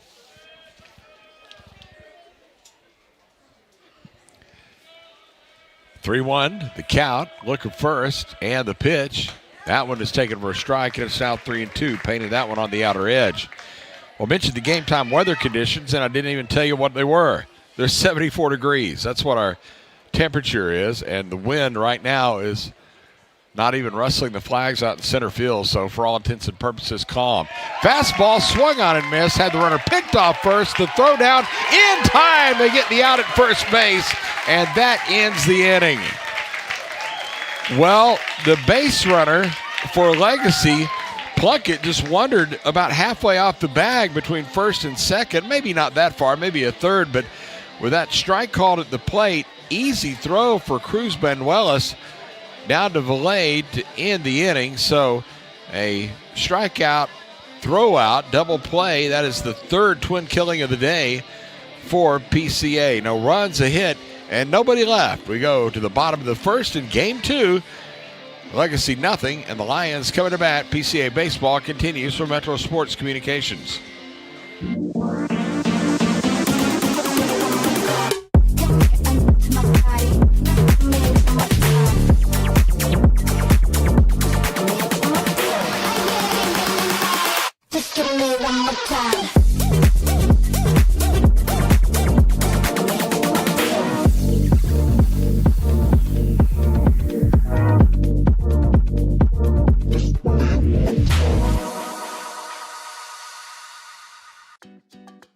At Paris Baguette, our expertly crafted cakes, decadent pastries and breads, and freshly brewed coffees are always served with a smile. To find your neighborhood bakery cafe, visit parisbaguette.com.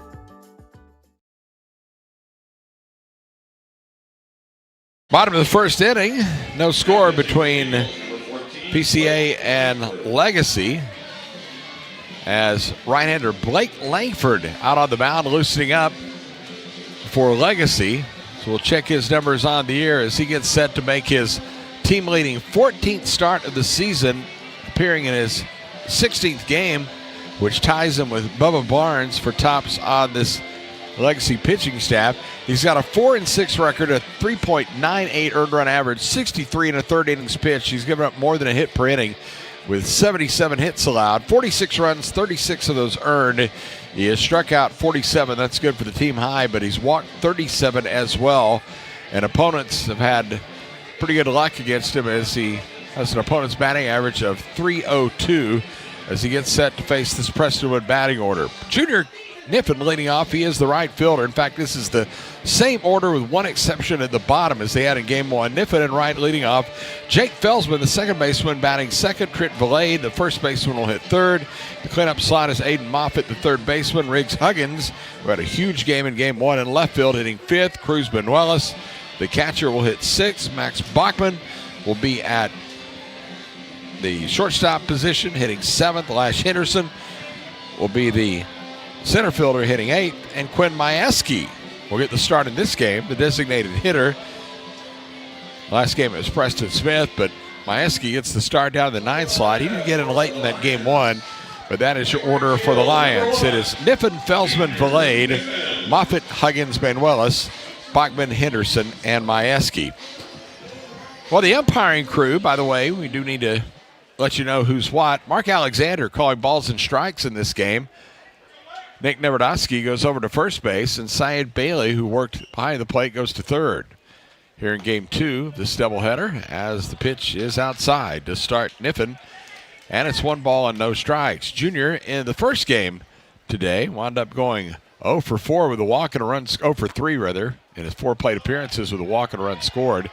As that pitch taken for ball 2, 2 balls and no strikes.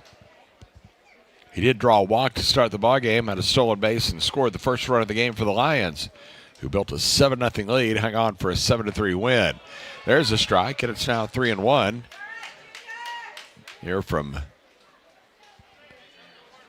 Blake Langford, who gets the start here for Legacy. The delivery swung on, hit right back to the mound, speared by Langford, and he'll trot halfway to first and flip it to the first baseman, Plunkett, to retire Niffen, and there is one gone. So Junior hit that one hard, but the skipper right back to the mound. And that'll bring up now Jake Felsman, the second baseman for the Lions. Felsman started the day hitting at .384 with no homers and 15 runs batted in. First pitch taken for a strike, 0-1. He went 0 for 2 in the first game, but he drew a couple walks and scored a run, including one in that 3-run 6th inning. Here's the wide of the pitch. Swung on, lifted in the air, center field. Barnes had to play just about perfectly as he scoots back, makes the catch, and there's out number 2. So Felsman with the fly ball out, 2 gone in the first. Good start for Blake Langford. That'll bring up Trent Valade, the first baseman. Valade started the day at 371, and he padded his RBI total as he had 30 coming into the day, and when he left, he had 34 after game 1, as he had an RBI double in the first and a 3-run double in the 6th inning, had a walk also and scored a run. So a very productive game 1 for Trent Valade. Ball and no strikes. Here's the set and the pitch. That one is a strike. Evens it up at 1-1 here to Valade. Moffitt in the on-deck circle. Trent's old man, Coach James, down in the third base coach's box. Takes that pitch high away. 2 balls and a strike. Christian Rodriguez, the first base coach. Griffin Bailey, the pitching coach for Prestonwood. Here's the 2-1 pitch. That one is just outside, 3-1. Of course, Jeff Blackwell and Austin Taylor, the balance of that PCA coaching staff. We've got a very talented group there. As the 3-1 pitch on the way, that one is swung on and hit over on the right side of the second baseman, fielded there by Burgos. He throws to first, and a very clean bottom of inning number 1 for Blake Langford. It looks impressive out of the chute. PCA goes up and down in order through 1, no score. Lion baseball continues for Metro Sports Communications.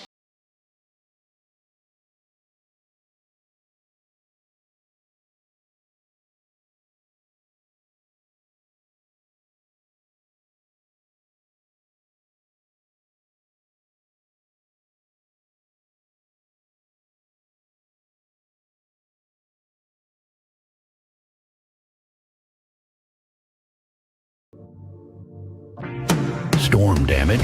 Don't wait until it's too late. At Up to Date Roofing, we bring top quality craftsmanship, honest pricing, and fast service to protect what matters most, your home.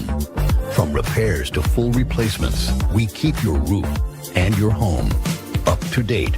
Call us today and stay covered, rain or shine. Up to Date Roofing, keeping you covered no matter the weather.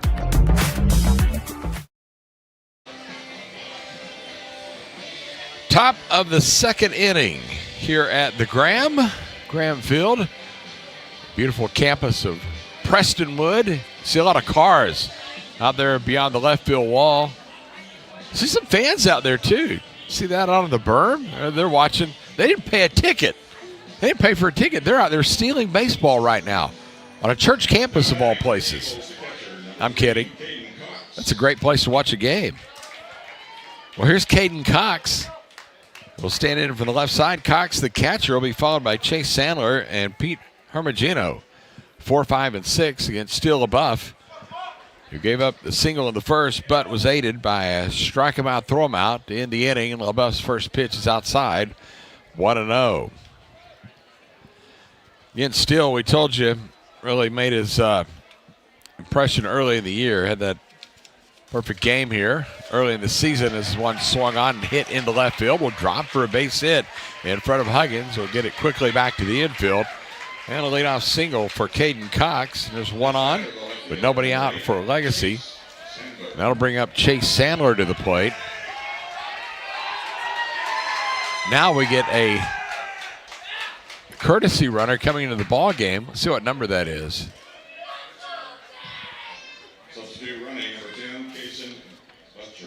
Looks like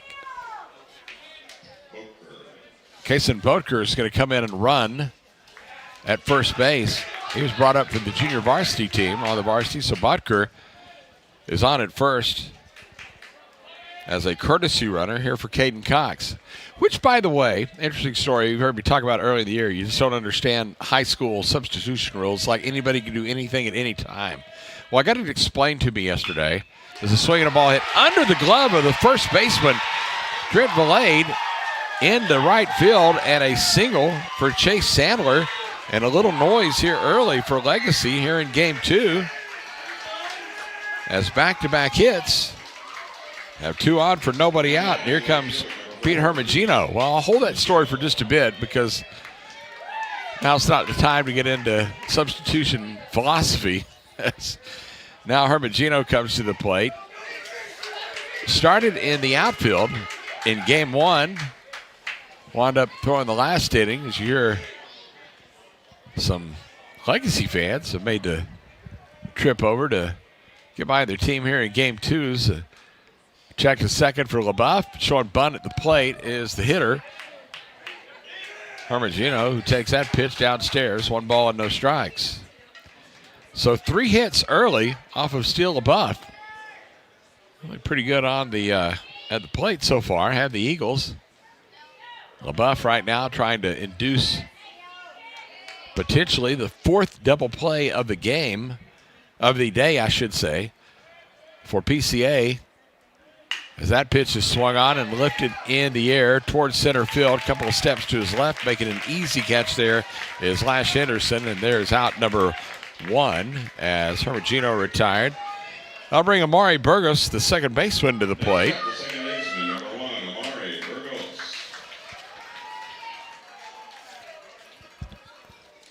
Burgos, a right-handed batter. Started the day hitting at 197. No homers, 4 runs batted in. A little bluff to second base right there, but nothing going on. Burgos in the first game wound up going 0 for 2, but he did walk his last time up and scored a run. Check that. He had an infield hit and then scored a run. So he wasn't 0 for 2. He's 1 for 3. Check swing of the plate. No balls and a strike. They say he went around. So Burgos behind in the count. Yeah, in that 7th inning, that's where it got a little crazy with the 5 walks issued by Austin Smith, but he did eventually get to the finish line. As that one is swung on and hit back through the middle, second baseman going to field it, and Felsman throws to first in time to retire the batter. And there, it's out number 2. And the runners will move up 90 feet apiece as Cox goes over to third base, and Sandler, or not Cox, I'm sorry, that was Boetker, goes over to third, and then Sandler to second. And now here's Bubba Barnes at the plate. Losing pitcher in game 1, but not for lack of effort. He did really well on the mound as that pitch is low for a ball. 1-0. Barnes batted down the 9 slot. He's in the 8 position now. He went 0 for 2 with a walk and actually got an RBI. Bases loaded, free pass. 1-0 pitch, swing and a miss. Got to chase one way outside. And count now even at 1 ball and 1 strike. If PCA wins this, it's off to the state tournament next week in Arlington. Monday, Tuesday action, semifinals followed immediately by the finals. Not the same day, but same part of the week. Here's the 1-1. Swinging a ball hit foul back out of play over on the right side. Goes to a ball and 2 strikes. Here to Bubba Barnes. We told you earlier, it's Coach Wayne Embry talking about what kind of heart this guy has, how talented that he has been. Again, it's given first aim. Herschel has the deliveries way outside, and it's now 2 balls and 2 strikes. Barnes went to Legacy Christian 3 years ago from Salina. He will compete and compete till he has nothing left. Here's the pitch on the way. That is a changeup, just missed the outer black, and it's now 3-2.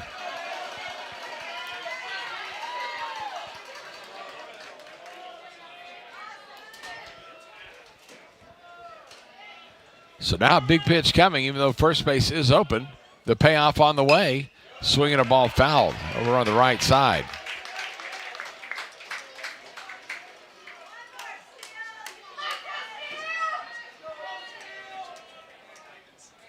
Barnes again, a great big fella.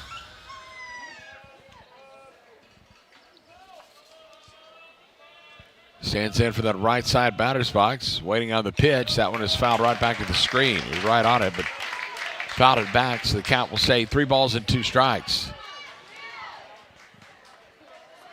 Again, very similar, very crowded ballpark here at the Graham. There are a few empty seats. Maybe people getting concession stands right now, but a lot of standing room down the respective sides. 3 balls, 2 strikes, 2 outs. Here's the pitch. Swinging this one, hit in the air, shallow right field. Chasing back Felsman. He's there and he makes the catch, and that will end the inning. Well, Jake Felsman got a good jump on that one. The second baseman went out and plucked it out of the sky, and that will do it for the threat for legacy here in the second. No runs, 2 hits, and they strand a couple. Go to the bottom of inning number 2. PCA nothing and Legacy nothing. Lion baseball driven from Metro Sports Communications.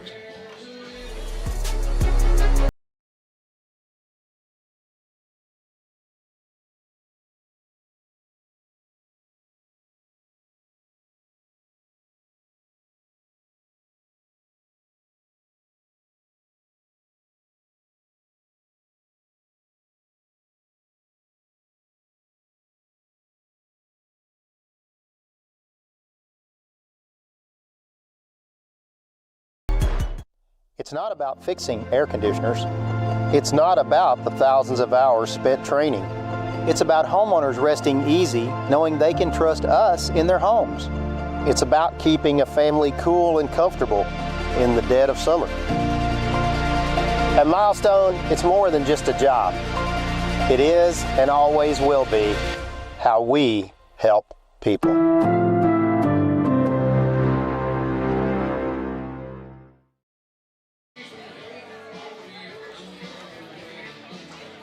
Well, got those folks, the burn bums. Is that what they're called? The burn bums out there sitting on the burn? No, they got the best seat now. Look like the lady rocking. I guess that's just about as comfortable as you can get out there beyond the left field wall. I got the pup. He's hanging out watching baseball. I love that.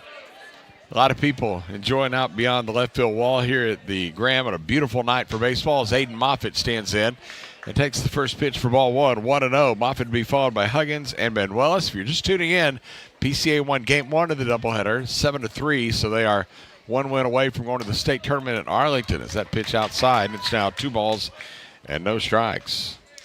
To Moffitt, who in the first game today wound up going 2 for 3 with a hit by pitch. That one is downstairs. It's now 3-0. It was an impressive start to the ballgame here for Blake Langford as he retired Niffen, Felsman, and Valade in order in the first.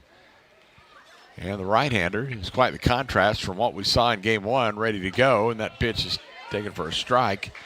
And it's now 3-1. He definitely has better velocity than Mr. Barnes, who, of course, soft toss and left. He was very effective in game 1 most of the contest. 3-1 pitch. Swung on that one, lined up the middle into center field for a base hit. Over to play it there is Barnes. They'll get it back to the infield. So Aiden Moffitt continues to swing a hot bat as he reaches first. First Lion to reach in the ball game. Comes with nobody out here in the second. That'll bring up Riggs Huggins, the left fielder.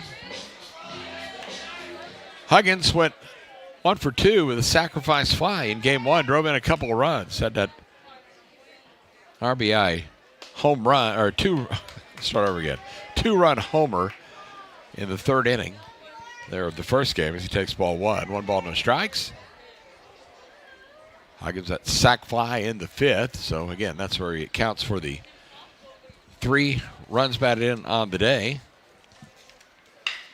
As that one is swung on and hit through the hole over on the right side. Base hit. And another hit here in the inning for the Lions as both Moffitt and Huggins jumping on pitches from Blake Langford. And now 2 on, nobody out. And that'll bring up the catcher, Cruz Benuelos. Cruz started the day at .313 with no homers and 16 runs batted in. He went 0 for 2 with a walk in game 1. He stands in for the right side. So now 2 on for the Lions. Nobody out in a scoreless game here at the bottom of the second. He shows bunt as Benuelos, and he takes ball 1. 1 ball and no strikes. Benuelos getting an Iron Man behind the plate. Chance Kid, a freshman, next in line here. This catching legacy for Prestonwood. Biding his time as Benuelos has been the guy. His slider stays way outside. It's now 2 balls and no strikes. Even though Benuelos did offer for a moment, but he pulled the bat back. Bachman waiting in the on-deck circle. Again, no score here in the bottom of the second inning.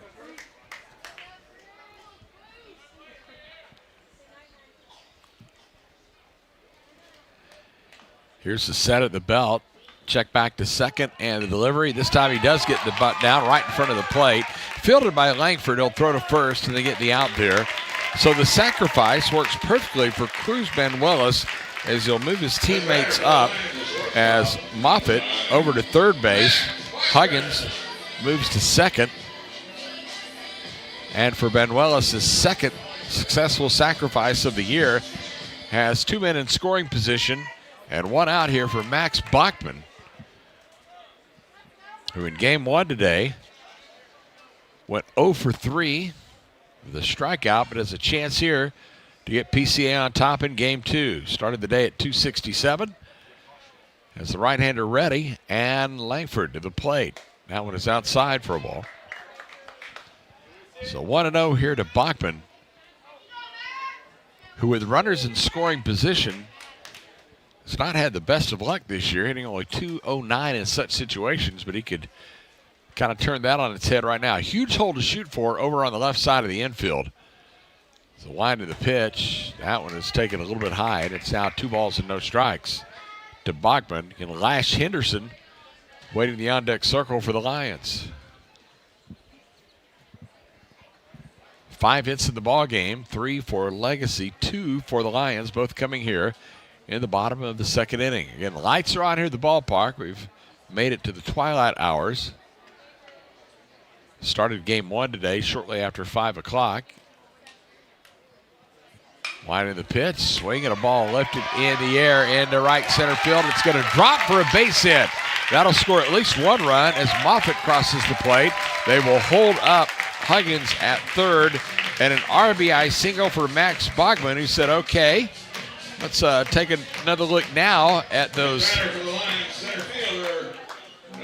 numbers with runners in scoring position, because he just added his number right there. In fact, improved it as he now gets RBI number 18 on the year and an early 1-0 lead for Prestonwood. Well, here's Lash Henderson now with runners at the corners.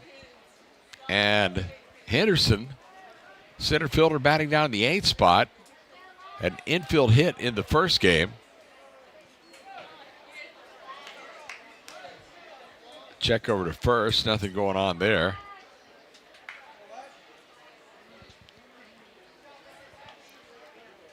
Henderson again playing in only his 22nd game of the year. This is game number 32 for the Lions. Another check over to first base.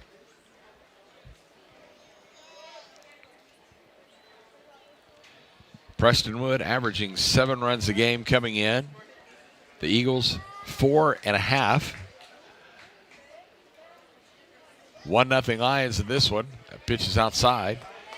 Now goes to 2 balls and no strikes. Here to Lash Henderson. Quinn Majewski, bottom of the order, DH, waiting on deck. The Lions trying to jump on top early in this one. Try to get a little more breathing room. They added a little bit late there in the first game, but it certainly wasn't out of the balance early. Here's the delivery. That one is a strike. And now goes to 1-2 here on the batter, Henderson. Ken Lash missing much of the year due to injuries. Had to battle back into the lineup. Again, this 5-star phenom will be back to full health, you would think. Future seasons to come. Big curveball stays high.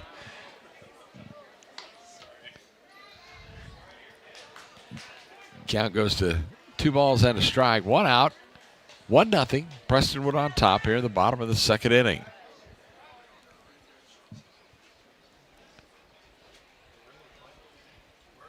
Light breeze, barely rustling the flags out in center field. Here's the 2-1 pitch. That is a strike. And it's now 2-2. So Henderson, he's looking for his pitch now as he steps out and looks down to head coach James Villade in the third base coach's box. Gets his instructions here. 2 balls and 2 strikes. Bluff to third, look to first. Again, a play that was outlawed in the big leagues, but you can still do it in high school ball.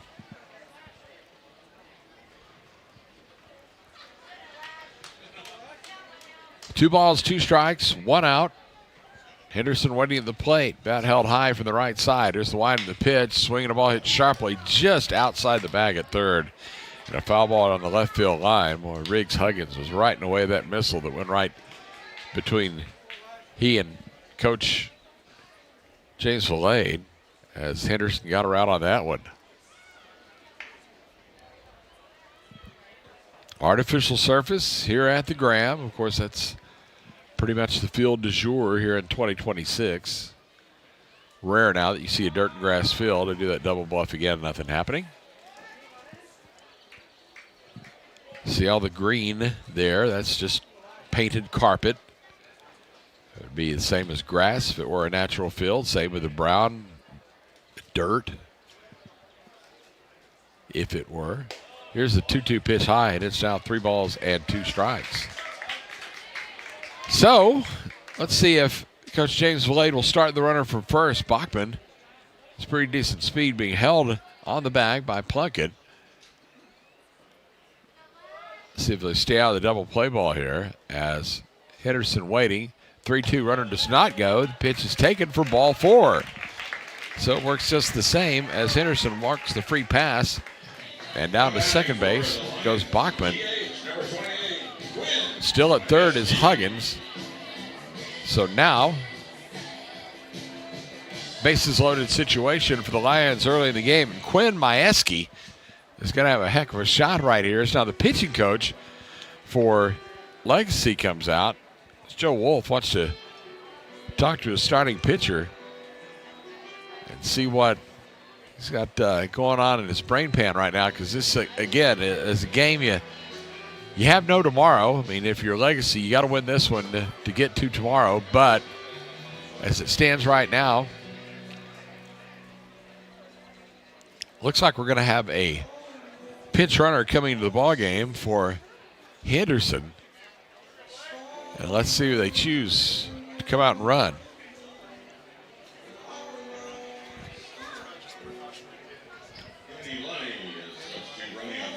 Danny Lunny is who it is. Going to come out and run at first base. Now, I was talking about the substitutions that, we always joke about how it seems like anything you can do anything anytime in high school, the courtesy runners and pitch runners. Well, I found out yesterday every starter can be removed one time and reinserted back in the lineup. It doesn't matter when. It could be one batter, 1 inning, or 5 innings later, but he's got to go back in the same slot in the order. So you have re-entry of all players that start the ball game. Pitch high for a ball. Now the difference to that, of course, is a courtesy runner who can come in and run for a pitcher or catcher, and that person can come in anywhere in the lineup. He could come in for a 2-hole hitter, come in later for an 8-hole hitter if they're, pitcher and catcher in those different positions. As a 1-0 pitch on the way, high and away, 2 balls and no strikes. I saw a UIL game earlier this year where a player who, by the way, was a star pitcher for the team who was off that day, came in and ran in 3 different spots in the order for different players. Of course, one being the pitcher, one being the catcher, and one being a position player. As that pitch is down low, and it now goes to 3 balls and no strikes. So here, heck of an opportunity for Quinn Majewski as he's got the table set for him. Majewski can look for his pitch here with the bases full of Lions. Here's the line of the pitch. That one's taken on the outside edge. Boy, that was a close one. And it's now 3 balls and a strike.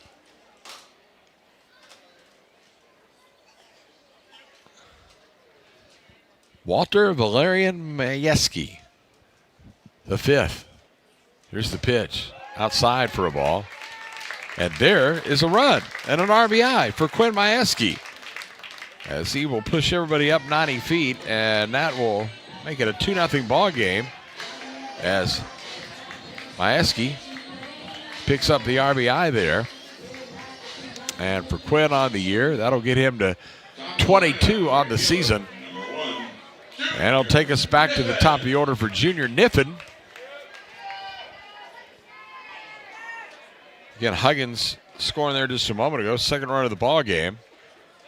Bachman over at third, Lunny at second, Majewski at first. Is that ball? For a ball, 1 ball, no strikes, 1 out. The player in the bottom of the second inning, already 2-0 PCA. The work here against Blake Langford. Middle infield at double play depth as the pitch taken for a strike. Put that one through. They're not holding the runner at first base as Plunkett playing off the bag. Over at third, Ladd about 10 feet off the bag, a couple of steps in front of third base. 1 ball, 1 strike. Here's the pitch. Swinging a ball hit in the air, foul. Out of play. 1 ball and 2 strikes. 7 men have hit for Prestonwood here in the second inning. Niffen at the plate. Felsman waiting on deck. Already 2 runs in. RBIs for Bachman and Majewski here in this inning. 1 ball, 2 strikes. 1 out.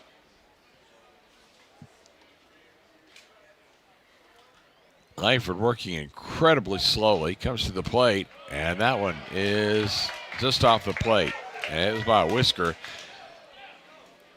The count now goes 2-2 here. Top of the order, Niffen.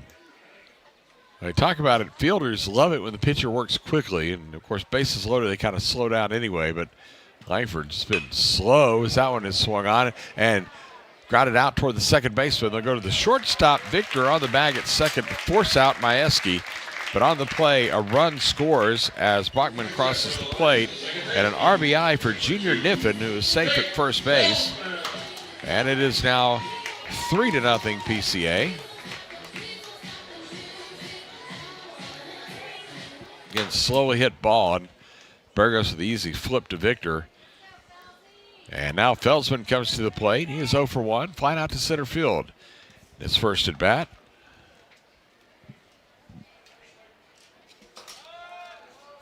Junior Niffen, that was RBI number 20 on the season.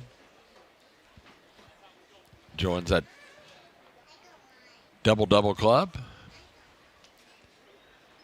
Here's a set at the belt and the pitch. That's a strike, and it's 0-1 here to Felsman. The 8th man to hit here in the inning. He flied to center field in the first inning, going 0 for 2 in the opener with a couple of walks and a run scored.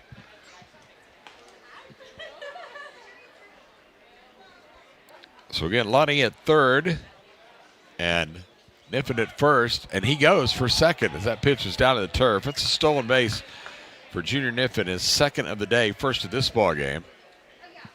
As he saw his opportunity now, 25 stolen bases on the year for Junior, and 2 men in scoring position for Felsman.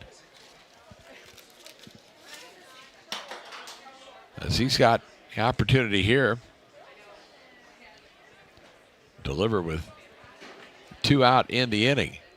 Here's the pitch, swinging a fly ball lifted into right field, moving over to his right underneath it, and making the catch is Hermogino, and that will do it for the inning. So Felsman flies out and leaves a couple men in scoring position, but a productive second for PCA as they come up with 3 runs to take the lead, 3 runs on 3 hits, and they leave a couple through 2 here in Plano. Our new score becomes PCA 2 and Legacy nothing here in Game 2 of the doubleheader, and Lion Baseball continues from Metro Sports Communications. It's not about fixing air conditioners. It's not about the thousands of hours spent training. It's about homeowners resting easy, knowing they can trust us in their homes. It's about keeping a family cool and comfortable in the dead of summer. At Milestone, it's more than just a job. It is and always will be how we help people.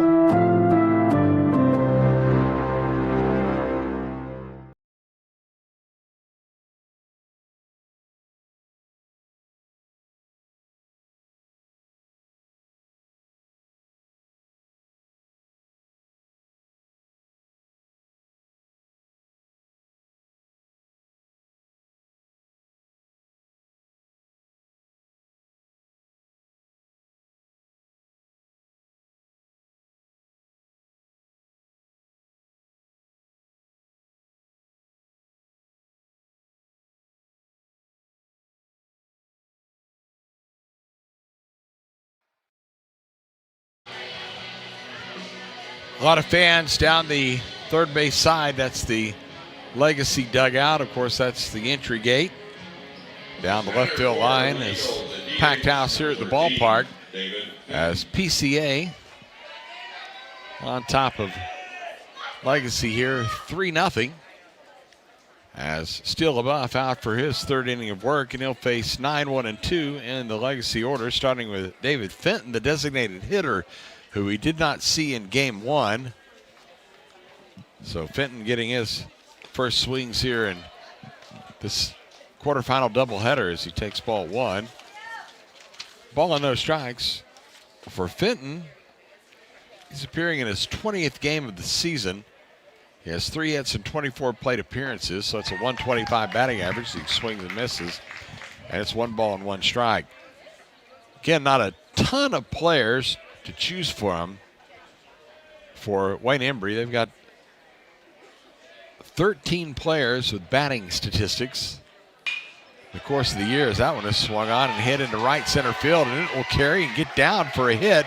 Rounding first on his way to second, and in sliding and out at second base is Fenton. And what a play by the right fielder, Junior Niffen, to get over there and get that ball back to the infield and gun down Fenton, who dropped the single in and I think really made the right play to try to stretch it into a double, but he didn't think that Niffen was going to come up and gun him down. So put a star by that defensive play by Junior.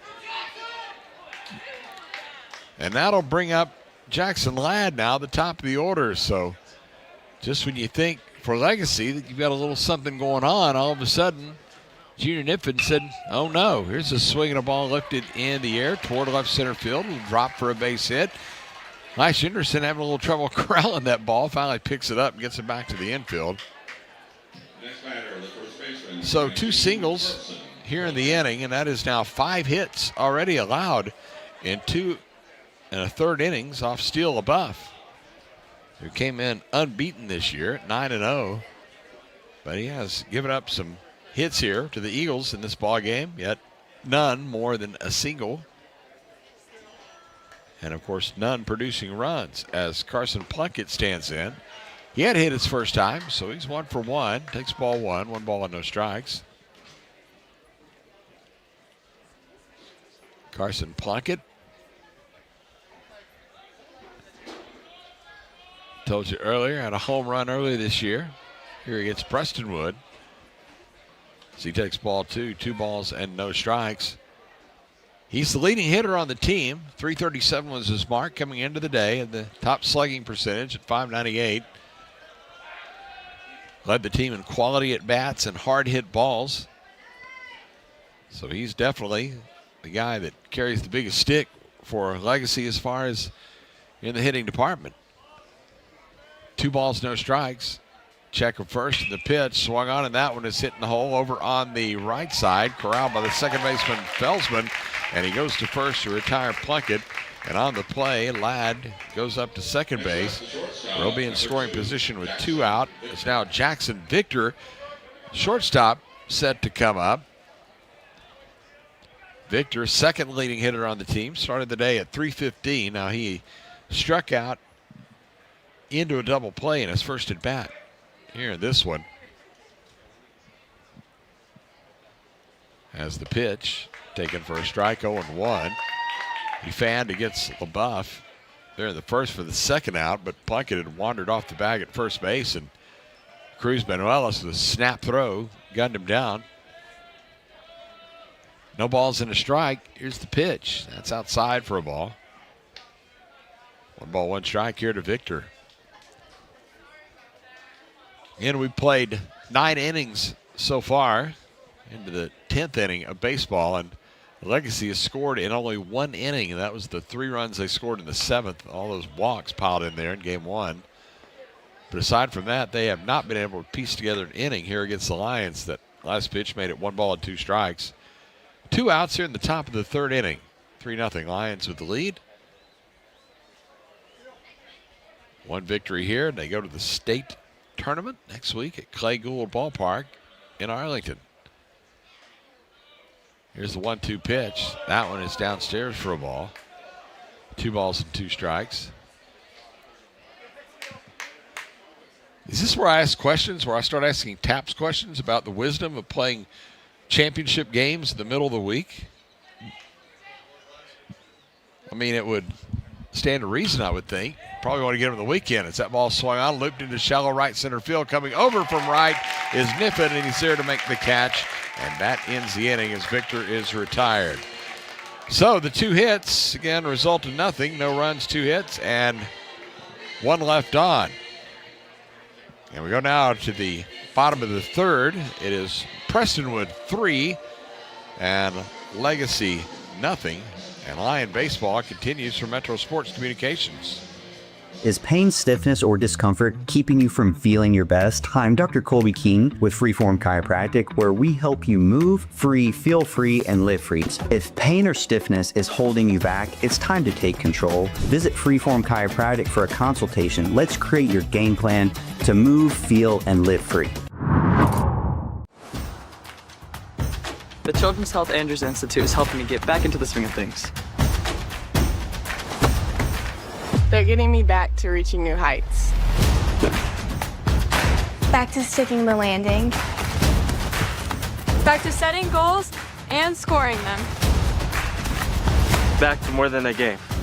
As experts in everything from orthopedics to performance training, we specialize in getting DFW athletes back to doing what they love.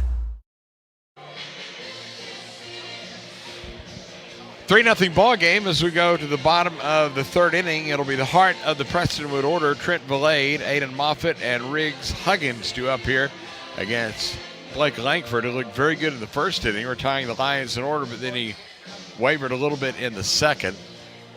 We're just talking about the timing involved of that of the TAPS tournament, and I guess good point was made here in the booth that with the site being the home of UT Arlington baseball. Now, granted, they're not a perennial college baseball juggernaut, and they're not going to be playing into the regionals or super regionals usually. But anyhow, they are down at the end of their season, and they might be hosting a series next week, or perhaps in practice, getting ready to go somewhere to play perhaps a conference tournament or something. So it's probably why they do it during the week when they're going to play it there at Arlington.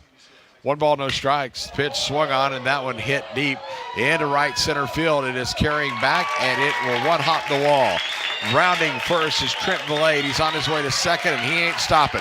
All the way over to 3rd. Here's the throw, and not in time as Trent Valade with a triple to lead off the 3rd inning.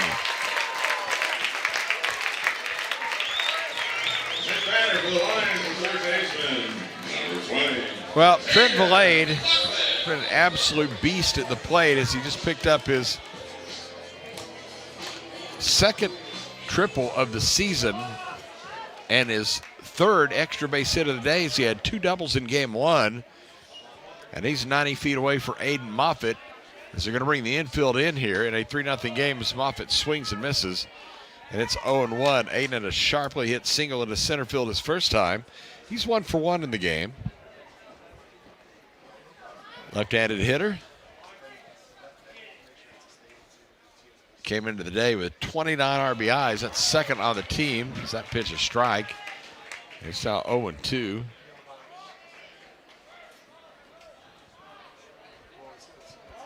Moffitt still at 29. He was left a little bit in the rearview mirror of Mr. Valade, who's now tacked on 4 more, and he's up to 34 for the team lead. Smoff takes that one downstairs. 1 ball and 2 strikes. Riggs Huggins waiting in the on-deck circle. 3-0 Lions on top here in the bottom of the 3rd. Lights on here at the ballpark. That pitch swung on and missed. Strike 3, although the ball got away at the plate. They'll throw to first to make it official. And the runner holds on Valade at 3rd base. So Moffitt strikes out.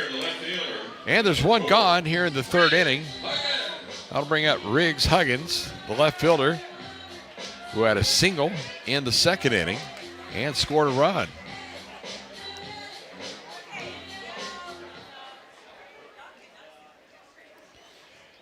Three runs, 4 hits so far in the ball game for Prestonwood. No runs, 5 hits for Legacy. So that pitch is high for a ball. 1-0. Huggins single and a run scored in his last at bat.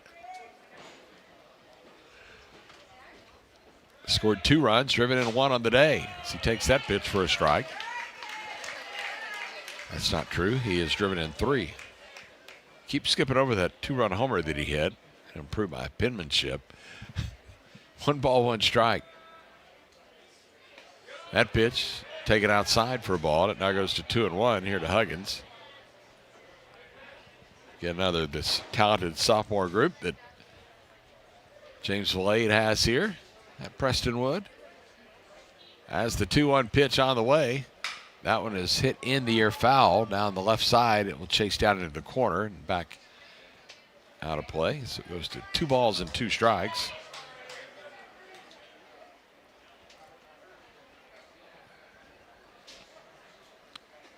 $3-0 Lions on top. They're looking to add another run here. Infield stays in all the way around as the pitcher delivers high and away for a ball. Goes down to 3 balls and 2 strikes. So Huggins at the plate. Benuelos is due next for Prestonwood. If you're just tuning in, the Lions won the opener today, 7-3. Lead 3-0 here in the nightcap. They win this one. They're off to the state tournament. Here's that pitch downstairs, ball 4. So Langford has not had his best stuff the last couple of innings after that 3-up, 3-down first inning. And here comes Cruz Benuelos to the plate. And Benuelos has an opportunity right here. Cruz stands in from the right side batter's box. He's born in Frisco.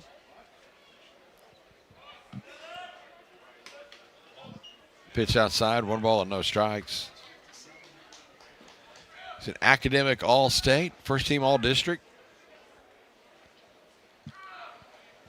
Started playing baseball, the Frisco Giants FBSA league several years ago.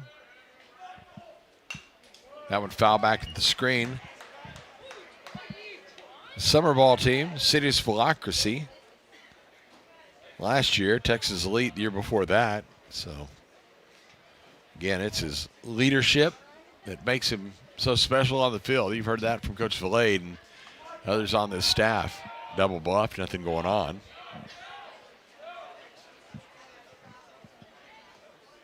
Again, he and brother Christian, 2 Benueloses here on this Prestonwood Lions baseball team. As the 1-1 pitch on the way, checked his swing and it was outside. And it's 2 balls and no strikes.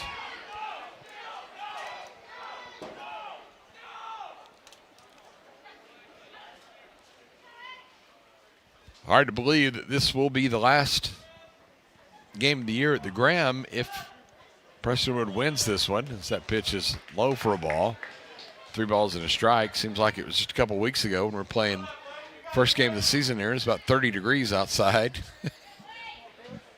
That wind, again, we can't really describe it, but the windows here at the ballpark don't officially raise all the way, as that one is swung on and hit deep and fouled on the left side back out of play.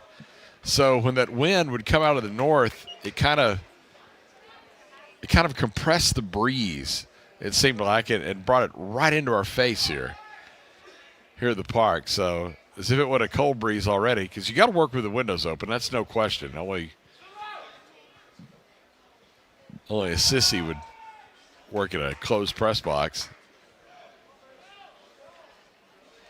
But yeah, the people who designed these windows did not make them for broadcast. They made them to keep them down and watch the game. Here's a 3-2 pitch. That one is swung on and hit foul. Boy, that almost decapitated Valade over at third. As getting around on that one, Cruz Benuelos absolutely ripped it, but goes down to the left field corner. We'll do all over again at 3-2. Max Bachman waiting the on-deck circle for Prestonwood.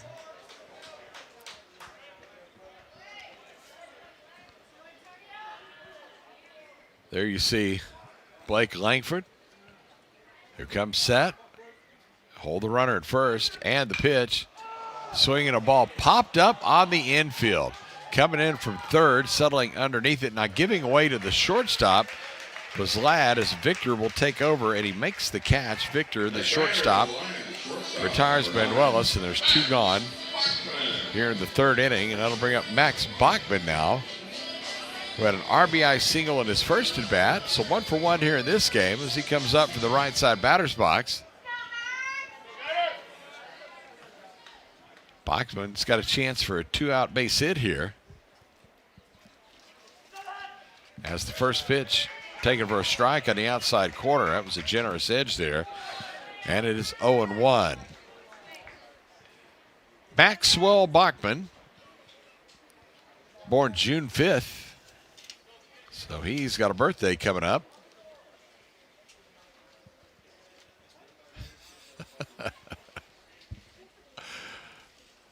Oh, 1. Here's the delivery. That one is. That one's a strike. Ball and a strike.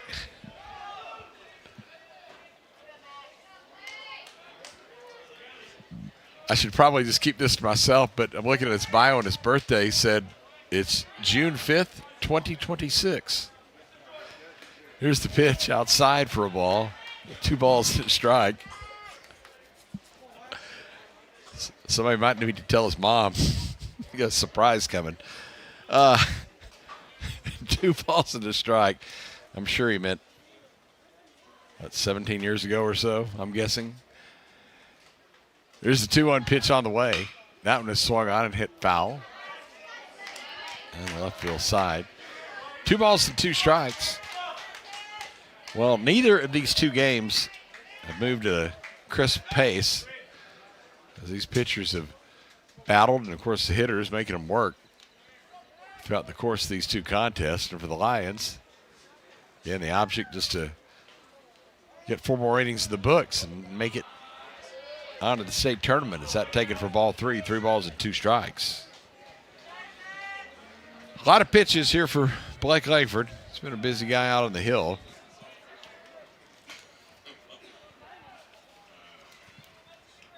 As he gets set to come here with a payoff pitch. Runner goes from first. The curveball outside for ball 4. And that is 2 walks here in the inning as Bachman takes the walk, and that forces Huggins up to second base. Of course, Valade at third. Oh, does that set the table? As here comes Lash Henderson to the plate. And Lash, who walked his first time up, has all kinds of opportunity as now Joe Wolf comes out of the third base dugout as he wants to visit here with Langford, because he has reached critical point right here with one of the most talented hitters you'll find in not only DFW but beyond, and he is more than overdue for a big swing of the bat, perhaps game. And who knows if this is it. Already 3-0. Prestonwood on top here at the bottom of the 3rd. But this is, again, quite the visit here for Joe Wolf, who finally gets shooed away by our plate umpire, Mark Alexander. He said, come on, let's get this thing moving along. And they leave Langford in now as he gets set to face Henderson. And Majewski is on deck, so talented hitters here. Top of the order lurking not far away if they can get some 2-out hits here. As here is Henderson. A big, tall, right-handed batter. Waiting on the first pitch. That one is a strike on the outside corner. 0-1 here to Lash. Henderson, you call him Hindu. He was born in Frisco. Started playing in that Frisco Baseball League. That one's fouled back. Now no balls and 2 strikes. Power, speed, and arm strength. Of course, in the summer ball, he played U.S. Prime Nationals Detroit Tigers scout team, the 17U club.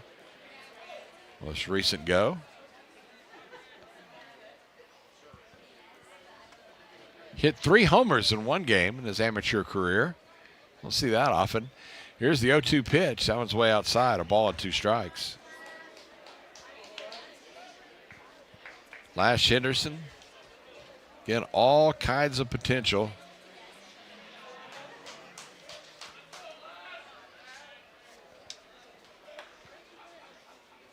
One ball, two strikes, two outs. Here's the pitch. That one was swung on and missed. Strike three. Got him to chase one upstairs. And a huge strikeout right there for Blake Langford. And that will end the inning without any damage for the Lions. Despite getting the three base runners on, they waste the leadoff triple by Trent Valade as he's stranded at third. No runs, one hit, and three left. Three in the books here at the Graham. It is Prestonwood 3 and Legacy nothing. And Lion baseball continues for Metro Sports Communications. Hey there, Lion Nation. I'm Rudy Casanova, owner and president of Global Strategic Business Process Outsource Solutions. In athletics, teamwork is everything.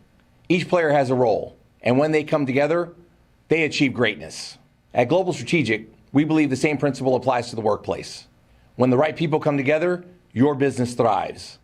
Let Global Strategic help you build a winning team at work. Visit www.globalstrategic.com for more information and schedule some time with me or one of my team. The Casanova family and Global Strategic are proud supporters of the PCA Athletic Program. Go Lions! Are you injured or in pain and not sure what to do? Schedule a complimentary injury screening and talk to our physical therapists at Vista PT to see if physical therapy is right for you. No prescription or referral is needed.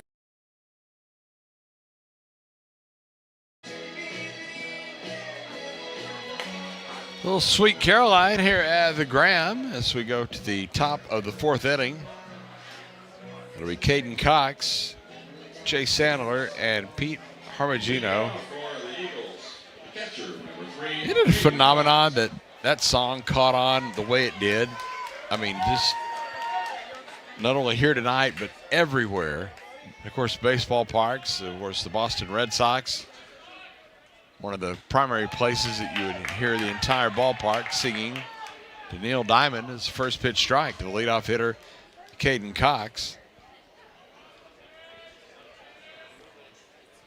Here's the 0-1 pitch, swung on, lifted in the air towards shallow center. Backing out is Bachman. He'll make the catch, and there is out number one. So shallow pop out, retires Cox. That'll bring Sandler to the plate. He singled his first time.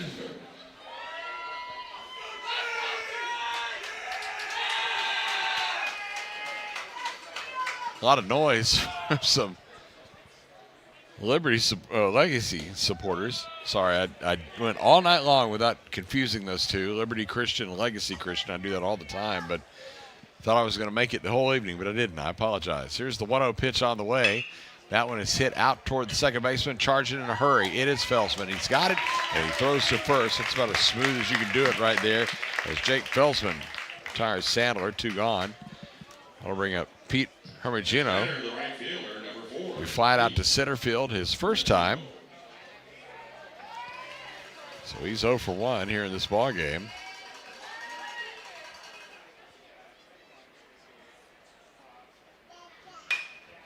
Swings at the first pitch. It's this one over to the first baseman, Valade, and he goes to the bag. And what a tidy inning right here for Steele LaBeouf, as he barely broke a sweat there in the fourth inning.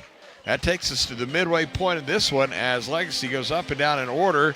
Go to the bottom of the fourth. 3-0 PCA. Lion baseball continues for Metro Sports Communications. At Paris Baguette, our expertly crafted cakes, decadent pastries and breads, and freshly brewed coffees are always served with a smile. To find your neighborhood bakery cafe, visit parisbaguette.com. With friendly and knowledgeable dealers who install long-lasting and reliable systems, you can trust Comfort Maker to keep you a step ahead with advanced technology and exceptional comfort.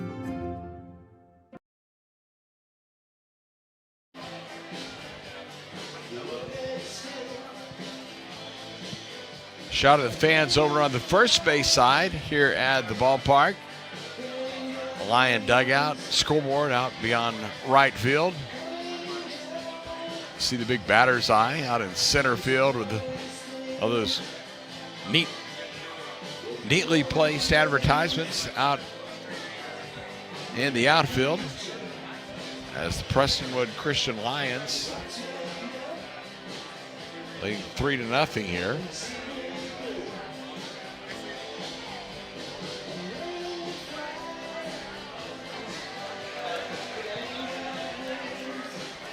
And Blake Langford out for his 4th inning of work as he's set to face 9-1-2 here. Majewski, Niffen, and Felsman. A 3-0 ball game. Again, very similar to game 1. In fact, we're at the halfway point in first game. It was 3-0 as well. And PCA scored 1 run in the 5th, 2 in the 6th, making it a 7-0 ball game. And then Legacy wound up parlaying a whole bunch of walks in the 7th inning off of Austin Smith and did manage to punch across 3 runs. But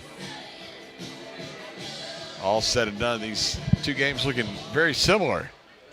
As Quinn Majewski, the designated hitter, steps in for the left side to lead things off here in the 4th inning. Here's Langford, goes from the stretch, deals outside for ball 1, 1-0.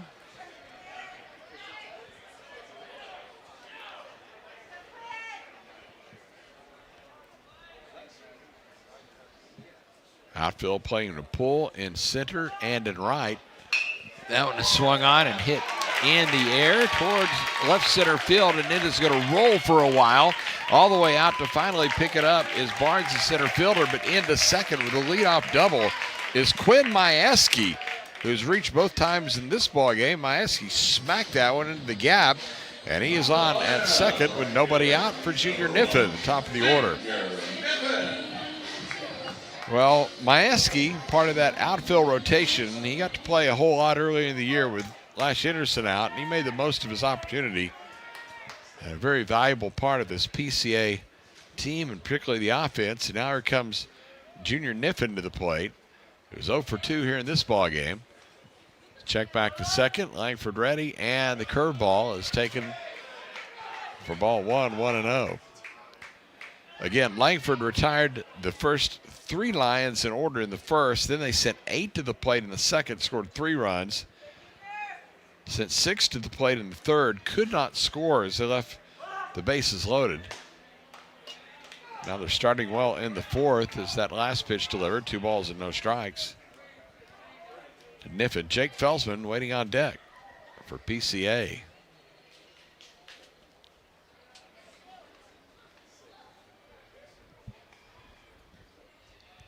Here's a check back in the delivery.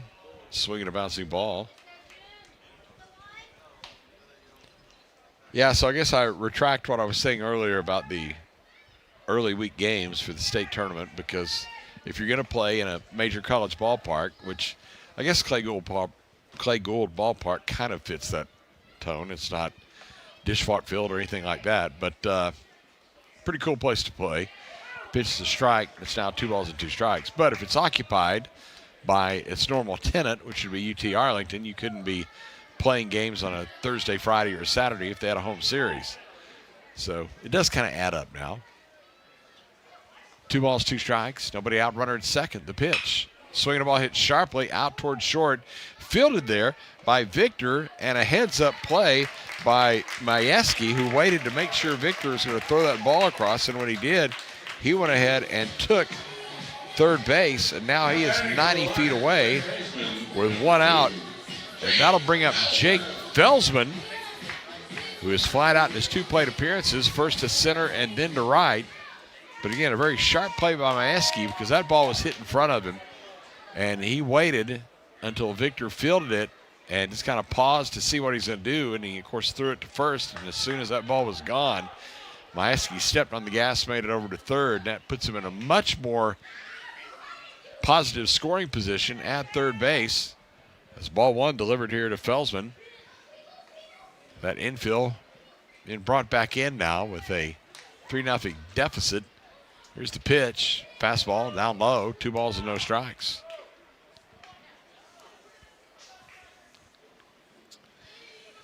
Almost seems like if you're the Lions now, playing in the bottom of the 4th, you're just counting down the outs. You've got 9 outs to make it to the state tournament.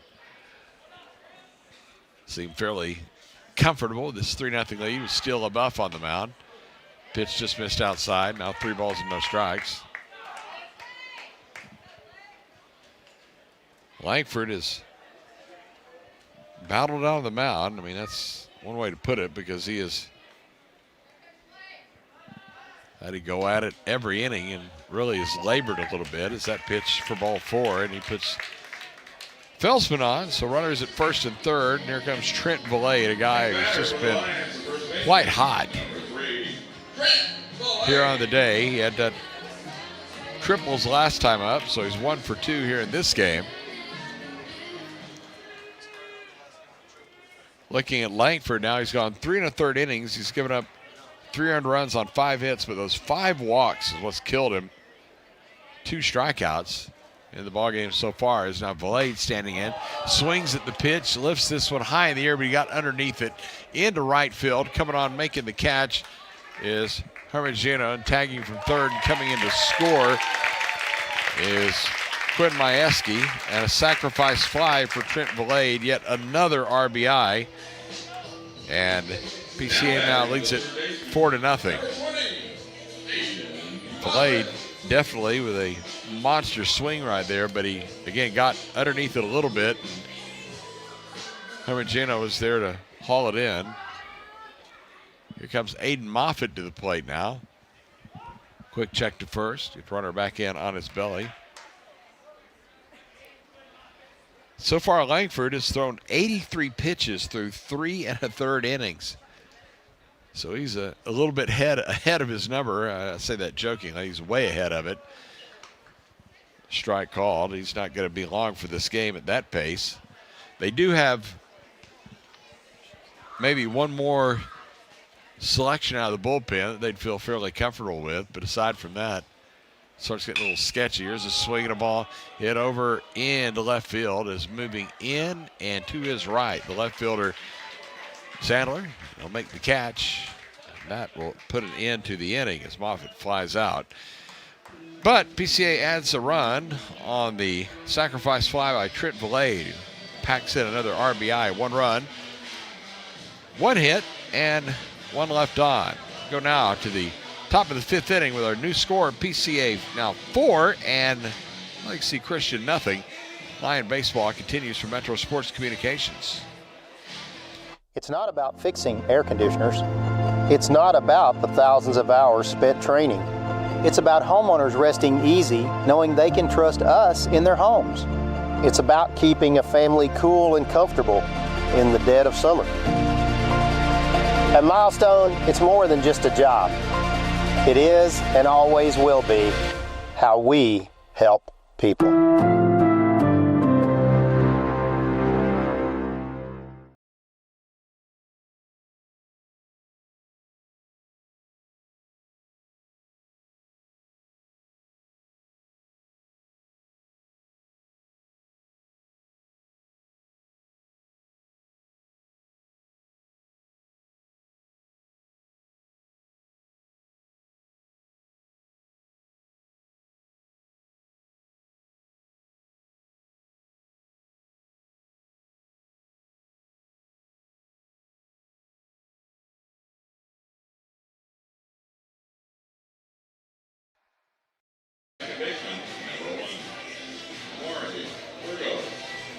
Four nothing the score, as you see on the scoreboard there. 4 runs, 5 hits, no errors for PCA. No runs, 5 hits, no errors for Legacy Christian, as it'll bring up Amari Burgess to lead off the second baseman. He'll be followed by Barnes and Fenton, 7, 8, and 9 against Steele LaBeouf, who's continued to do what he does, and that's put zeros on the board as lefty comes to the plate. First pitch ball, 1-0. Slow on the draw there, Joe Wolf, first base coach. Scamper out of the third base dugout and cross his way down to the box of the first base side. Here's a swing and a ball hit foul over on that first base side. Now 1 ball and 1 strike. To Burgess, who bounced out to second his first time, so he's 0 for 1.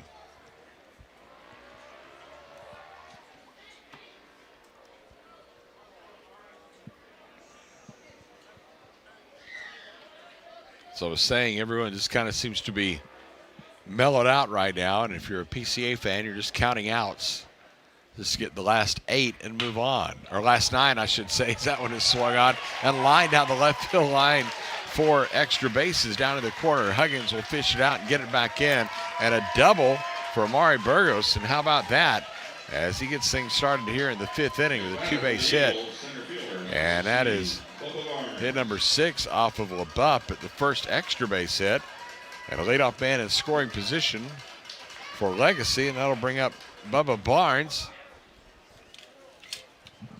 Big lovable fella comes up for the right side batter's box. And for Barnes, again, he started the day hitting only 129. He's got runners in scoring position right here as he tries to bunt. And right in front of the plate, the catcher, Banuelos, has it, throws to third, and they get the out at third base. And the runner is safe at first.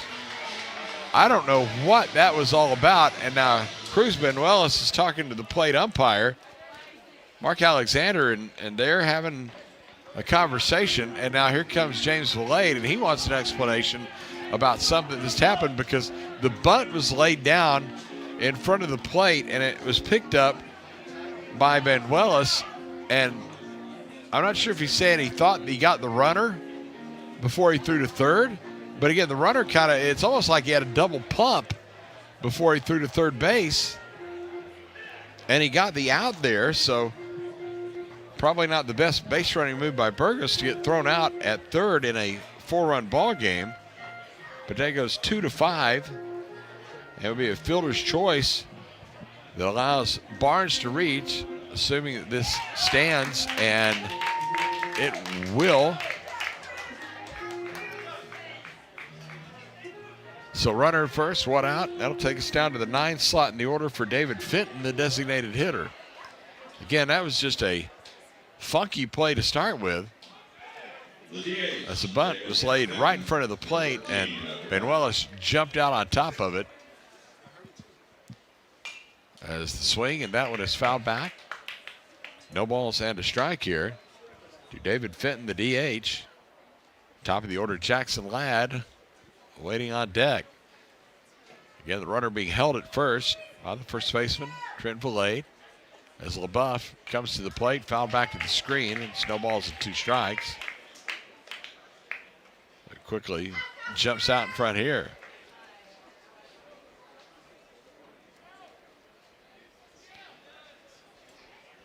Rangers playing at home tonight against Arizona, trailing the bottom of the 8th to the Snakes 1-0. Swing and a miss. And down goes Fenton. That is strikeout number 2 in the ball game for Still LaBeouf. He certainly had been overpowering in this one, but he's been effective. So go back to the top of the order for Jackson Ladd, who is 1 for 2 this ball game. The Rangers have only 3 hits through 7 1/3 innings. Offense sputtering a little bit right now. Also in the AL West, the Mariners playing in Houston, leading the Astros 3-1. That one in the bottom of the 7th. Right here, it's 4-0 PCA with a 1-ball, no strike count. That one got through the catcher Banuelos and will skip back to the backstop. So a wild pitch will allow. Oh, and a throw down. Got through into center field. They tried to catch Barnes, get off the bag, but the wild pitch will move him to second base where he's in scoring position. And at the top of the order, Jackson Ladd trying to get a 2-out base hit and get Legacy on the board. Here's still LaBeouf ready and comes to the plate. That one's high. And it now goes to 3 balls and no strikes. Again, the state tournament coming up next week in Arlington. PCA, 2 innings and 1 out away from getting there. If they can hold on to this 4-0 lead as there's a strike called, it's now 3-1. Reminder after the game, stick around for the wrap-up. We will have our final totals. As that one is swung on and popped up on the infield, the pitcher says, hey, let me do it. Still LaBeouf called everybody off, and he said, nah, this is mine, all mine. And he made the catch. And that'll do it for the 5th. No runs. That leadoff double gets stranded. One left on. We go now to the bottom of the 5th. Still 4-0 PCA. And Lion baseball continues for Metro Sports Communications. You gotta dip your chicken strips. Hey, this is Kiani. And this is Tabitha. And a little thing we love about Chick-fil-A chicken strips is all the different sauces we can dip them in. I like to line up all my favorite sauces so that in every bite, I have a different flavor. Then, with the tenderness of the chicken, the juiciness of it, it's all there. And for me, I like to mix my sauces so I get a little tang and I get a little sweetness all in one bite. That's just a recipe for a good time, you know? That's what makes it for me. Like, that's what does it for me. That's what I'm saying. Real guests paid for their testimonials.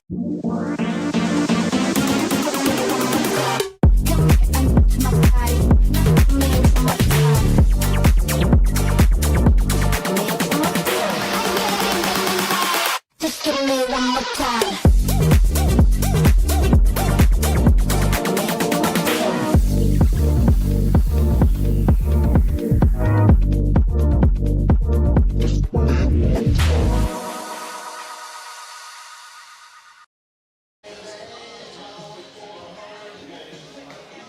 Six outs away for the Prestonwood Lions from a state tournament berth. Second consecutive season to get to Arlington as it's 5, 6, and 7 due up here in the bottom of inning number 5.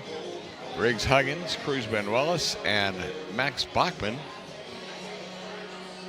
It's the right-hander, Blake Langford.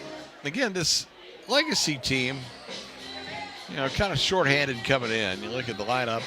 As I said, 13 position players have batting statistics on the year. And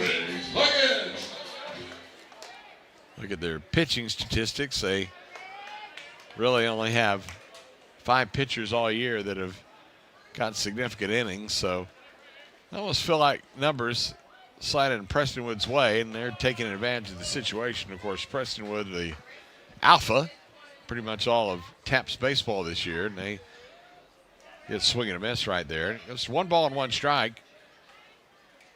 As Langford ready, and that one is outside. Goes to 2 balls and a strike. Riggs Huggins singled a run scored in the 2nd. He walked in the 3rd. That pitch is swung on and hit into right field. That'll be a base hit. Played there by Hermantino. And back into the infield it comes. So a leadoff hit here for Huggins in the 5th inning. That'll bring up Cruz Benuelos. I love Ron Johnson's call. Cruz Benuelos. Had a sacrifice bunt in the 2nd, popped out in the 3rd. 0 for 1 officially. They hold the runner at first. He shows bunt. Snap throw to first. Getting back in there safely. It's Huggins, who didn't get far from the bag. 1 ball, no strikes. Nobody out here in the bottom of the 5th. 2 for the price of 1 tonight at the Graham. Glad you're with us. Pitch is high for a ball. It's now 2 balls and no strikes. Again, if there is a game 3, it will be tomorrow. But odds of that happening looking rather remote right now, with Prestonwood leading 4-0 late in this one, as that pitch is swung on and it is popped out of play. 2 balls and a strike.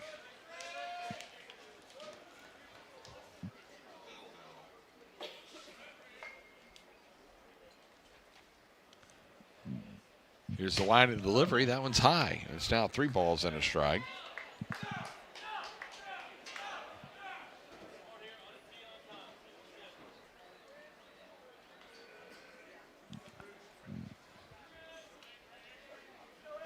Here's the 3-1 delivery. That one's high, and it's ball 4. So 2 on to start the 5th inning. And this is kind of that no man's land right here for the Legacy. It can't afford to give up any more runs. So that'll bring up Max Bachman. And now that's going to be the end of the day for Blake Langford, as he gets removed from the ball game. He's going to get some handshakes from his teammates over on the third base side. And it looks like we're going to bring in the left fielder and let him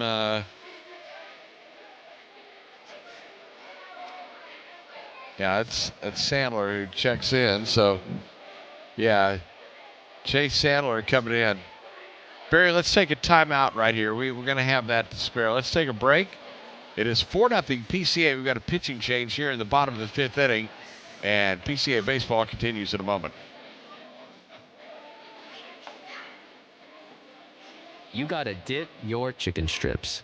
Hey, this is Kiani. And this is Tabitha. And a little thing we love about Chick-fil-A chicken strips is all the different sauces we can dip them in. I like to line up all my favorite sauces so that in every bite, I have a different flavor. Then, with the tenderness of the chicken, the juiciness of it, it's all there. And for me, I like to mix my sauces so I get a little tang and I get a little sweetness all in one bite. That's just a recipe for a good time, you know? That's what makes it for me. Like, that's what does it for me. That's what I'm saying. Real guests paid for their testimonials.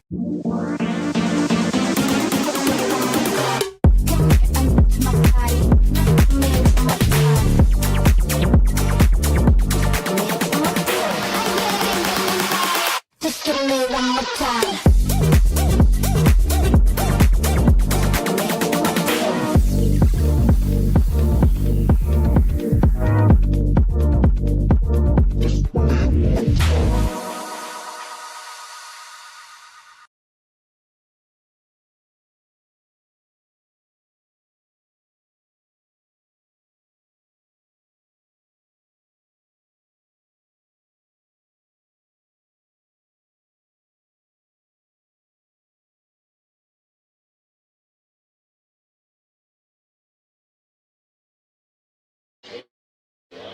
There we go. Better.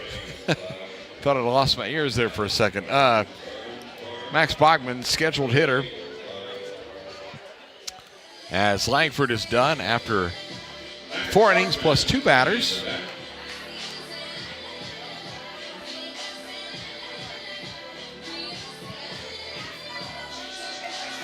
It'll be Bachman at the plate coming up from the left side. We'll check to who the new left fielder is here in just a minute, as Langford making his team-leading 16th appearance of the year. That ties him with Barnes, actually, who started game 1 as he delivers ball 1 ball, no strikes. Langford with not a Langford, beg your pardon, Sandler. Let me back up. I was reading off the wrong category. Chase Sandler is making his 2nd appearance, so forget what I told you. I was trying to tell you about Langford again. I'd already given you all those details. So let's pull it together here. Really? So now Bachman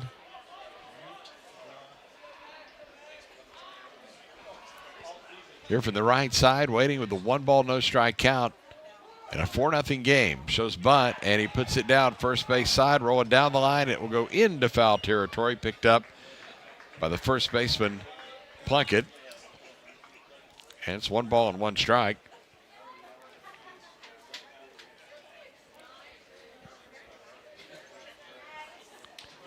There's nobody out here in the bottom of the 5th inning. 4-0. PCA on top. They won the first game 7-3. Again, 6 outs away from making it to the state tournament in Arlington next week. Now Bachman reinsert there in the right side batter's box. 2 Lions on. Higgins at second. And Willis at first. Here's the pitch. That one's bunted down the first base line. It's a good one. Picked up by Sandler, and he'll throw to first. They get the out there. Sacrifice goes 1-3, but that is executed perfectly by Bachman. Next batter, the center fielder, number 16. And now that will bring up Lash Henderson, who's 0 for 1 with a walk in the ball game.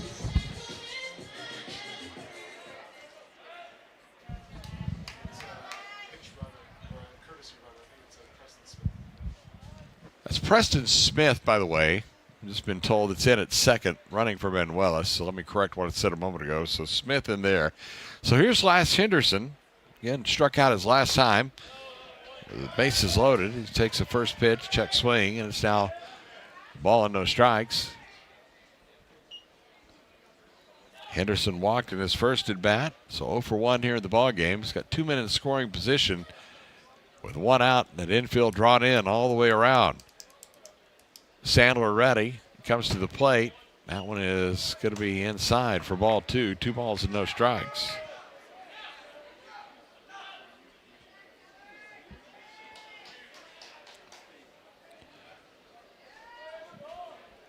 Langford wound up going 4 innings, 6 hits, 4 runs all earned, 6 walks, 2 strikeouts. He's responsible for the 2 runners on base. That pitch is a strike call, and it's now 2-1. Again, a few of the folks looks like have headed out for the exits. I think they see, particularly over on the Legacy side, kind of see the handwriting on the wall here in this one. It was a capacity house here at Graham Field. What a great night for playoff baseball here in Plano. 2 balls and a strike and the pitch. That one is outside. And now it goes to 3-1.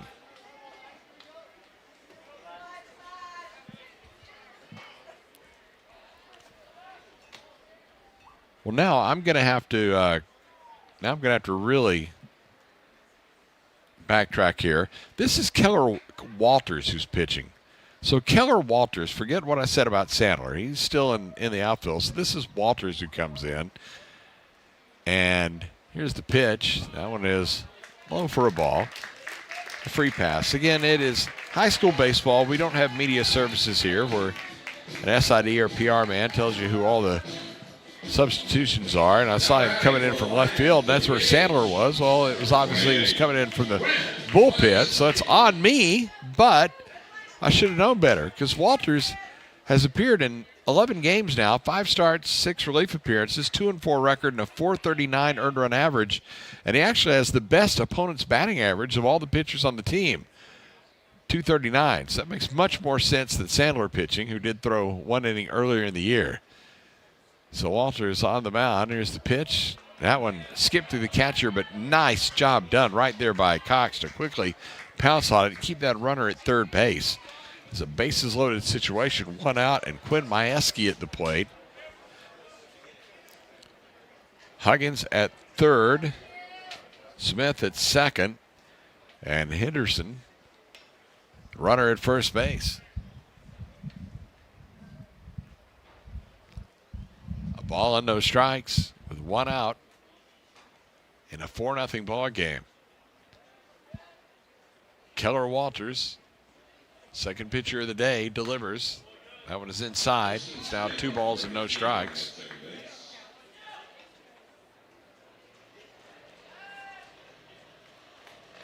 Well, you talk about the game that is ground to a halt. This one would be it. This catcher goes out and talks to his pitcher, and this has just been a very, very slow baseball game.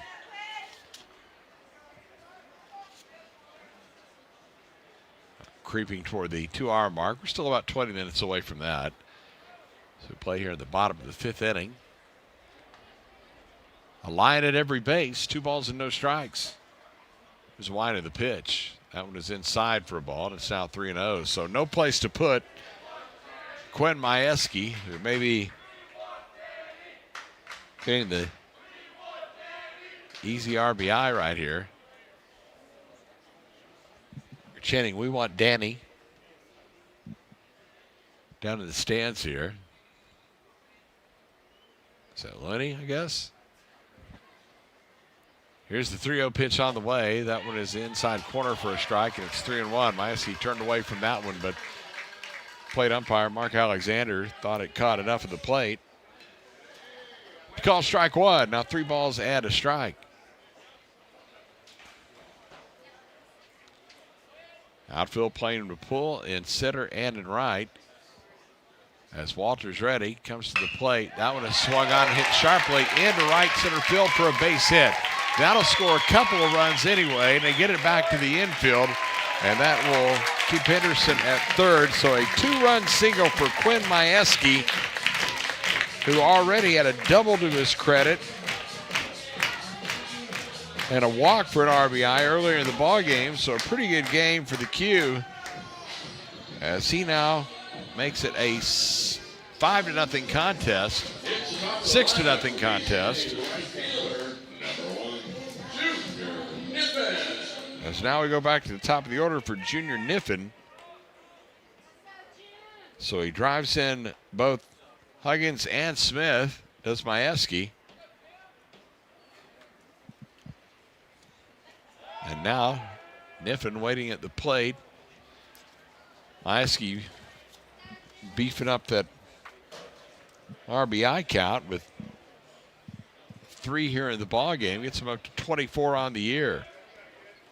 Again, so many of these, let's see, that's 1, 2, 3, 4, 5, 6.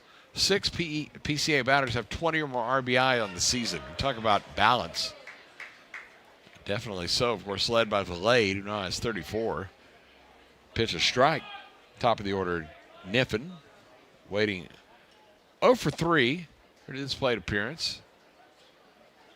Football and baseball star here at Prestonwood, heading to SMU. 1 strike pitch. That one got through the catcher, back toward the screen, coming in and strolling in home from third is Lash Henderson, and on to second. Or on to third, I should say, goes Majewski. And they increase the lead now to 7-0.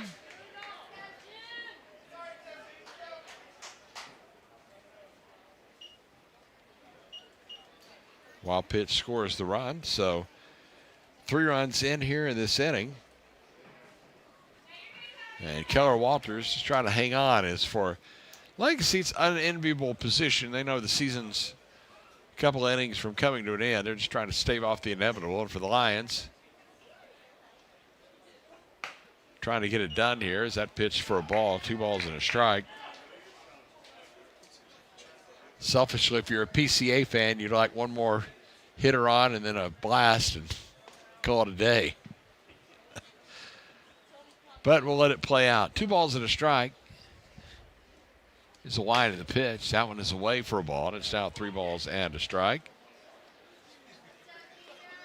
Thanks to Pastor Jack Graham here at Prestonwood Baptist Church. Of course, the primo fan of Lion Athletics. Saw him here at the ballpark, and always good to see him. Thanks to Brian Allenbach from the Prestonwood administration and all those. Athletic Director Shannon Purcell, everybody who's been with us all year long. Pitch taken for a strike. It's now 3-2. Had a lot of good times this year in our initial baseball season. Heard all about the Graham and Lion Field, and let's see now why it's kind of special. 3 balls, 2 strikes, 1 out. Here's the set at the belt and the pitch. Swing and a pop-up, foul ground, first base side. Will he have room? The first baseman, that is Plunkett. Yes, he does. And in foul ground, Plunkett makes the catch right in front of the PCA dugout as Niffen pops out. And there is now 2 gone here in the 5th inning. That'll bring up Jake Felsman, runner still at third base. Felsman 0 for 2 with a walk in the ballgame. Right-handed hitter.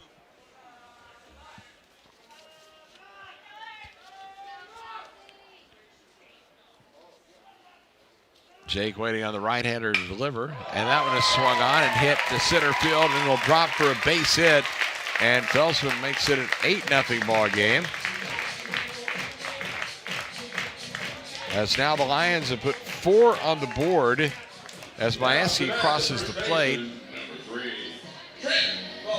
And now Trent Valade with 1 swing of the bat can send us home. And he is certainly capable of doing that.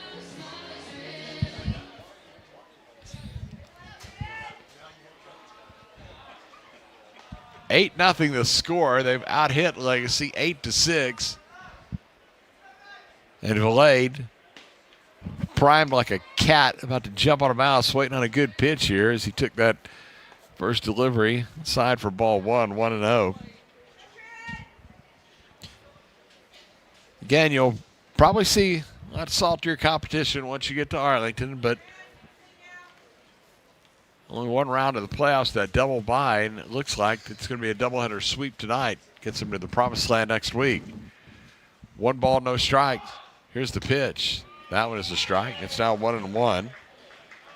Fillet is the 8th man to hit here in the inning. Aiden Moffitt waiting on deck.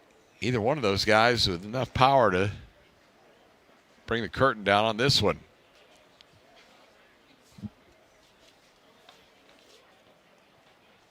One ball, one strike. Here's a delivery. That one is swung on, hit back through the middle. Second baseman with a sliding stop. Throw to first is not in time. Gets away from the first baseman, and on to third goes Felsman. So an infield single. A nice job by the second baseman, Burgess, to make the play, but it's going to be a tough error because you've got to allow for the runner moving to third, so it's an error charged on the second baseman to allow the runner to move up. So a single and an error on that play. Now the game-ending runs are on base, and here's Aiden Moffitt at the plate, the third baseman, who is 1 for 3. Single to run scored, a strikeout, and a fly ball out to left field.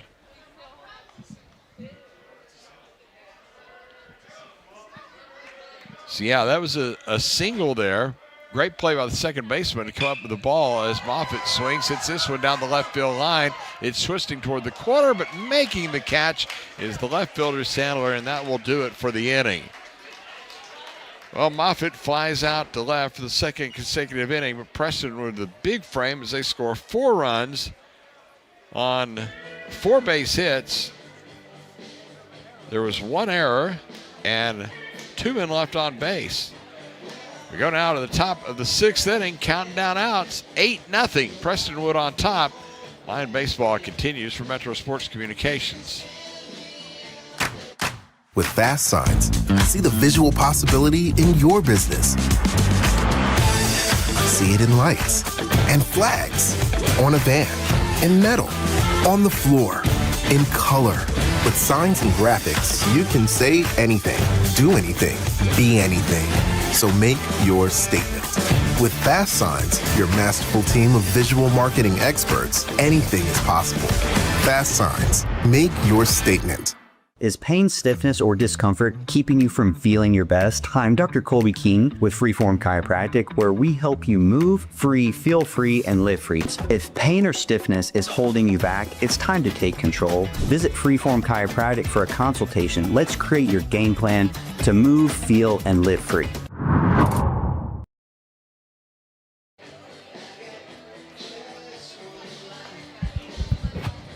Top of the 6th inning, 8-0 ball game as Steele LaBeouf got to the mound for the Prestonwood Christian Lions. And so far, LaBeouf been pretty salty through the first 5 innings. He has given up 6 hits in the ball game. But you look in the walk category, you see a big fat 0, and that is matched by the zeros you also see in the run and earned run categories. He had been overpowering. He struck out just a couple. And now here comes Carson Plunkett to the plate. The Plunkett, Victor, and Cox. That will be 2, 3, and 4. A modern-day law firm, Plunkett, Victor, and Cox. Here's the first delivery. That's a strike, and it's 0-1. Again, 6 outs to go. Perhaps to the state tournament. PCA second straight trip there as that one is swung on and fouled out of play over on the third base side. You saw Moffitt there giving chase, but unable to get there. No balls, 2 strikes, nobody out. Good player in the top of the 6th inning. Plunkett 1 for 2 in the ballgame, had a single in the first inning, grounded out in the third. Left-handed batter at the plate. Here's a 2-strike pitch. Swinging the ball hit in the air toward left field, and that's going to drop for a base hit in front of Huggins. Get it back to the infield, so a leadoff single here for Plunkett. Second hit of the ball game for him. That'll bring to the plate the shortstop, Jackson Victor. Only a sophomore. He'll be back for Legacy.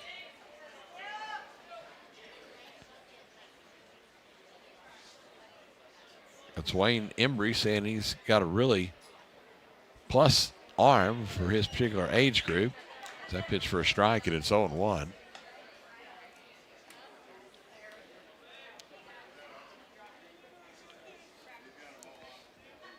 Again, he has played both positions in the middle of the infield. Again, he started shortstop in both of these games today.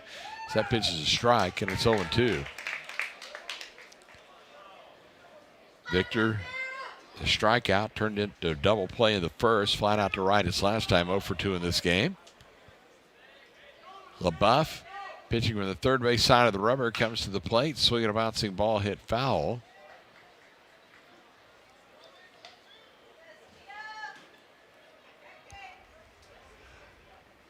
So 0-2 here to Victor. Get a pretty quick wrap up when we're done, as we'll get a celebration, it looks like, for the Lions as we get late in this one, as that pitch is swung on and foul back to the screen. So it stays no balls and 2 strikes right here to Victor. Again, there was some vibe and some excitement, particularly early in game 1. Of course, Lions wound up putting that one 7-0, but now it kind of seems like everybody here is just like saying, come on, we get to the end of it, let's go to state. Here's the pitch. That one is going to be a called strike 3. And still LaBeouf, for the second time of the game, strikes out Victor. And that's the third punch out of the game for LaBeouf. That'll bring up Caden Cox now, the catcher, who is 1 for 2 in the game. He steps in for the left side batter's box. Still with the runner at first base. They hold him there with Valade. Now still LaBeouf, ready to go, delivers. Swinging a ball hit back through the middle of the infield. Charging, Bachman has it, throws across in time. And there is out number 2. They retire Cox, but on the play, Plunkett moves up into scoring position. He is at second base. With 2 out. Now the left fielder, Chase Sandler, comes up. Again, I tried to put him on the mound in that last game, but it wasn't Sandler that came in. Instead, it was Keller Walters.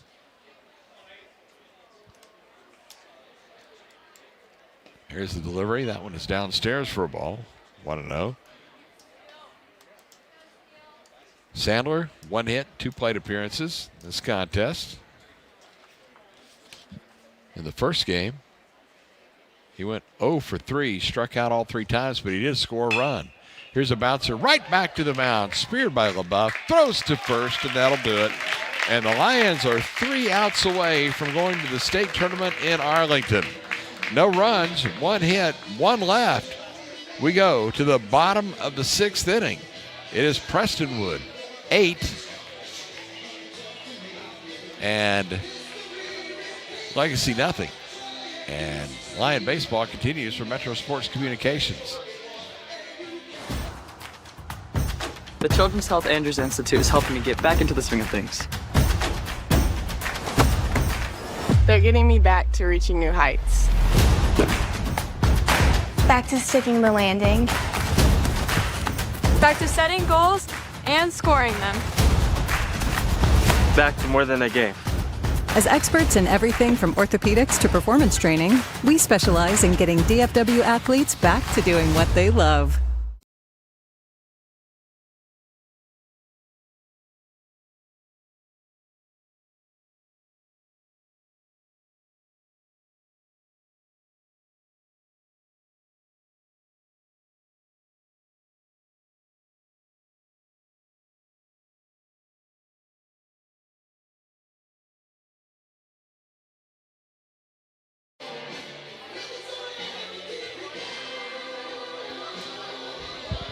Bottom of the 6th inning.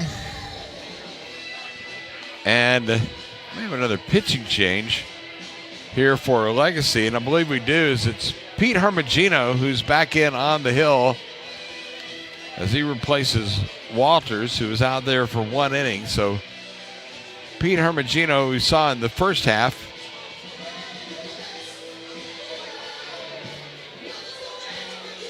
and let's see, we got a new right fielder. And we got a, let's see who that is. Okay, so the right fielder is Will Miles. So check into the ball game for Christian. So Miles goes in. Hermagino comes in to pitch.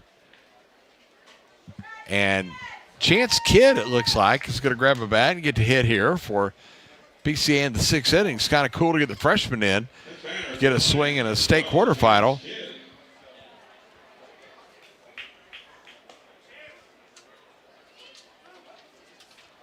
So closing the book here on Walters as he goes 1 inning, gives up 2 runs, both earned. He did allow 2 other inherited runners to score. Gave up 3 hits, walked a batter. And now he turns it over to Pete Hermagino.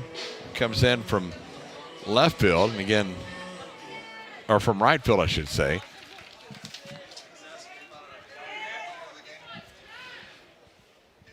We'll have to see about our star of the game after it's all said and done, as that pitch is going to be downstairs for a ball.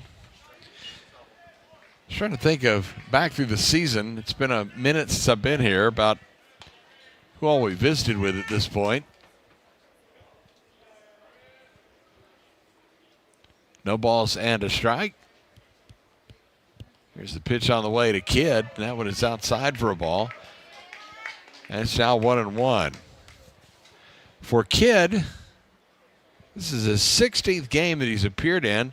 20th at bat. He has 5 base hits. He's hitting at .263. 2 homers, 5 RBIs, and he hits that one back through the middle into center field for a base hit. Chance Kidd, freshman, is on at first base. The sharply hit ball back through the guts of the infield. And that'll bring up the catcher, Cruz Benuelos. So the future catcher, Chance Kidd, sets the table for the current catcher.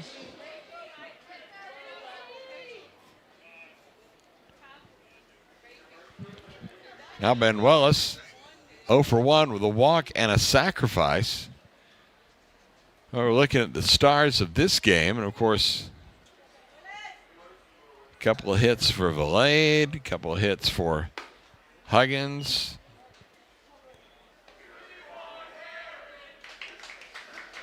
A couple of hits for Majewski. 1 ball, no strikes. Here's the line of the pitch. Swinging a foul back. It's now 1-1.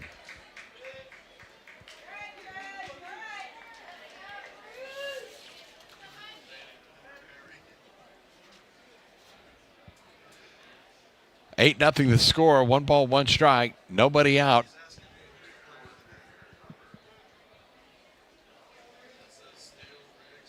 Here's the set and the pitch. That one is low, and it's now 2 balls and a strike.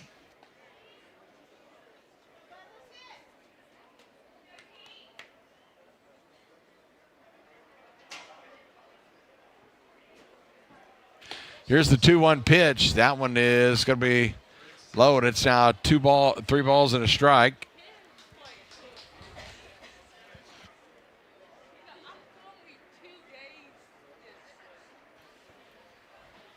Nobody out here in the bottom of the 6th inning.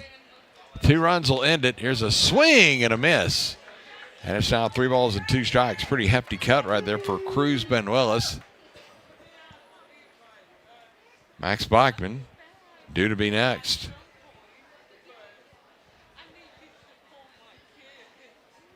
Three-two delivery on the way. That one is swung on, hit sharply into the outfield, into right center field, and it's going to roll all the way out toward the wall. Runner going to third, and they're putting on the stop sign right there for Kidd as Benuelos on at second base. The sharply hit double, and now this one is close to being done as runners at second and third, representing what would be the game-ending runs.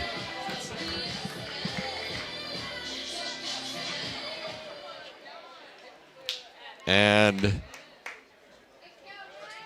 now it looks like Preston Smith is going to come in and run. He tried to run at first base, but the guy that hit it before Benuelos was at second. It's like, go ahead and move on up to second base. So 2 on. Here's Bachman to the plate.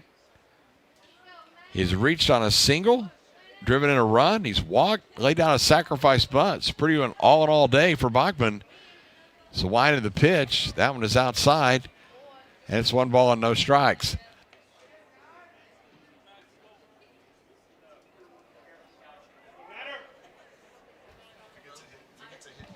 One ball, no strikes. Max Bachman could be a popular guy with a single right here. Trying to close this one out and send the Lions to the state tournament. He tried to hold up on his swing there, but he went around. It's 1 ball and 1 strike. Well, again, Bachman again reaching 3 times here in this one. He took an 0 for 3 in the first game. Just turned it on here in the nightcap. Here's the 1-1 pitch. That one is taken high for a ball. And it's now 2 balls and a strike here to Max Bachman, a junior. Big fellow about 6'4", in the right side batter's box. He checked his swing, and he takes ball 3, 3-1. First base is open. Lash Henderson waiting in the on-deck circle.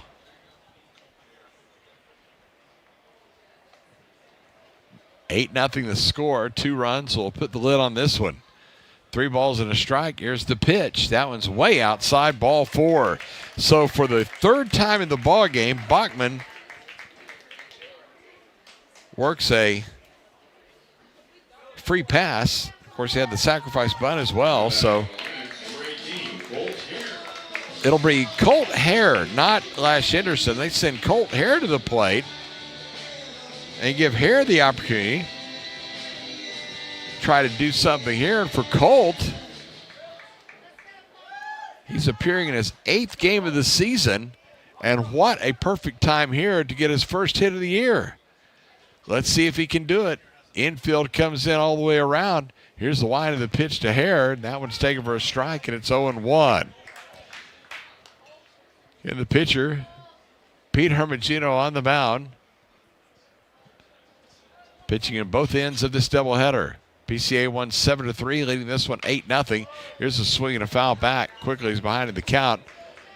No balls and 2 strikes. Junior Niffen on deck. Junior's had a rough day today. He's 0 for 4 here in the nightcap, although he does have a stolen base. 0 for 7 for the day with a walk and a run scored and 2 swipes as Hare swings and hits this ball into the shallow edge on the right field side. It drops into fair territory, and the throw home, they get the force out at home because that was a no man's land ball that hung out Kidd, who is out at the plate, and there is one gone as Hare bounced that one in. So it was it's going to be a fielder's choice that robs him of the hit because it winds up being a 4-2 force out that retires Kidd on the plate. Now the runners, all 3 runners still on the base pass, but it looked like that ball dropped in and Hare was going to get his first hit for the year, but instead they get the out at the plate, so it changes it into a fielder's choice. So now Quinn Majewski with a chance to do something here. The base is loaded as he is 2 for 2 in this ballgame with a walk and the pitch, swing and a miss. And it's now no balls and a strike.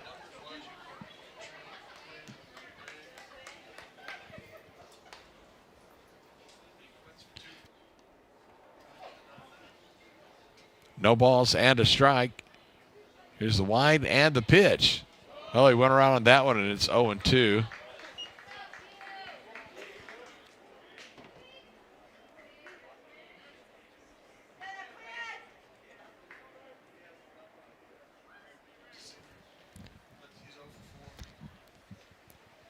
No balls, 2 strikes. Here's the wind of the pitch. That one's high and away, and 1 ball and 2 strikes.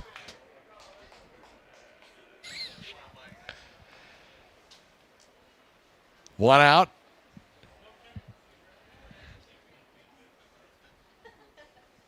1 ball, 2 strikes. Everybody just kind of hanging around and wait and see what happens here with Majewski as he checks his swing on that one. It's downstairs. 2 balls and 2 strikes. If you're looking ahead to the 7th, which may or may not happen, Legacy will have numbers 6, 7, and 8 due up. Hermogino, Burgos, and Barnes, the scheduled hitters. 2-2 pitch. Swinging a ball hit sharply into right field for a base hit. 1 run will score. Here's a run coming to the plate. Scoring and sliding what is the game-ending run, Max Bachman. And PCA wins this one by a final score of 10-0, and they're heading to the state tournament in Arlington. Well, a sharply hit single by Quinn Majewski, who has 3 hits in this ball game. And 2 runs scoring on the play, and that one puts the lid on it as Prestonwood improves to 29-3 on the year with a 10-0 run rule victory. Well, the handshakes out in the middle of the field. And again, state tournament time coming up for PCA. And what a night here at the Graham, the final night of high school baseball for 2026. And the Lions send the fans out in style as they win it by a final score of 10-0. A timeout here, and we'll have the final totals and more coming up next. This is PCA Baseball for Metro Sports Communications. Hey there, Lion Nation. I'm Rudy Casanova, owner and president of Global Strategic Business Process Outsource Solutions.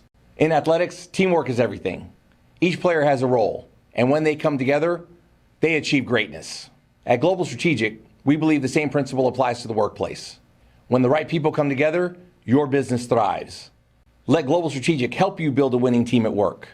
Visit www.globalstrategic.com for more information and schedule some time with me or one of my team. The Casanova family and Global Strategic are proud supporters of the PCA athletic program. Go Lions! With fast signs, see the visual possibility in your business. See it in lights and flags, on a van, in metal, on the floor, in color. With signs and graphics, you can say anything, do anything, be anything. So make your statement. With Fast Signs, your masterful team of visual marketing experts, anything is possible. Fast Signs, make your statement. Make your dream outdoor space a reality with Aquaterra Outdoors. From full-service design to construction for landscaping, pools, and outdoor structures, we offer everything you need for your ideal outdoor environment. With years of experience and a commitment to excellence, Aquaterra Outdoors, elevating outdoor living to the next level. Contact us today at 214-387-8333 or visit our website aquaterraoutdoors.com and start your journey to the ultimate outdoor experience. Well, they're playing celebration here at the ballpark. As you see on the scoreboard, PCA victorious by a final score of 10-0. And stick around, we are going to try to endeavor to get a Star of the Game interview coming up, so we'll have that momentarily, I do believe. But let's give you the final totals right now. For PCA, 10 runs, 12 hits, no errors, and 10 men left. For Legacy Christian, no runs, 7 hits, 1 error, and 5 left. The winning pitcher is Steele LaBeouf, as LaBeouf improves to 10-0 on the year. And that's pretty stout for a sophomore who winds up going the distance here in this one and getting the victory.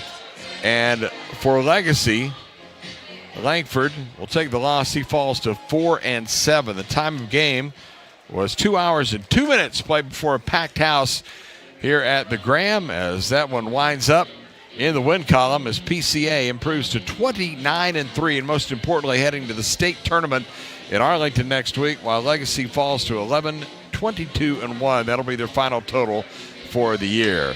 We owe you one more timeout. When we return, we'll have our Star of the Game interview coming next. Kind of put a lid on things here at the ballpark as the 2026 home season is over. We'll tell you who's coming up next. This is PCA Lion Baseball from Metro Sports Communications.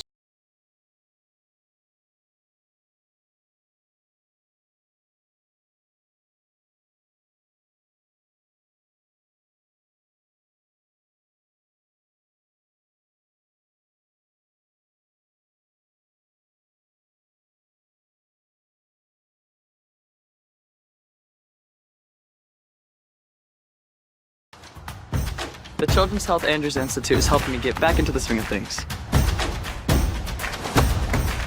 They're getting me back to reaching new heights. Back to sticking the landing. Back to setting goals and scoring them. Back to more than a game. As experts in everything from orthopedics to performance training, we specialize in getting DFW athletes back to doing what they love. At Paris Baguette, our expertly crafted cakes, decadent pastries and breads, and freshly brewed coffees are always served with a smile. To find your neighborhood bakery cafe, visit parisbaguette.com.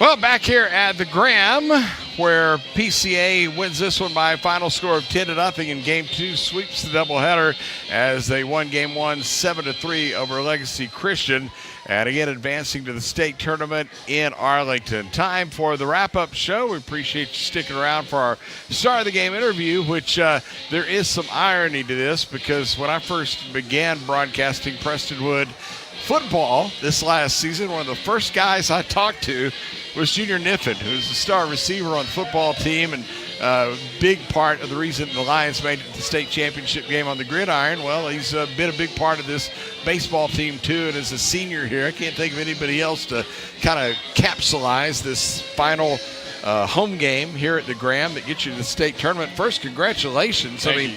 What does that feel like, getting those 2 wins and punching your ticket? Oh, it's amazing. I mean, this is just a culmination of all what we practiced and all our hard work since the guys in the fall, and then coming in here after football, and it's just amazing being part of this team. Like the camaraderie with all of us, it's just amazing. I wouldn't want to do it with any other type of guys. You bring up a good point. Coming in from football, now, is that difficult or is it easy because your engines are still up? You know, you've just played a competitive sport, but do you have to shift gears a little bit, get into baseball mode? Yeah, it's definitely a challenge, I would say. If you don't play football, you play fall ball, and I didn't get the chance to do that. So all the other guys were about like 3 months ahead of the baseball schedule. So it's obviously a challenge just going into it. And but I settled in good, I think. So it wasn't really like that much, but usually it's a pretty hard challenge.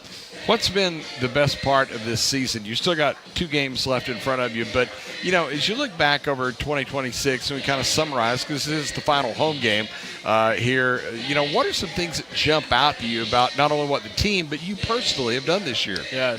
So for the team, I would say, I mean, the seniors for here, I mean, we've all been with each other since freshman year. So it's amazing to, like, be able to play with them throughout these years and then get to know each other so well and then come out here and all play together. That's really the best. And then for myself, I would say, like, this is just a culmination of all the hard work that I've had since I was, like, younger.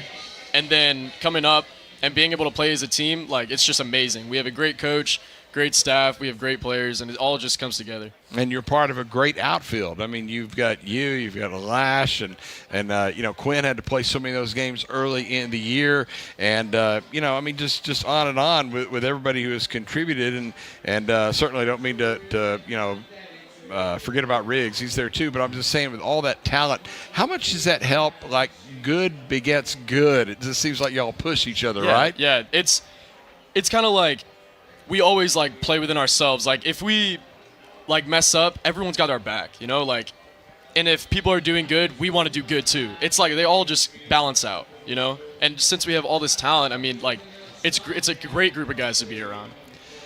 You have had a very, I guess, unique situation this year because not a lot of teams get to play an entire season basically as a favorite. Every time you walk out on the field, you're expected to win because you're that good. So that's a good thing, but how much pressure is that to live up to that? I would say that it's a lot of pressure, but, I mean, it creates us. You know, it's a privilege to go out there and be able to, like, know that, like, we should be winning this game and that we all have that mindset that no one can beat us. So that's how we go out there for every game.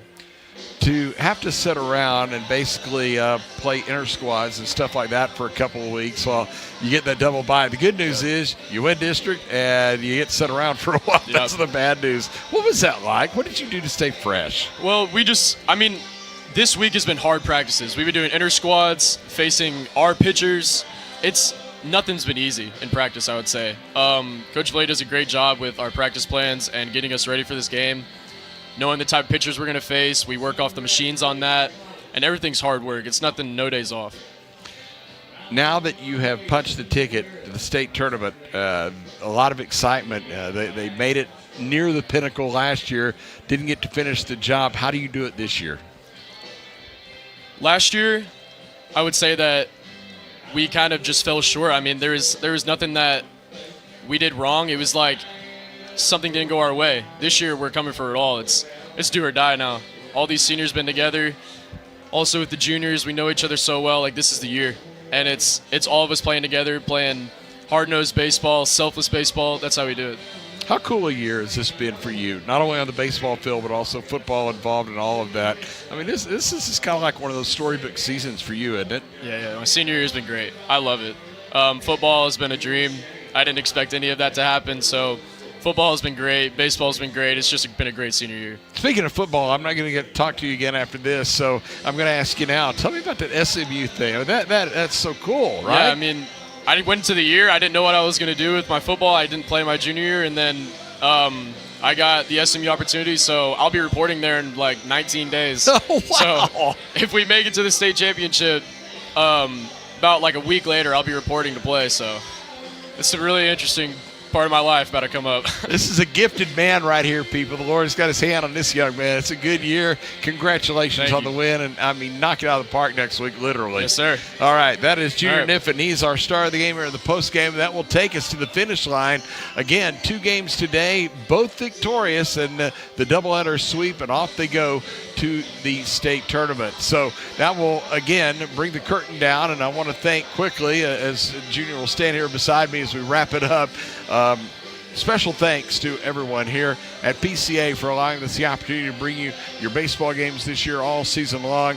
And it's been quite a thrill working with Coach Valade and all the coaches who we mentioned before who've been a part of this one. An amazing team that, they put that 29th win on the board, and they're probably going to pick up 2 more next week. That's what I'm saying. We'll see. Yes, sir. But all that coming in, Junior agrees with me. Yes, sir. But again, thanks to everyone here that we talked about, from Pastor Graham, Brian Allenbach, to Shannon Purcell, to Coach Valade, and everyone who's been so gracious to us this year and so wonderful, the entire staff. I want to say thanks to our engineer, producer, who's been phenomenal all year long, Barry Walters, of course, Ben Stevenson here, Nathan Graves, and run our #1 cameras, Brooke Messerat, Seth Thomas, and Jordan Chong, who's running the camera today as well. Also to Preston Clark, who helped out as well. Kaylin Kelly did a couple of games too. For all of those people, they kicked in. They did a great job, and that's why you got to enjoy it this year. We had a wonderful time calling these home games here at the Graham. Look forward to doing it next football season. We got more coming up.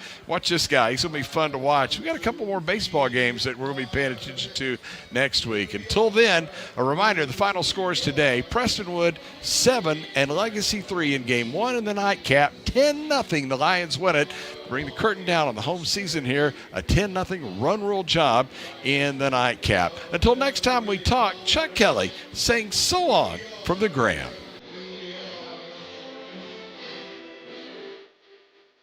Prestonwood Christian Academy Baseball has been brought to you by Freeform Chiropractic, Children's Health, Andrews Institute for Orthopedics and Sports Medicine, Harris Baguette, Cowboys Fit, Fast Signs North Dallas, Sky Ranch, Aquaterra Outdoors, Also by Texas Tiny Teeth Pediatric Dentistry and Orthodontics.